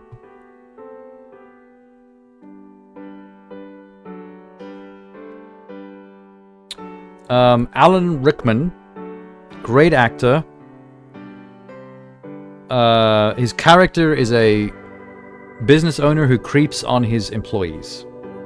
So That's a no from me, dog. You're getting E rank. I'm not going to give you F because Alan Rickman is awesome. And also RIP Alan Rickman. But one of the creepier characters in that movie. Bill Nighy. The celebrity that turns out to be gay and falls in love with another... his male assistant or something. That was a very heartwarming story, actually. Another situation where fraternizing with employee, which is super creepy, but their story was a lot more heartwarming, so I would say B, just below Martin Short's. This kid. I don't remember anything about this kid in Love Actually. Oh, that's right, he was in love with that chick and he put on a talent show thing to impress her. That was cute, actually. He's gonna get B rank as well. Hugh Grant, the Prime Minister of the UK. His first day in office falling in love with an employee. Again. Good job, Love Actually. You fucking free. I mean, Hugh Grant makes it a bit more charming, his scenario, than the Bill Nighy one. Another Bill Nighy one, the Alan Rickman one. So I'll give him a D. Because that was weird, man. Hugh Grant is S tier.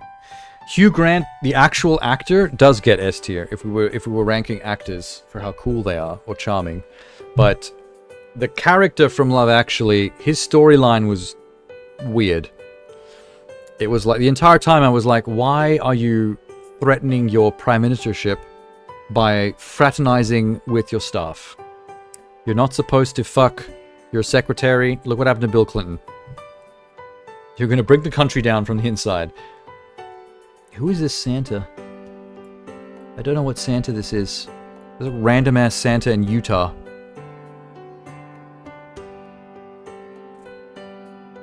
Okay. If I can't recognize the Santa, I'm giving it a D rank next to Hugh Grant. Not iconic enough. I think she might be another Love Actually character, but I've totally forgotten what this is. I don't recognize her at all. That makes her slightly below mid, if I can't remember what her story was, so that's a D rank. I really don't know... Oh, Bad Santa. Ooh, Bad Santa's good. Billy Bob Thornton. He's a nasty piece of shit, though. That's funny. You could... Billy Bob Thornton's performance as Bad Santa is S rank worthy. But the character is such a massive piece of shit. He's basically an F... He's an F tier human being. So he could be at the top or the bottom of the list simultaneously. Wait. That's an interesting idea.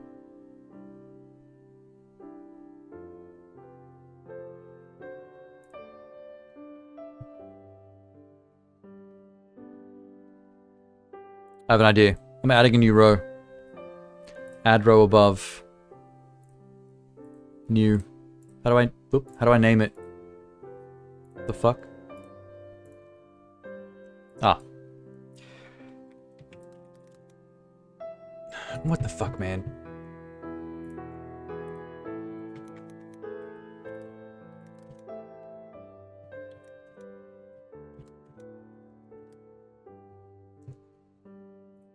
Okay. Here we go. I've made an entire tier for Billy Bob Thornton from Bad Santa. At the very top. It's called the both S and F tier. Simultaneously. Crowning achievement. Glory. I don't know who these last four are. These are stumping me a little bit. This one's got 2 chicks in it, so that must be part of the plot. Maybe it's one of those body swapping Christmas movies? Otherwise known as Switchmas movies.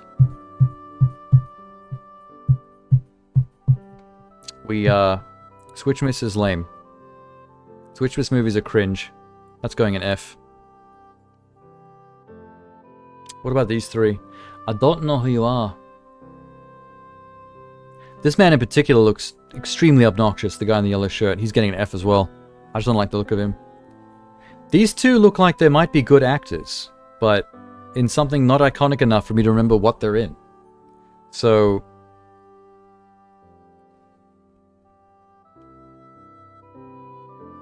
I'm going to give you two D tier.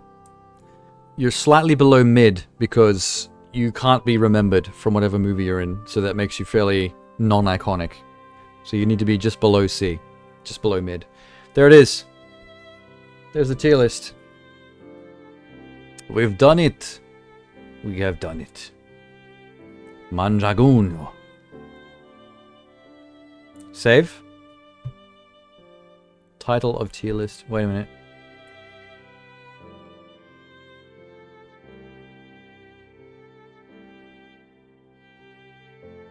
"65 Christmas movie characters tier list." I guess we just call it that. Why not? Save or download. 65. My tier list of Xmas characters.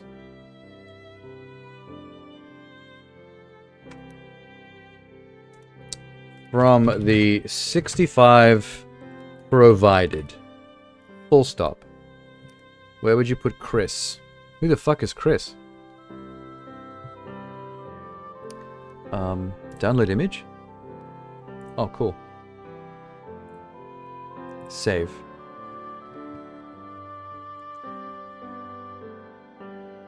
Save. Save. Are you saved? What the fuck? Hang on. Let me just make sure that's saved. Yep, there it is. Nice. Locked in. Chris McLean? Who the hell's Chris McLean? Is that John McClane's brother? Does he have a brother? Is there any differences on the other list? Oh, there are slight differences on this list. Oh shit. I have an idea. Hang on. Check it. Oh, you were talking about Die Hard. Oh no, he's in there. He's A rank.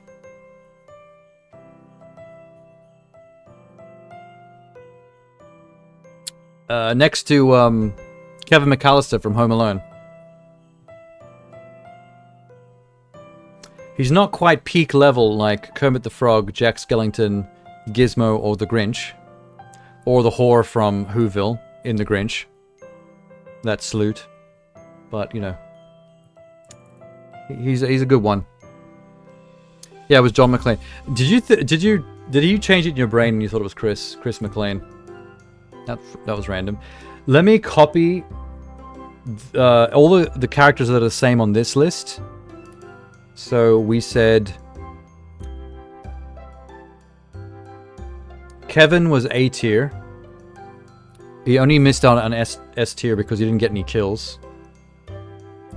Marv and the other guy. Oh, this doesn't have as many tiers as the other one. No, wait, we need more tiers. Add a row below. Add a row below. D. Whoops.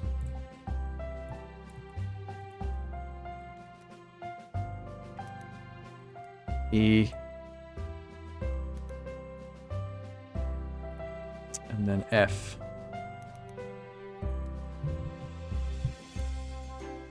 No, not John McCain. John McClane with an L.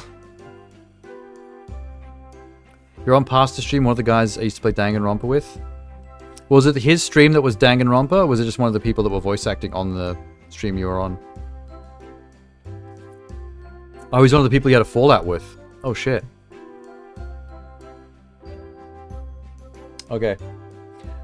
Marv and what's his name? What are the two criminals from Home Alone called? It's Marv and something else. I can only remember Marv's name for some reason. Kevin's mum was E. Kevin's dad was E.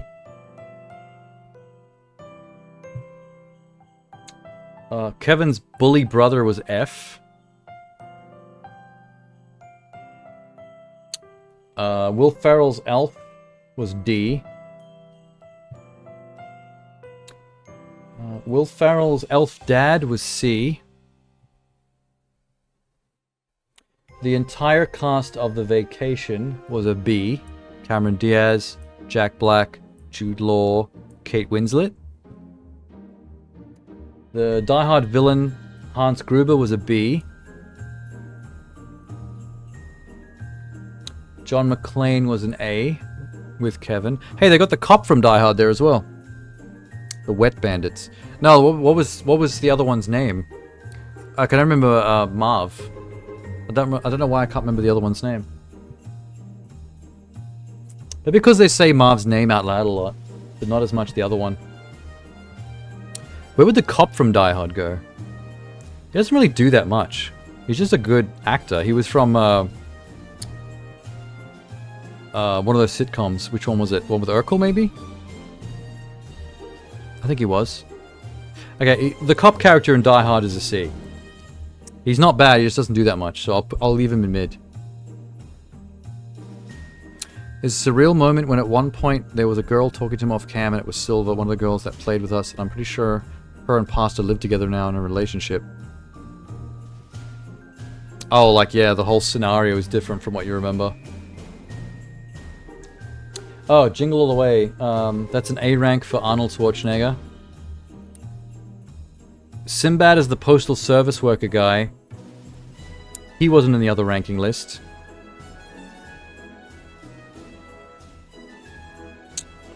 He's not the same level as Arnie. He's kind of a shithead. I really wanted to punch him in the face. I'll give him a D. Next to Will Ferrell's elf, because they're both equally punchable. But not really that bad to go any lower than that. The Grinch. Both original cartoon and Jim Carrey. That's both S rank. The Grinch is always S rank. Oh yeah, I forgot my extra category. Hang on.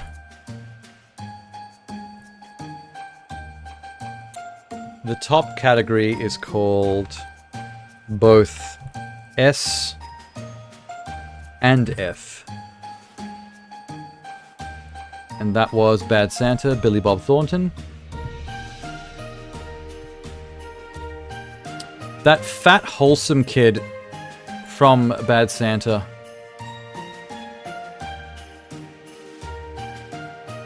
I mean, he's adorable, but he's really gross. I don't like that child.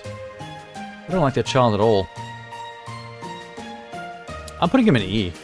I'm not going to give him F because he's a good kid. He is kind of wholesome, but god damn, he was gross. Stop motion Rudolph the Red-Nosed Reindeer. That was an A rank.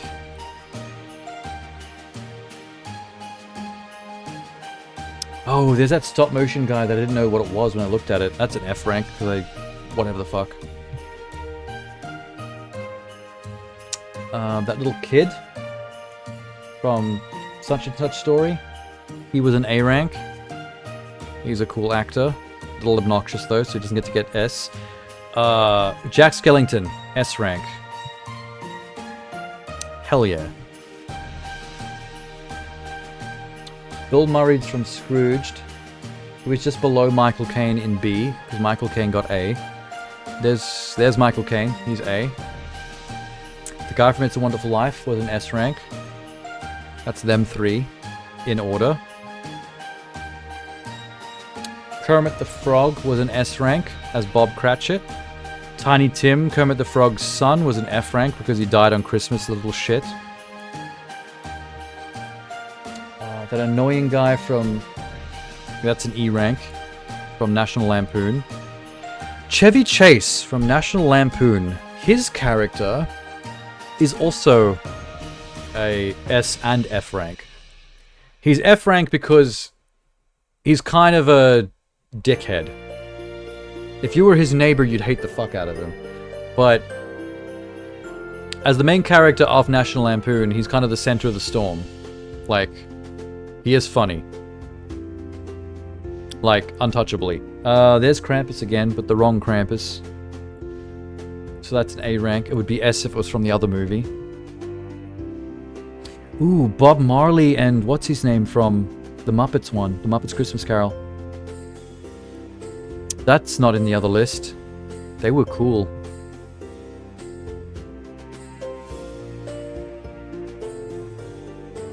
I mean, I love those two guys. I gotta put them in S rank. The two movie critic Muppets. Even as Bob Marley and what's his name.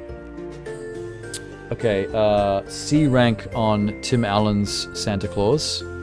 It's possible, but nothing special. The animated Frosty Snowman movies, they all got Ds. Because they're all basic as fuck and not interesting in the slightest. That chick in the elf outfit, that I couldn't remember what she was from, that got a D. Because it wasn't memorable even in a little bit. This smarmy kid leaning on the cactus in the Santa outfit, I don't know what this is from, but I hate it. That's F rank. And this elf kid, claymation elf kid, is creepy as shit. That's getting an E rank.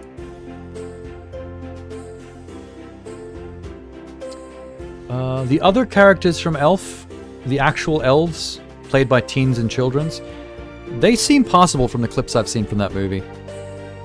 I'm gonna give them a mid-C. They're fine. No issues here. I'm starting to get to the point where I'm at the characters I don't know. I gave this guy a D in the other list for not being memorable.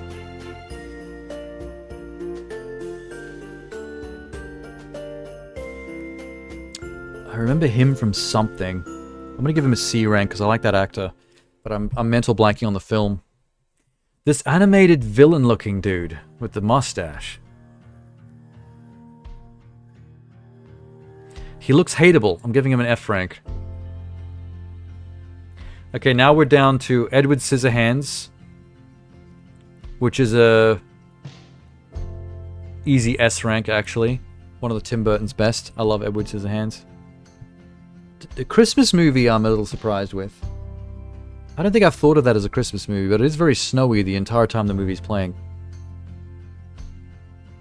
Okay, these last three, I have no idea. And the precedent I set before is, if you're not iconic enough for me to remember what movie you're from, then you have to get the rank just below mid, which is D. All three of you. There we go. That's my list. That's my lista. Christmas movie characters.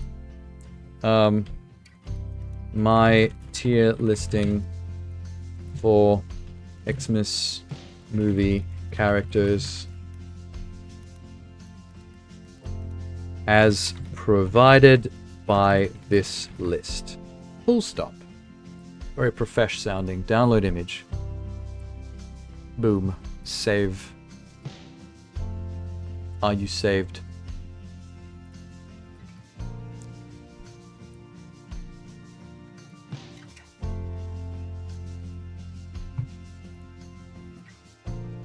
There we go. We've got 2 Christmas lists officially. 2 different Christmas character lists that have slightly different characters each. Which is kind of annoying that happened, but whatever. We doozed it. We've done it. Alright, cool. Delete this tier list? No. I've already saved them. Yes, success. Oh yeah, there was a link from Streamer.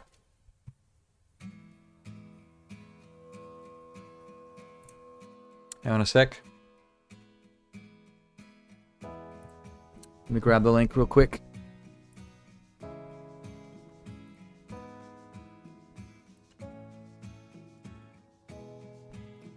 La da da da da bleh.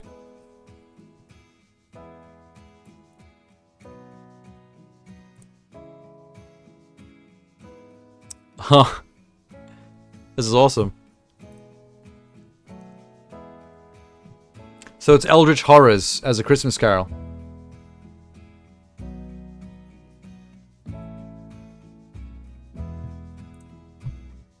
That's awesome. I'm gonna send that to a friend.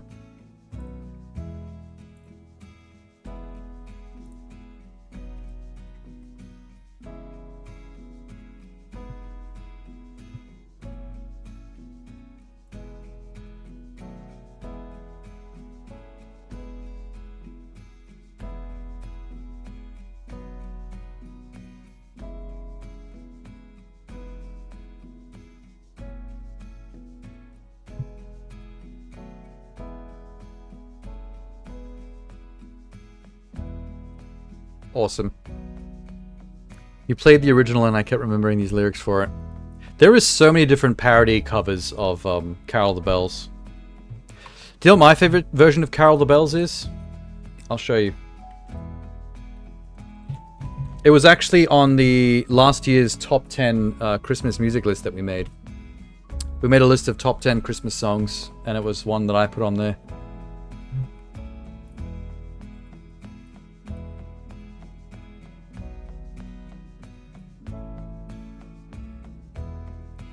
This one.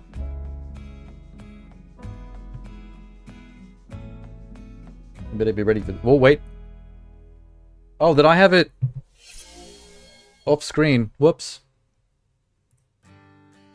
I'm sorry.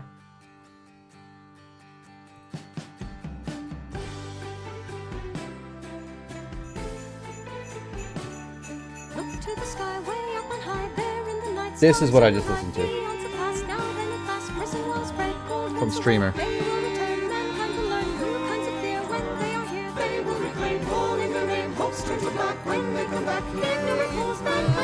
So good.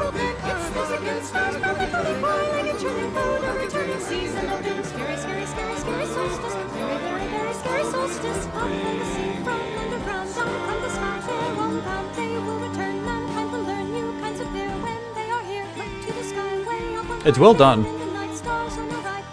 You know what I find really weird about this graphic though? These are all Lovecraftian and/or Eldritch horrors in this lineup, except for the second character, which is Galactus from Marvel Comics. I feel like Galactus stands out a little bit in that lineup. That's weird.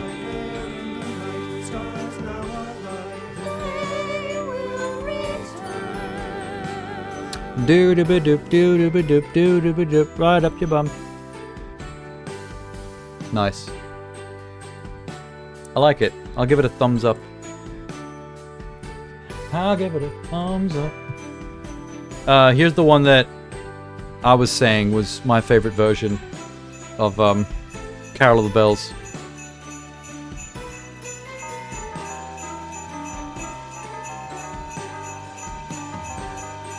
Ready for the drop? Ah.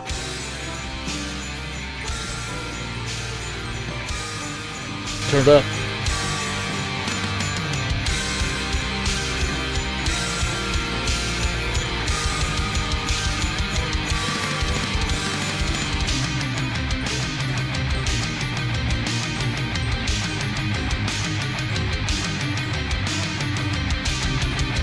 Good.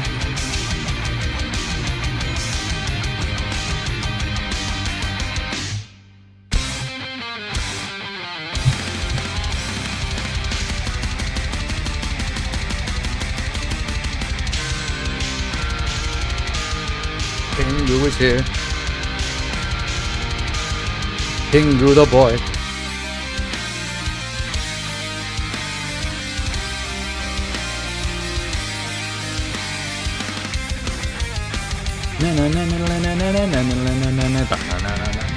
I think this appeared in Family Guy once. That's about half of it. There was an action scene in the North Pole in Family Guy where I think that actually plays. Oh, it was American Dad, not Family Guy. Close enough. Close enough. What were the other... Let me just double check in the Discord what the other of the top 10 Christmas musics were. Christmas music. Christmas music. Top 10 Christmas songs. Here it is. The runner-up, honorable mention. I'm Just Ken, the Merry Christmas Barbie special cover. That was Ryan Gosling doing a Christmas-themed cover of I'm Just Ken from the Barbie movie. That was the runner-up. That was the honorable mention.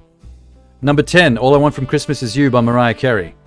Number 9, Christmas Time Is Here from the Peanuts Charlie Brown Holiday Special. You're a Mean One, Mr. Grinch from the original Grinch film cartoon. Santa Baby by Kylie Minogue from the Kylie Christmas album. Number 6, I don't know what Christmas is, but Christmas Time Is Here from the Guardians of the Galaxy Holiday Special. Number 5, Beast Reality's Merry Motherfucking Christmas featuring Exhibit, which we listened to earlier. Number 4, Last Christmas by Wham. Last Christmas, I'll give you my biscuff. Number 3, This Is Halloween, the Marilyn Manson cover from Nightmare Before Christmas. Number 2, Carol of the Bells, August Burns Red, the one that I just played. And number 1, Oh Holy Night by Matt Mulholland. Which sounds very classy, but I'm not sure if you've heard that one yourself. That actually is supposed to be a Christmas tradition that I almost totally forgot about till just now. We're going to close the stream with that, I think. That's a good idea. Make it real classy-like. What are the other things I've got? Oh, there's my top 10 Christmas movies. Personal top 10 Christmas movies. I had a very Harold and Kumar Christmas as my runner-up honorable mention. But the top 10 list was 10 was Scrooged, 9 was National Lampoon's Christmas Vacation, 8 was The Muppets Christmas Carol, 7 was Krampus, 6 was Rare Exports, 5 was the Jim Carrey Grinch movie, 4 was Home Alone, 3 was Gremlins, 2 was Bad Santa, and number 1 was Nightmare Before Christmas. So that was like... Did we do that last year? No, that was 2022. That was 2 years ago. The song one we did in 23. Oh, hey, Jeannie. Did the whole thing in my sleep. Yeah, we had the Christmas countdown an hour and a half ago. Right on this, I had a little countdown on screen, and right at the strike of midnight, we had a little Merry Christmas.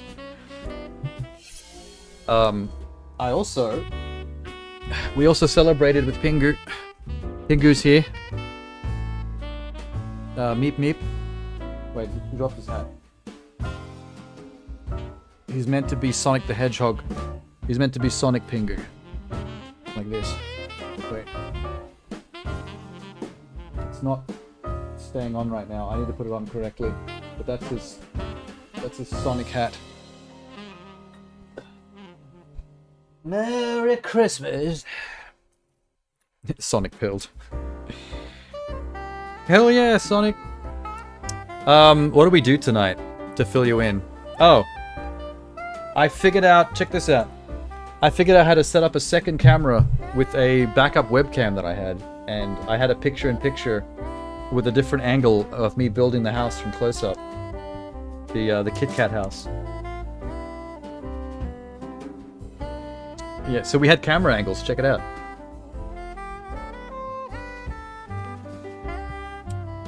The way I went crazy with the icing is a little bit cummy, but like it's cool. Yay!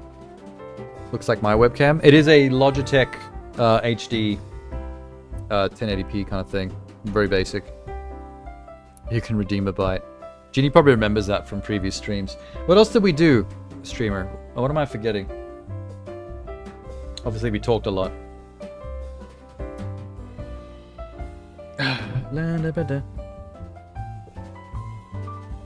I wore my Christmas dragon costume again.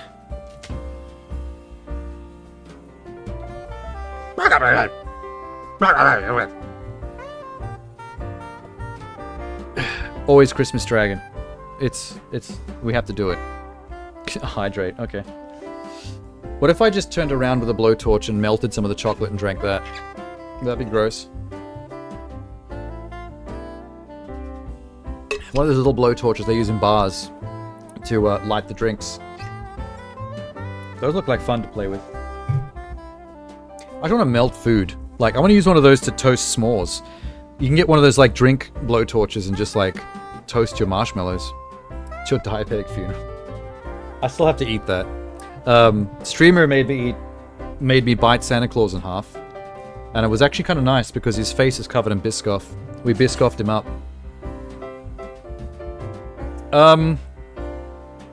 We did a, remember how we did the Christmas movie tier list, 2 years ago? We did a Christmas character tier list this time. It was a tier list of just characters from Christmas movies, and we lined them up. So that's what we did this time. We also watched the Xmas Pud video, because we always do. And we also listened to the, at the strike of midnight, we listened to the Merry Motherfucking Christmas by Beast Reality, which I remember you liking quite a lot. Seemed like a really good celebratory Christmas song to listen right on the strike of midnight. It's a good track. It's a good track.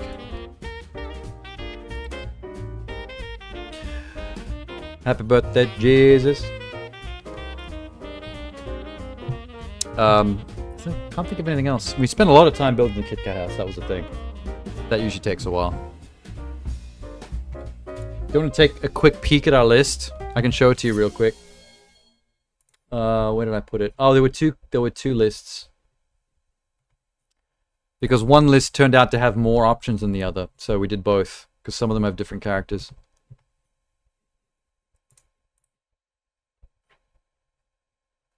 There it is. Oh shit, that's too small. La. I didn't know who all the people on this list was, so I just made my best guesses with some of them.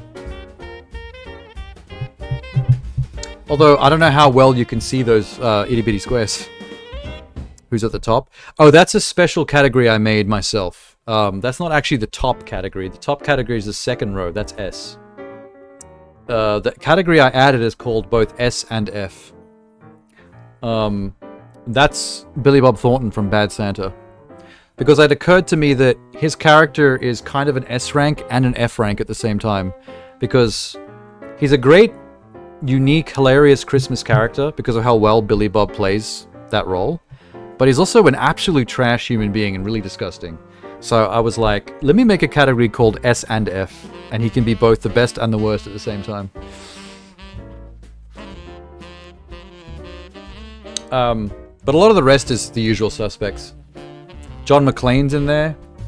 Kevin McAllister's in there.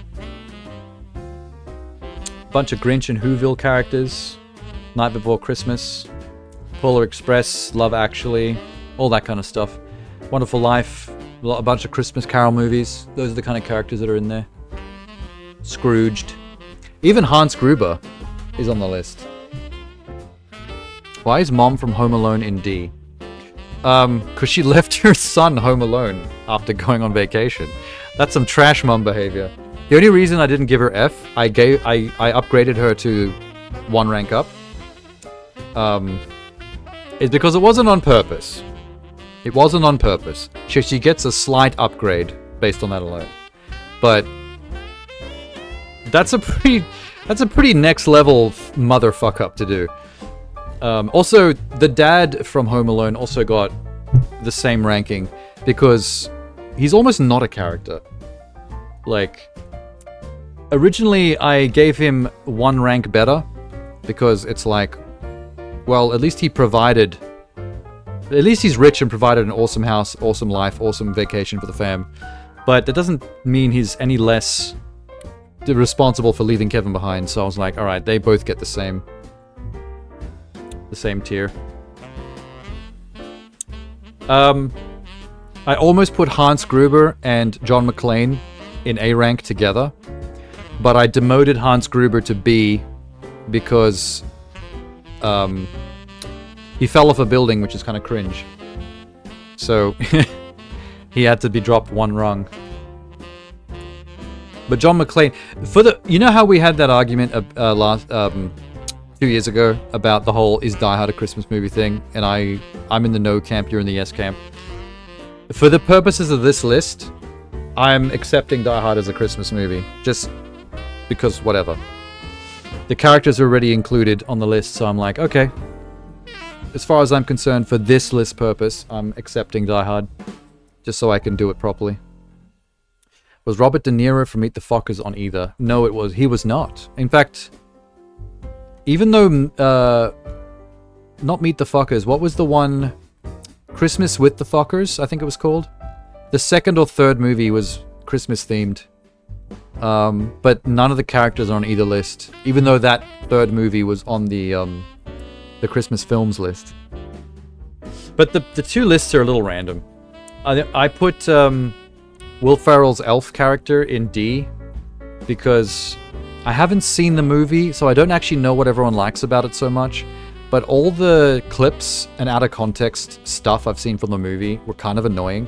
Like, I found his character kind of irritating and obnoxious.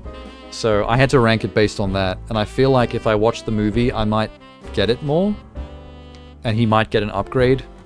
But from now, he's the worst fucking character. Well, there you go. Just from the little bits I've seen, he seemed super annoying. So I just gave him D. Which is just below mid. I feel like that's an interesting spot to be, because C rank is what I consider the mid category. If a character is not really anything special, good or bad, then C is the perfect place. So if you fall just below that, you're not hateable, but you're just that more annoying or forgettable to not be worth even mid, then that's what D is. I've got a lot of cartoon Frosty the Snowman characters in there. Totally forgettable. The Wet Bandits from Home Alone are in D because they're entertaining and they tried their best, so they don't get F or E. I'm at least giving them D, but they can't even kill one child, so I can't give them any better than D. That's pretty pathetic.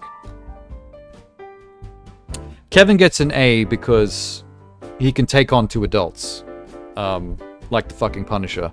But he doesn't get an S because he has a 0 KD ratio. He did some absolutely brutal shit to those 2 men, and it didn't get a single kill. So he doesn't get an S rank for that reason. The other list is smaller. There's less characters on this list. But I basically copied all the characters that the 2 lists shared and then filled out the ones that the other one doesn't have. Like, I don't know who this douchebag is down the bottom here. This teenager leaning on the cactus. But he looks insufferable.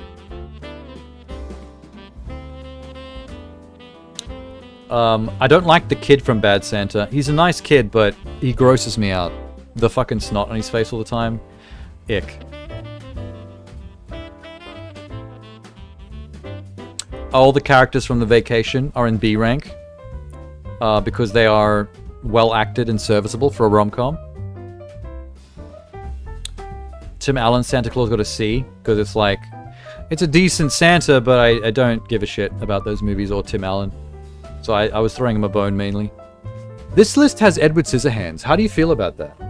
The other list didn't have Edward Scissorhands, but I don't know whether Edward Scissorhands is meant to be considered a Christmas movie character or not. I just remember those movies having lots of snow all the time, but I don't know if it's meant to be a Christmas movie.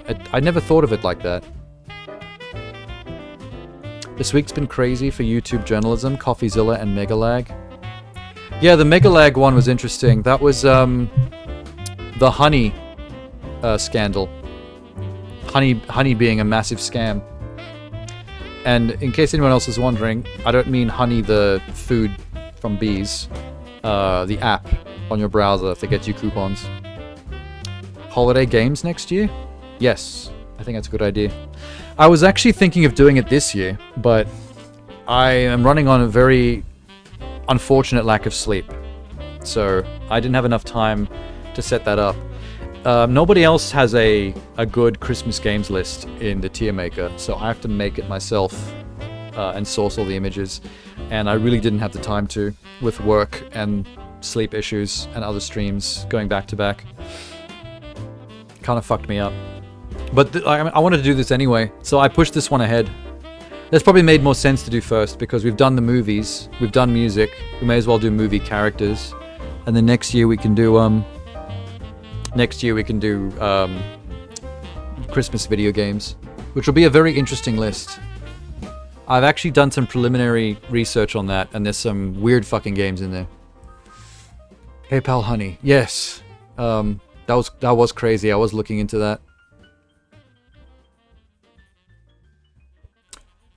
You know what's another interesting tier list I saw that would make for a good future Christmas tier list?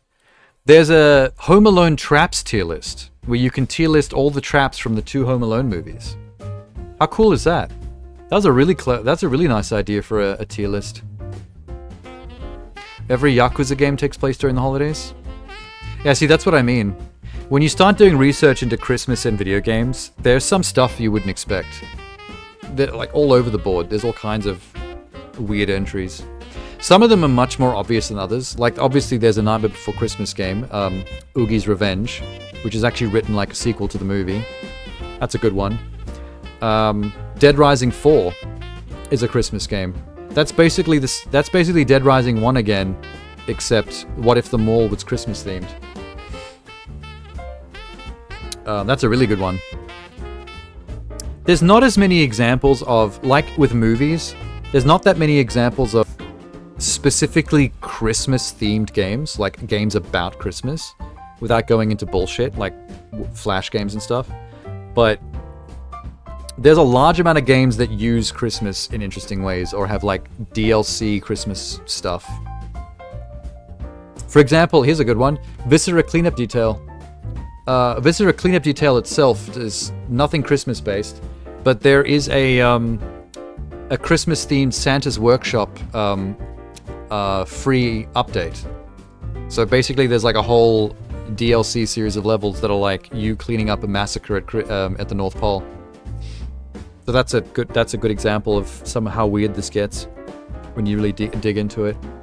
I've got a pretty big list of things I found initially, and I'm going to look into that more before next Christmas and really sort it out. It's very cool. By the way, the only reason Krampus is in A rank is because this is the Krampus from one of the 2 Hollywood Krampus movies, and I like the other one better. So if it was the other Krampus, it would have got S rank, but this Krampus is just A to me. Stellar Blade just came with an update. Did Stellar Blade just Christmas up? Is it all like Christmas ass? Like Mrs. Claus costumes? Dancing through the snow, jumping on a tack. Oh my god, it hurts. I hate Christmas black. That was meant to be a sound effect, like you going blah. Because it rhymed. A red claws S-dress, yep. Yeah, I could picture it in my head already. I guess it's pretty obvious. I put Tiny Tim from the Muppets Christmas Carol in F rank. That's probably my most controversial choice.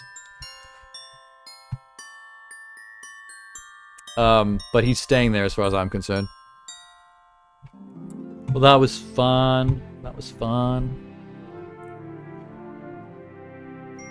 Don't be too alarmed. Kermit's Bob Cratchit from Muppets Christmas Carol got S rank. Which is more important. There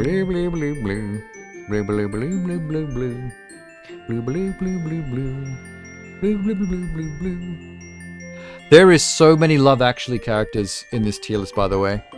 Like, every fucking story has 1 or 2 characters in this fucking tier list.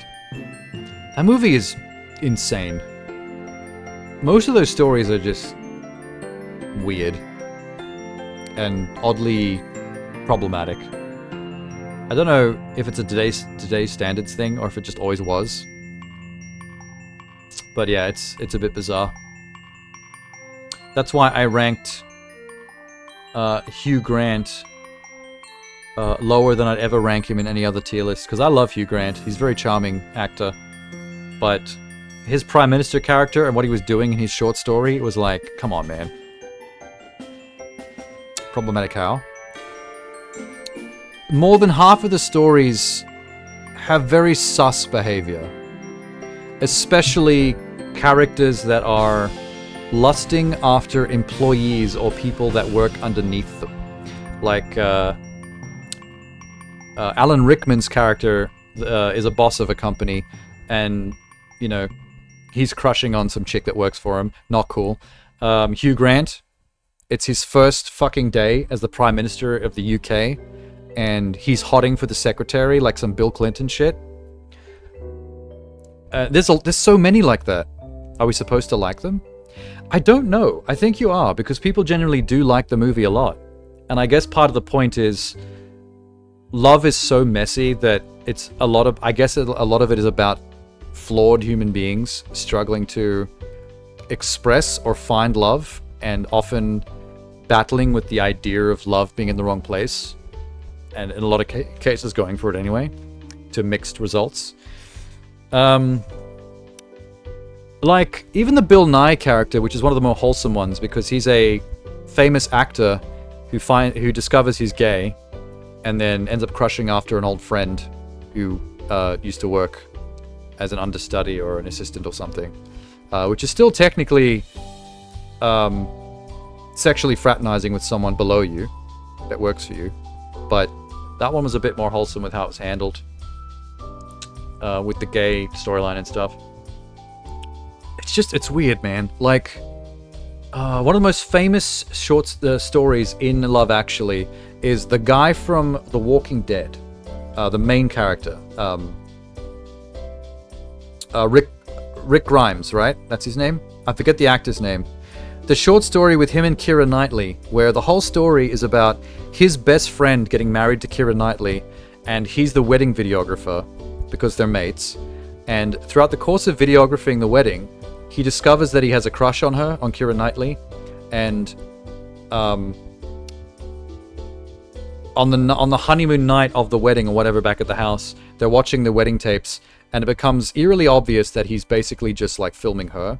The videography basically turned into him making his own Keira Knightley wank tapes as wedding videos.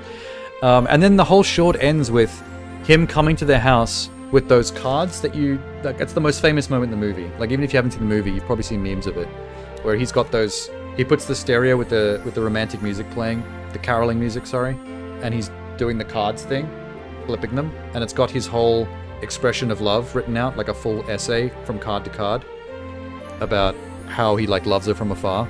And that's kind of where that story ends. And it's like, this whole story was about you simping for your best friend's wife and ruining their wedding tape by basically lusting after her. Like, this is actually kind of, I don't know if this is romantic at all. This is just, too many of these things turn out to be creepy, but like filmed and played as if they're meant to be seeing it through a romantic lens with like soft music and everything. Scientists show that hot people get fewer sexual harassment complaints than ugly ones. But yeah, I mean, we all know that. That's well memed. It's like that meme of the... we spoke about this the other day. Jeannie was here. The hot guy in the office basically like flirting with the girl, and she's like, "Oh, you." And then it does the exact same scenario with this fat ugly guy, and she calls HR. And that's like 50 Shades of Grey in a nutshell. Like, that guy would be a stalker and sexual harassment rape case if ever I seen one, if it wasn't for the fact that he's a billionaire and he's hot. Who's the director? Love Actually. Good question. Richard Curtis. A pretty old guy, to be honest. This is Richard Curtis. He almost looks like an albino. He also made About Time, 4 Weddings and a Funeral, Notting Hill. Oh, holy shit. He makes nothing but rom-coms. Some pretty famous ones, too. I think he seems to be a hopeless romantic at heart. Like, he makes nothing but cheesy rom-coms. And I guess Love Actually, in a lot of ways, is a lot more realistic than some of the cheesier ones, because a lot of the short stories are like not very clear-cut character dynamics, which is why so many of them seem kind of problematic in a lot of ways. when viewed through a 2024 lens, I guess, because it's a 2003 movie. This is a 20-year-old movie. But I guess like that's one of the things with time. Sometimes you look back in time and things that seemed harmless and potentially romantic back then can seem like creepy in the future. You ever watched any of those 80s sex comedies today through today's lens? Like Revenge of the Nerds or Meatball. What was that? Meatballs? Screwballs? Something like that. Those movies are fucked, man. Like 80s. I remember watching 80s comedies as a kid and laughing my head off. You watch those movies now and Jesus Christ, like all their sex comedy humor is essentially like harassment or actual assault. Like the whole breaking into the women's dorm and like stealing their underwear. It's like, you know, back then I guess seemed cute and harmless and they were giggling and running away or whatever, but it's like, dude, you're breaking in women's private domiciles while they're naked. Like that's getting a can of mace and the cops called on you. One of the worst things I remember from a Revenge of the Nerds movie was a character that tricks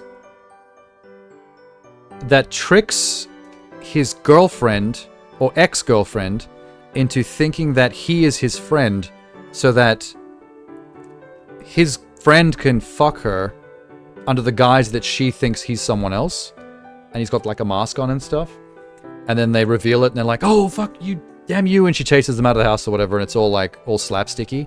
But it's like, by today's standards, I mean by legal standards, that's literally rape. Like if you mislead a woman into making love with someone under the false pretense that she's someone else, like her husband or her boyfriend or something, but it's not, and you trick her into doing it, like that's a rape case. That's hard line. Like you're going to jail. The Jeff Goldblum movie Earth Girls Are Easy. Oh, I remember that. The aliens. Wasn't Jim Carrey one of them too? The three main alien dudes. And they were colorful and furry. One was like blue, one was orange, and one was something else. And I think Jim Carrey and Jeff Goldblum were two of the aliens. I can't remember the third. It's refreshing to have a bus devoid of kids. What are you doing on the bus on Christmas Eve? You're not going to work, are you? I need to look this movie up real quick, because I haven't seen this since I was a child. And I remember watching it on VHS. 1988. It was Jeff Goldblum, Jim Carrey, and Damon Wayans. Oh, what the fuck? I had no idea that Damon Wayans is one of them. That kind of blew my mind a little bit. I thought it was going to be another random white comedic actor, similar to Jim and Jeff. You can't really tell when they're in costume because they look ridiculous. You are working? Oh, Jesus. I hope you're getting time and a half. They don't look like how I remember them on my head. They definitely look a lot worse. So Jeff Goldblum's the blue one, and he falls in love with Gina Davis. I think red is Jim Carrey, and yellow is Damon Wayans. What the fuck is on his fingers? This is an odd attempt to make aliens. They definitely look alien in a I don't understand what I'm looking at kind of way, but Jesus Christ.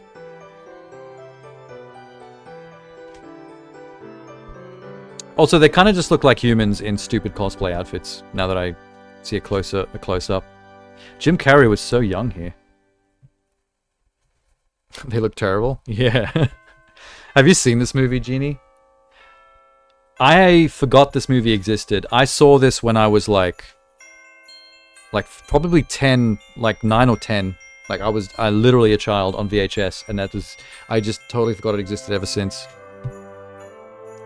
It's about 3 aliens that come to Earth, and the Jeff Goldblum one, the blue one, falls in love with Gina Davis.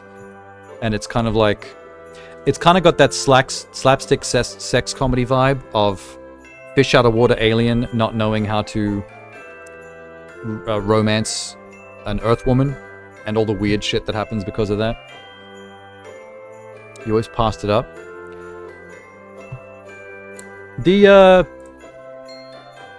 VHS box was not bad. This is it here. I do remember this. This is the reason people rented this video, because the poster looks good. You'll notice that they don't put the alien designs on the poster. The poster is basically Gina Davis and Jeff Goldblum looking sexy on a cartoon spaceship. Remember cable? I've never actually experienced cable myself. I don't know anyone that had it in South Africa. And when I came to Australia, I once again didn't know anyone that had it, and then shortly after that it stopped being like a huge thing.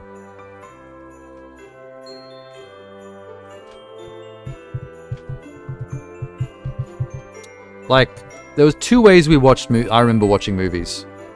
VHS collection and or rented from the video store, or movies that just air on TV, on general TV guide listings. But not actually cable itself. I know cable was massive in America, and it did exist in countries. I don't know if South Africa even had it. I don't recall anything about it. I know it exists in Australia, or existed in Australia, but it not as widespread as the US. I think it might have been more of a wealthier family thing. I don't know if that many lower middle class families even ever bothered with cable. There was plenty of movies coming out of the video store and on actual TV. TV guide. Who's this? Is that Gina Davis in costume?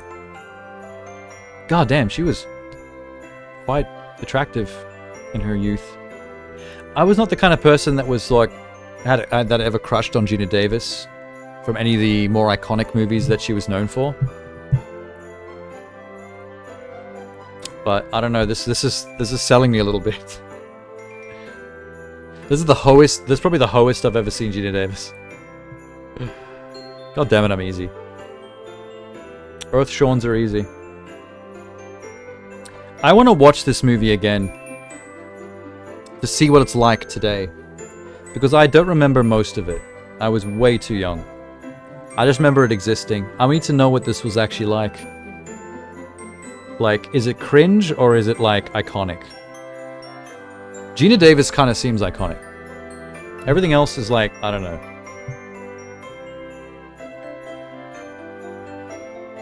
Brah.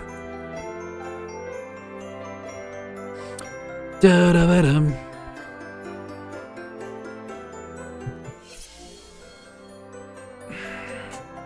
I think it should be time to wrap up this Christmas. I got a coach to catch early in the morning, so maybe I can get a couple hours sleep after I wrap a few things up here. I don't know if I should risk it though. What if I don't wake up from my alarm because my body's like, fuck it, we're out, unconscious. Look at my house. Built for a mouse. Maybe I should bite it one more time before we go out. Ready?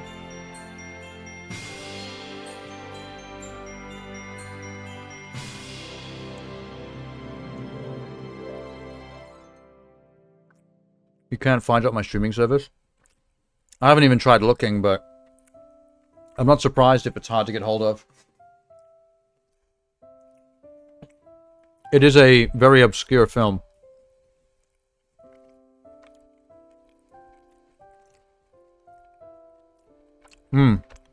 Okay. Well, it's good to see everybody. Merry Christmas to you all again. I'm going to close it out.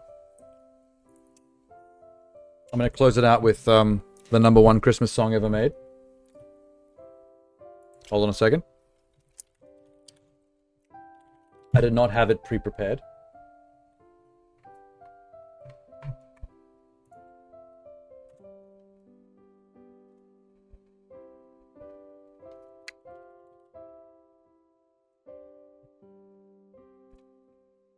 There's my guy. The Matt Mulholland rendition of Oh Holy Night.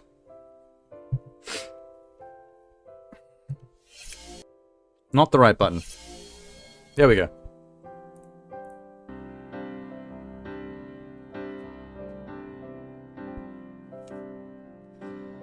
Penis, penis, penis, penis, penis, penis, penis, penis, penis. I'm gonna eat the rest of Santa Claus while this is playing. Penis, penis, penis, penis, penis, penis, penis, penis, penis, penis, penis, Oh yeah. Penis, penis, penis, penis, penis. Forgot about the other music. Penis, penis. It's very important to listen to the lyrics. The depth on display is staggering. Penis, penis, penis, penis, penis.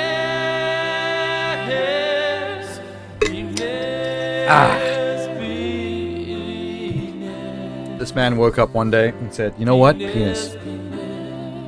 This is what Christmas is all about." Penis, penis. That's what it's all about, baby. Penis, penis, penis, penis.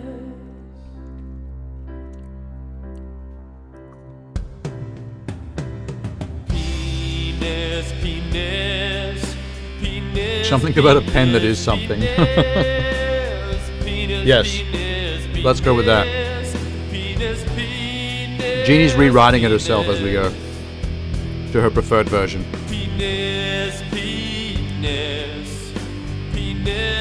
This is the interpretive dance of what he's talking about.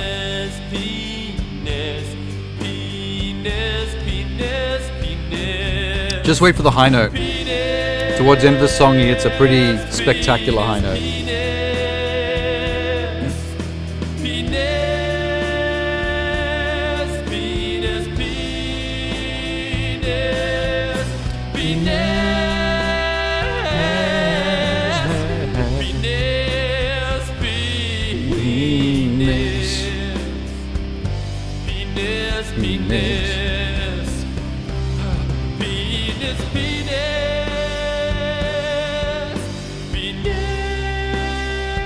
Not it. It's not. You're not there yet. Wait for it. Penis, penis, penis, penis, penis, penis. Let's take photos of my KitKat house. God damn it. Penis, penis,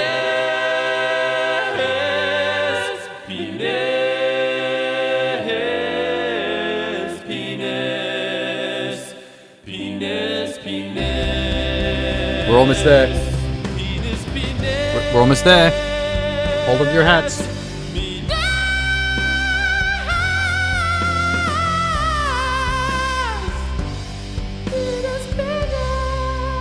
Yes. That entire song is worth it. But hearing a man say penis at that pitch. Oh, what a pitch. I'm pretty much pitching a tent. I'm going to listen to it again. I'm going to go full mast. I'm half mast. I can get there. He can get me there. Ah. Single tear. Single tear to my eye. Oh, God. Ah, you should make a cover of that, Jeannie. Make the titties version. Although if you want it to be a perfect one-for-one flip cover, it would have to be the pussy song instead of titties. Pussy, pussy. I don't know if it has the same ring to it. There's something just so enunciable about penis. It just rolls off the lip. Titty is a bit heavy on the t. It's a bit ticky. Pussy is a bit mealy-mouthy. It feels like I'm about to get a lisp saying that. Add an A in there. Tatties.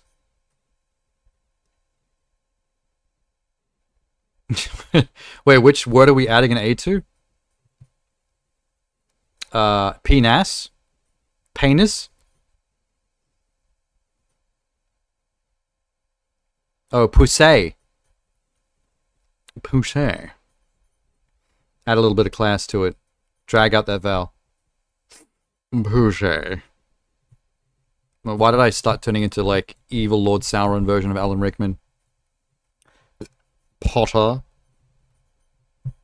You and Hermione. Behind the school. Flicking the magic bean, were you, Potter? Leave Hermione's pussy alone. I will have you expelled. Okay, I'm not... Slowly but surely, the further I go, the more it's becoming less Alan Rickman. It's like I'm losing it.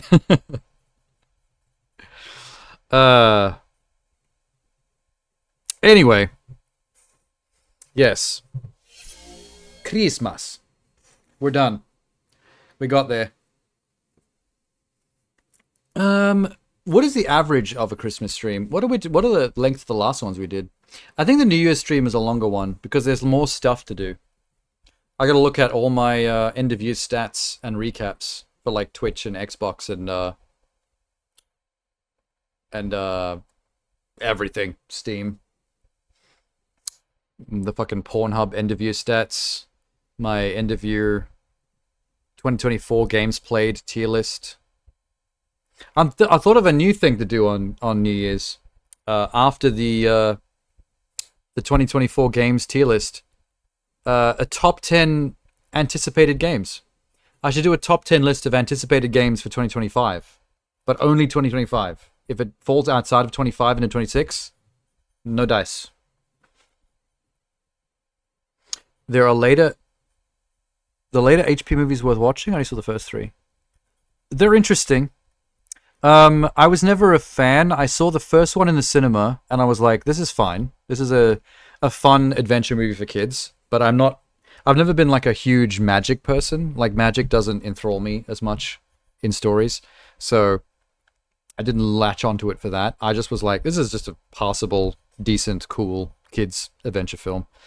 And then later on, my mum, who's a big fan, she got me the Blu-ray box set for either my birthday or Christmas.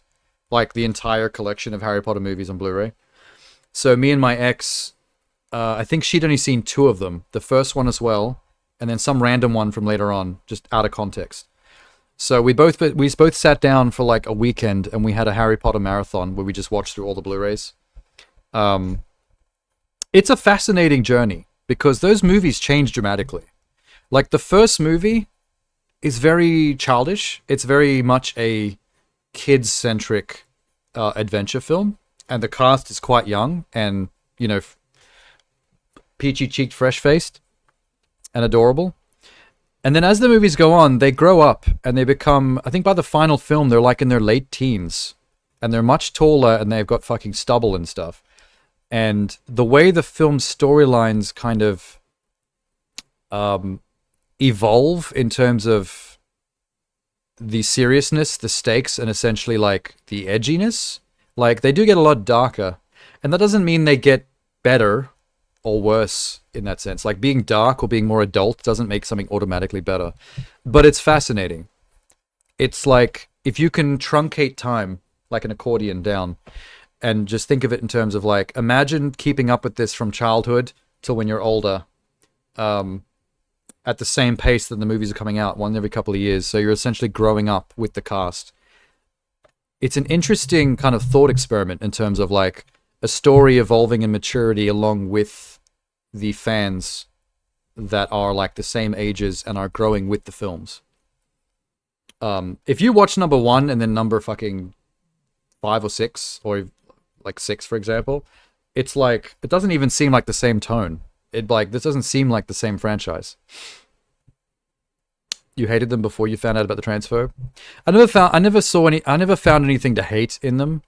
They're just fun, well-made kids films. adventure films. The only reason that I wasn't more enthused about them was the magic thing. Like, I've never been very drawn to magic as a concept. It hasn't really ever inspired my excitement. Like, I don't play magic characters in video games. I'll play a warrior or a rogue, but I don't play mage, sorceress, warlock. Like, I find those classes boring because I don't relate in any kind of connective tissue way to the idea of magic or how magic is wielded.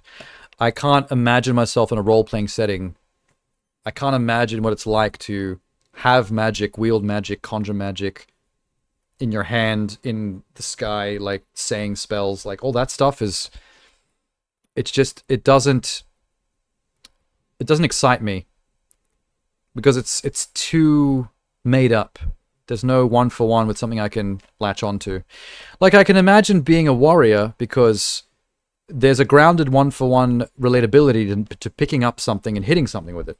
Like, holding a sword, I can wrap my head around because, you know, it's a big piece of metal that you can swing and bean someone in the head with.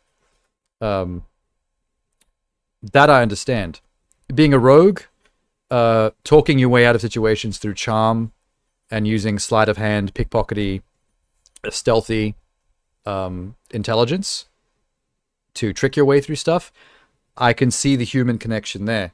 But, like, I can't relate to making a fireball appear in my hand. Like, what is the feeling of doing that? How do you do that? Do you tense your wrist?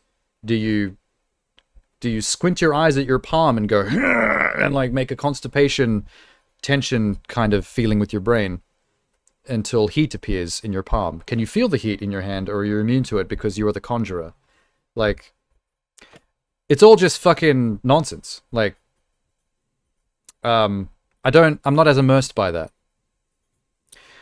When I'm relating to Hogwarts, when I think about Hogwarts, it kind of amuses me in a way because everyone is so magic focused at Hogwarts that in a way that I kind of imagine myself going to Hogwarts and just being like, you know what, fuck magic. Everyone is so attached to their wands. I could probably run this place if I just ran around punching people. Like, while Harry Potter is trying to think of the magic word and remember how to flick his wrist to do the one thing, I can just, like, knock his teeth in with a good knuckle duster. And then who rules the schoolyard, motherfucker? I got something for you, Potter. You heard of this spell? It's called Jack Thompson and Phil O'Reilly. They're coming at you fast, boy. Yeah, but that's my thing about magic. Dreams and imagination make it easy for me to imagine casting spells. No, it's easy to imagine casting spells, but I don't relate to it. That's what I'm trying to say. Like, I can imagine in my head a fireball being conjured from my hand and floating there and then throwing it like a spell. That's not the problem. I don't relate to the act of doing that because there's no one-for-one aspect to connect to it to make it immersive to me. I don't want to conjure and throw fireballs. I think it's goofy. I don't know. It's just some silly thing someone made up. I can hit you with a club. That's not the silly thing someone made up. You can pick a club up off the ground and crack someone's head in. And then shield yourself with a big piece of metal. Those are all one-for-one understandable, tactile, immersive actions. Magic is just too made up. When you watch most Dungeons and Dragons cutscenes for video games and stuff, it's all a bunch of like light show nonsense. You see sorcerers doing all this stuff, and then like green shit is swirling around, and then icicles come out of nowhere, and then a dragon comes out of a portal in the ground, and I don't know, licks your butthole for whatever reason you conjured that, and then like you do some kind of Naruto touching thing, and a bunch of skeletons come back to life, and it's like none of this makes any sense. This is all just stuff happening. Like, I can't relate to any of the actions being taken to make the magic happen. It's just making up random bullshit. Saying a magic word. That's not satisfying. I said Castapiliocious and someone caught on fire. It's like, that's not fun. That seems kind of anticlimactic to me. waving a wand in certain shapes to conjure certain magical happenings. For one thing, it's kind of fruity. Like, I don't think I would enjoy fiddling around with a wand to make cute little fireworks happen. I'm like, this is stupid. Can I just stab you with the wand like it's sharp? But also, I don't like, it's illogical. Like, the idea of making a couple of simple gestures with an object, it's so vague and broad. It's like, it's too easy to do anything by accident doing this. Like, why is it that a magic door opens on my wall just because I made a triangle shape with a stick? Like, that sounds like some nonsense you just made up. Like, and then this is now the reality. These sticks, if you do make the right geometric shapes with it, it's going to make weird shit happen.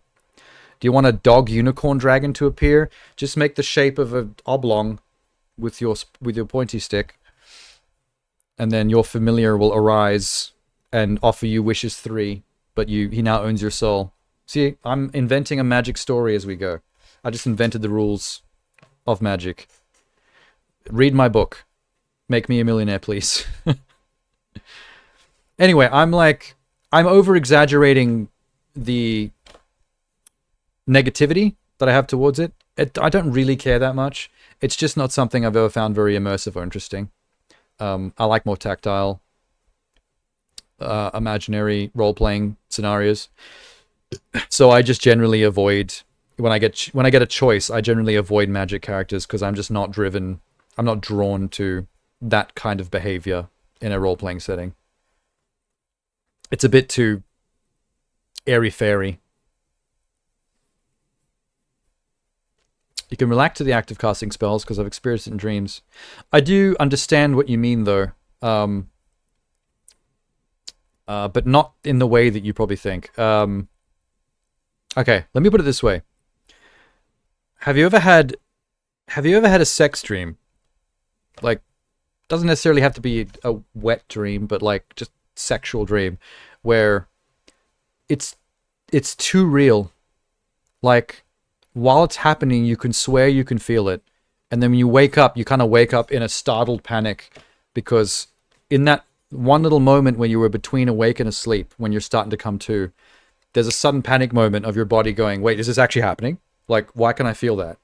And then you have to take a moment to realize where you are, and then you're like, oh, okay, that was in my head. That was just dream logic shit. But for some reason, in that dream space, with that highly visceral thing that was happening in your imagination, you could feel the physicality of it very specifically, like it was actually happening, which is why it's so alarming when you regain consciousness and for a second you have to determine whether that was something's actually going on and figure yourself out. That's why I know what you're talking about. Like, having a dream about casting spells and waking up and remembering how viscerally realistic it felt, how real it was. Funny story. I think Jeannie will find this one probably kind of funny. My ex, she admitted one time, she had a really funny story about dreams where she said she understands men's obsession with blowjobs from women, because one time she had a sex dream where in her dream, for some reason she had a penis and she was on a plane, riding a plane somewhere, and there was a really hot air hostess, and I don't know if there's more to the story than this, but essentially the air hostess flirted with her and then started going down on her. Penis envy. You think that's why she had the dream? No, but this is the interesting thing about it. The reason she was telling me the story was because she remembers viscerally remembering what it felt like. She was like, I don't have a penis. I don't know what it's like to have a penis, or to even begin to understand what it would actually feel like to receive oral. But she was like, in that dream, she had a penis and she could feel it. The way you can feel your arms and legs existing, it's like she could feel its existence. And when that air hostess was doing a thing, she could feel it. Like, and she woke up and she was like sweating and she was like, holy shit, that felt so real. Like, I legit know what it's like to get head as a man right now. And so from then on, she had a different perspective about that stuff, because like, you know, sometimes women might be like, oh, guys are so gross, or is obsessed with getting head and stuff. She completely flipped that around, and she was like, no, I get it. Like, in fact, that probably became a new arsenal in her toolbox, understanding like, how enthralling that act can be for dudes.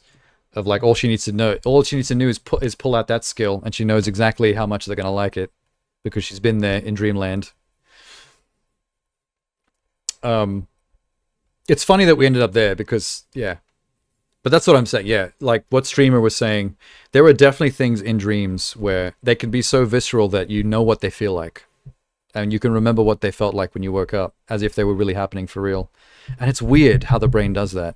I think it's because the brain, in your unconscious state, is so convinced that the imagery that you're seeing is actually happening to you, because it hasn't started to return to consciousness enough to realize the difference between awake and asleep. All that has to go by is the dream imagery. So it can be so convinced that that's really what's happening to you, that it's almost like your body, your other senses of your body join in. So when your body thinks that, like, let's say your thigh is being licked, or, you know, gently caressed by some fingers or something, it's like you actually feel it, because you know what that feels like already. So your brain has it has the info in there to extract and apply to the situation and actually make you feel it. It brings up that knowledge of the feeling, and it feels like it's happening for real. It's probably tied as well to that phantom limb stuff. You know how people who have like lost an arm, if they put their other arm down with a mirror so that it looks like the other arm is on the table next to it. So the mirror image of the arm is pretending to be their lost arm. And they like, the person takes a feather, strokes their actual arm, and they can definitely feel it. So they know what, yeah, okay, cool. And then they go on the other side of the mirror and they make an act of running the mirror across the non-existent arm. But because the brain sees the mirror trick and can see what looks like two arms, like they used to have, laying on the table next to each other, and knows what it's supposed to be feeling when the feather is behind that mirror, supposedly running along the arm's skin, the knuckles in the hand. They can feel it. Like, they've done this test so many times to people, and they're like, they get this phantom limb sensory feedback, almost like the brain is filling in the gaps, because it remembers what that's supposed to feel like, and it's applying to what it thinks should be happening here. Because the visual of what's happening is realistic enough that it's enough of a trick to like kick in that sense memory. That's really interesting shit. It's funny how the human brain is so easy to fool, or so easy to put in denial about certain sensory things. It's why VR works so well. Once VR got to the quality it is now, with things like the Oculus and the Vive and PSVR 2, it's like, it sells so well, the visual, when you're in the headset, because the lenses, the high res, the frame rate, the full periphery that you get to be able to look around and move your head. It's enough, it sells it realistically enough on a sensory level that your brain is willing to believe it, which is why you get sick. When things don't quite sync up, if camera view is taken away from you in the VR game, or if the frame rate's a bit fucky, the brain, it loses its shit, because it is convinced that you are in a real place, what you're looking at. So it's easy to basically fuck with and make it sick, unless you do a very good job of designing your VR game. Earth brains are easy. I've never had a dream where I felt something in the dream. I have. I mean, you know what's another version of it that a lot of people have had? The falling thing. You ever had that moment in dreams where, like, you suddenly fall or plummet from something, and it causes you to lurch out of bed? Like, there's a sudden lurching feeling of your body, like, you know, thrusting forward, like it's trying to pull out of the fall. I get the pit in my stomach. Yeah, see, that's close. That's, the pit in your stomach feeling is the start of that, But then dreams can be so convincing when you suddenly fall that you actually do like lurch out of your slumber. That's a version of that. Because your body knows what it feels like to trip, to fall, to slip. And it's a feeling your brain doesn't like because it's a sudden loss of control that wasn't planned for. So there's an instant panic that kicks in. It's a survival panic mechanism. So if the realistic visual in your dream suddenly surprises you with a falling sensation, it's like the brain doesn't know any different. So it goes straight into survival mode and you'd like lurch to attention to save yourself. Super fascinating.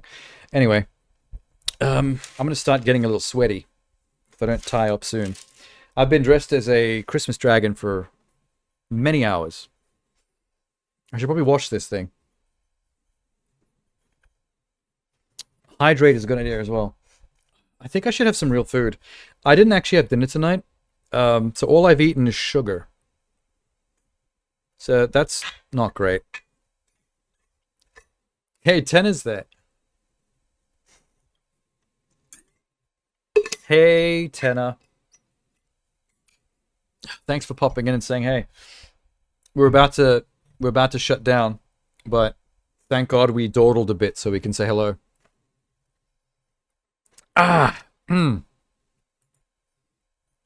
We got to say hey to many people we know tonight. Minx was here earlier. Jam was as well. He may have passed out. You just left work? It's 2:30 a.m. here. So I had the Christmas countdown at midnight. And we did a tier list of Christmas movie characters as a sequel to the Christmas movie tier list we did 2 years ago. It's 6:30 here. You still have a couple hours. I'm way ahead of the curve. I'm all over Christmas.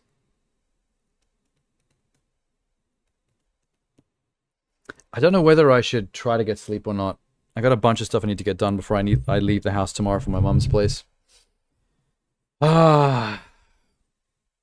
Maybe food first. I'll think about it while I'm having some actual real savory food. And maybe I won't make myself sick from all this Christmas sugar. My body can't run on just that by itself. We don't celebrate it here. That's true. I actually forgot about that. I think you've mentioned that every Christmas that you've popped by the stream. And I always forget that you guys don't really do Christmas like a lot of other Western countries. The Russian New Year, of course, because that's the more alcohol-themed holiday. New Year is where everyone gets completely plastered. And by everyone, I mean people that drink. I do not. So I'll just have a Christmas stream and do my own thing. I have a couple of notes I need to make for next Christmas. I need to get myself my own Christmas Pud. It's about time. What was the other one? I should get that meme. That one where the girl's like, Merry Christmas, Merry Chrysler, Merry Krampus. You know that chick who keeps saying it wrong, even more and more wrong every single time she tries. I wanna run that like right on midnight when it's Christmas. I forgot all about that meme. I'm gonna write that down. You gotta take notes so you don't forget these things. What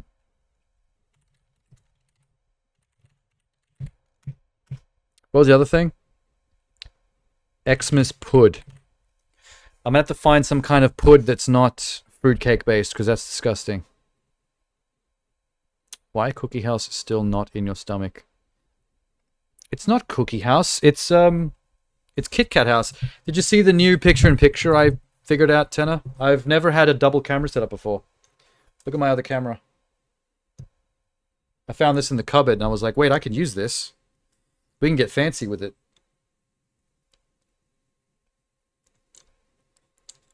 Look at my house. It's a KitKat house covered in white chocolate. It's all chocolate.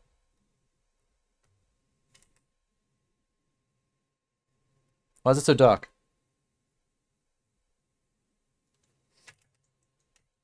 I don't really have many other uses for another camera though. Like normal gaming streams, I don't need a second camera for anything. I'm not one of those people that wants to put like a camera on my keyboard so you can see my buttons per minute. Like I'm not going to be playing StarCraft. Oh, you found the bite the house button. I was just talking about how I've had too much sugar and no real food. You're trying to kill me. There.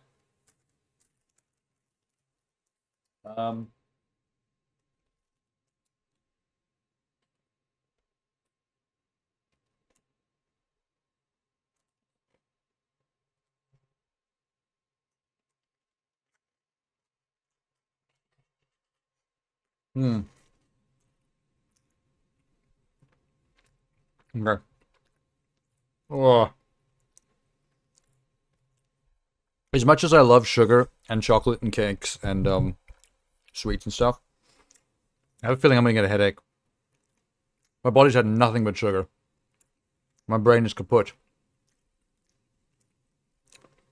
How long the last house last? Maybe a week and a half. Somewhere around a week and a half to 2 weeks. I was just slowly eating it on streams. It's a lot of KitKats, man. After a while, you get kind of sick of eating KitKats. The other house was harder. The gingerbread house was fucked up, man. That one made me feel sick because that's nothing but carbs. You're just filling your body with bread essentially, and it's absorbing everything. I had to hydrate so much. I was crazy. All right. Merry Christmas once again, and for the final time. Good night, everybody. Let me make sure that I am a good-looking Christmas dragon for the finale. Brr.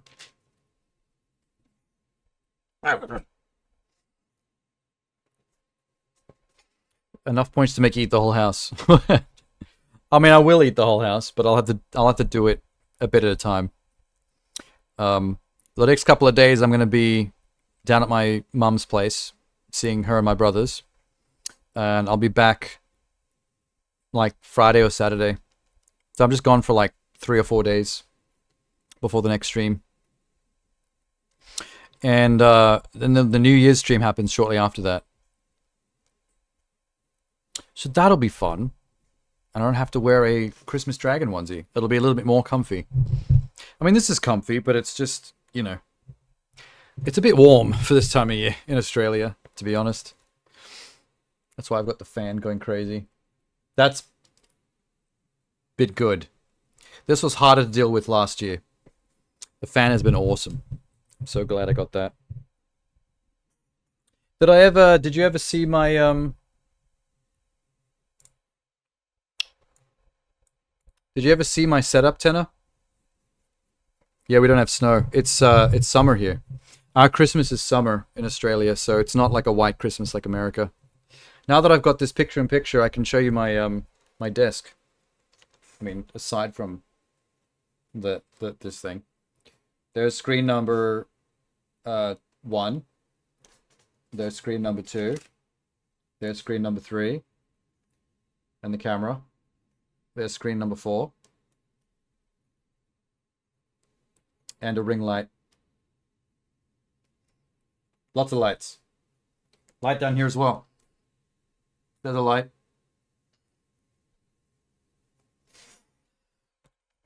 You can never have enough screens, man. More screens. Is 4 too much? Nah. It's just a battle station that goes right around me. It's convenient. I assumed you had 4. I mean, technically the main computer is just 3, and then the laptop is its own thing because that's what runs OBS. The laptop pretty much only runs OBS. That's just my OBS machine, so that it's unimpeded. The RAM and the uploads from that laptop are not fighting with anything else. The internet has pictures of people going to the beach on Christmas in Australia. Yeah, pretty much. Very different vibe over here. I mean, everyone loves the American white Christmas vibe is very popular and beloved in every country. It's just there's something about Christmas that just fits the look and feel of how American does it. But it's like we don't have that here. That's not how it works here. But that's still our iconography. Like, it's sunny, it's fucking hot, we're down the beach, all that stuff. But when we think of Christmas, when we deal with Christmas iconography and stuff, we still deal with it like it's a snowy Christmas. Like, Australians' brains, in terms of like the Christmas holidays, is for some reason in sync with the American experience of it.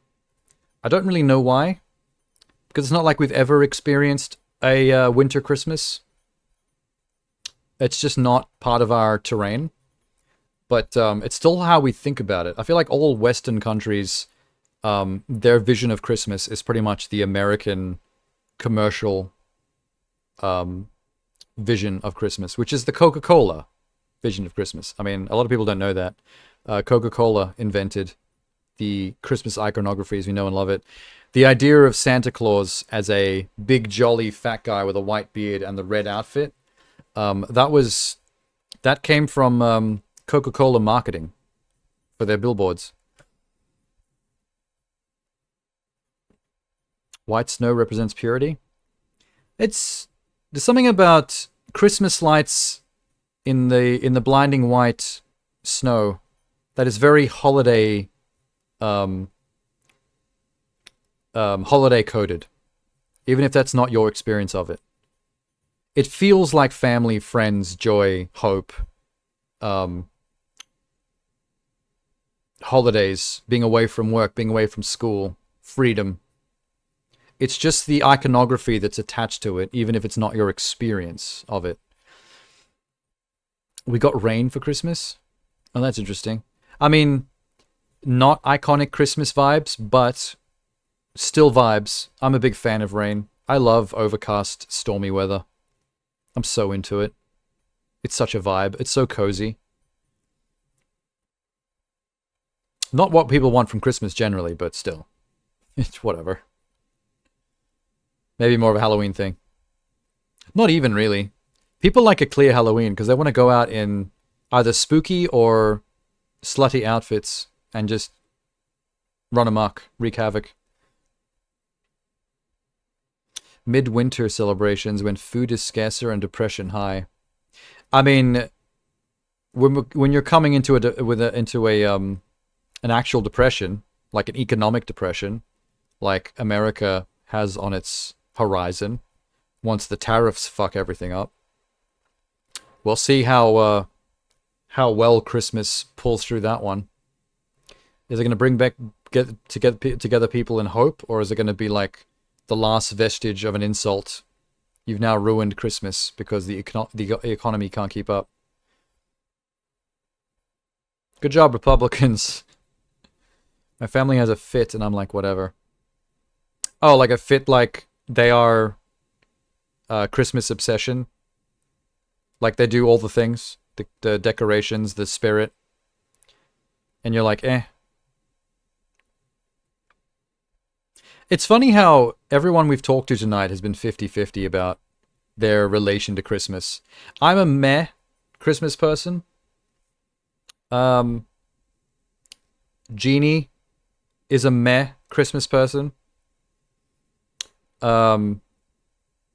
Elizabeth is a meh Christmas person. Minx and Sham are both heck yeah Christmas people. They're the opposite. They're the super positive family and friends holidays, hope and spirit, good times and positive vibes only. I can't even call my relationship to Christmas meh. I mean, you're a different bracket entirely, Tenor. You're a non-existent. You have no relationship to Christmas because Christmas ain't a thing.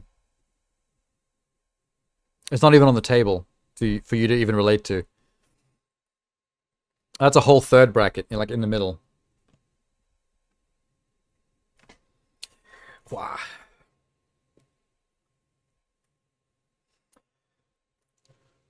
Ugh. I need to remember to say thank you to Minx again later. For her help tonight. For a little Christmas present. Also Shams, little Christmas present. I think I'll have to pick up the next Little to the Left DLC on Minx. That'll be a good use for it, I think. What was her present? Oh, she just did a couple of bucks donate link out of nowhere. The kind of thing she's done when she was like trying to make me buy a DLC in the past. So I'm like, maybe that's what I'll do. I'll just use that little Christmas present to get a Little to the Left's other DLC, the one I haven't played. Because that's what she funded before. When she was like, hey, you had so much fun playing Little to the Left. Here's the DLC as a gift. And I'm like, cool, thanks. So I'll just use her Christmas gift as funds for the second one. And then I'll have played all of that game. My OCD will be stoked. My list of games to buy keeps rising. Yeah, I've still got yours, Tenor. I've still got your Steam wallet. I've been keeping an eagle eye on Steam for like how I want to spread that out. Especially those Castlevania games that you showed me. And the VR one. The VR shooting Toho game. That would be probably not as good as the Castlevania one, but definitely a novelty. I'm curious about that one heaps.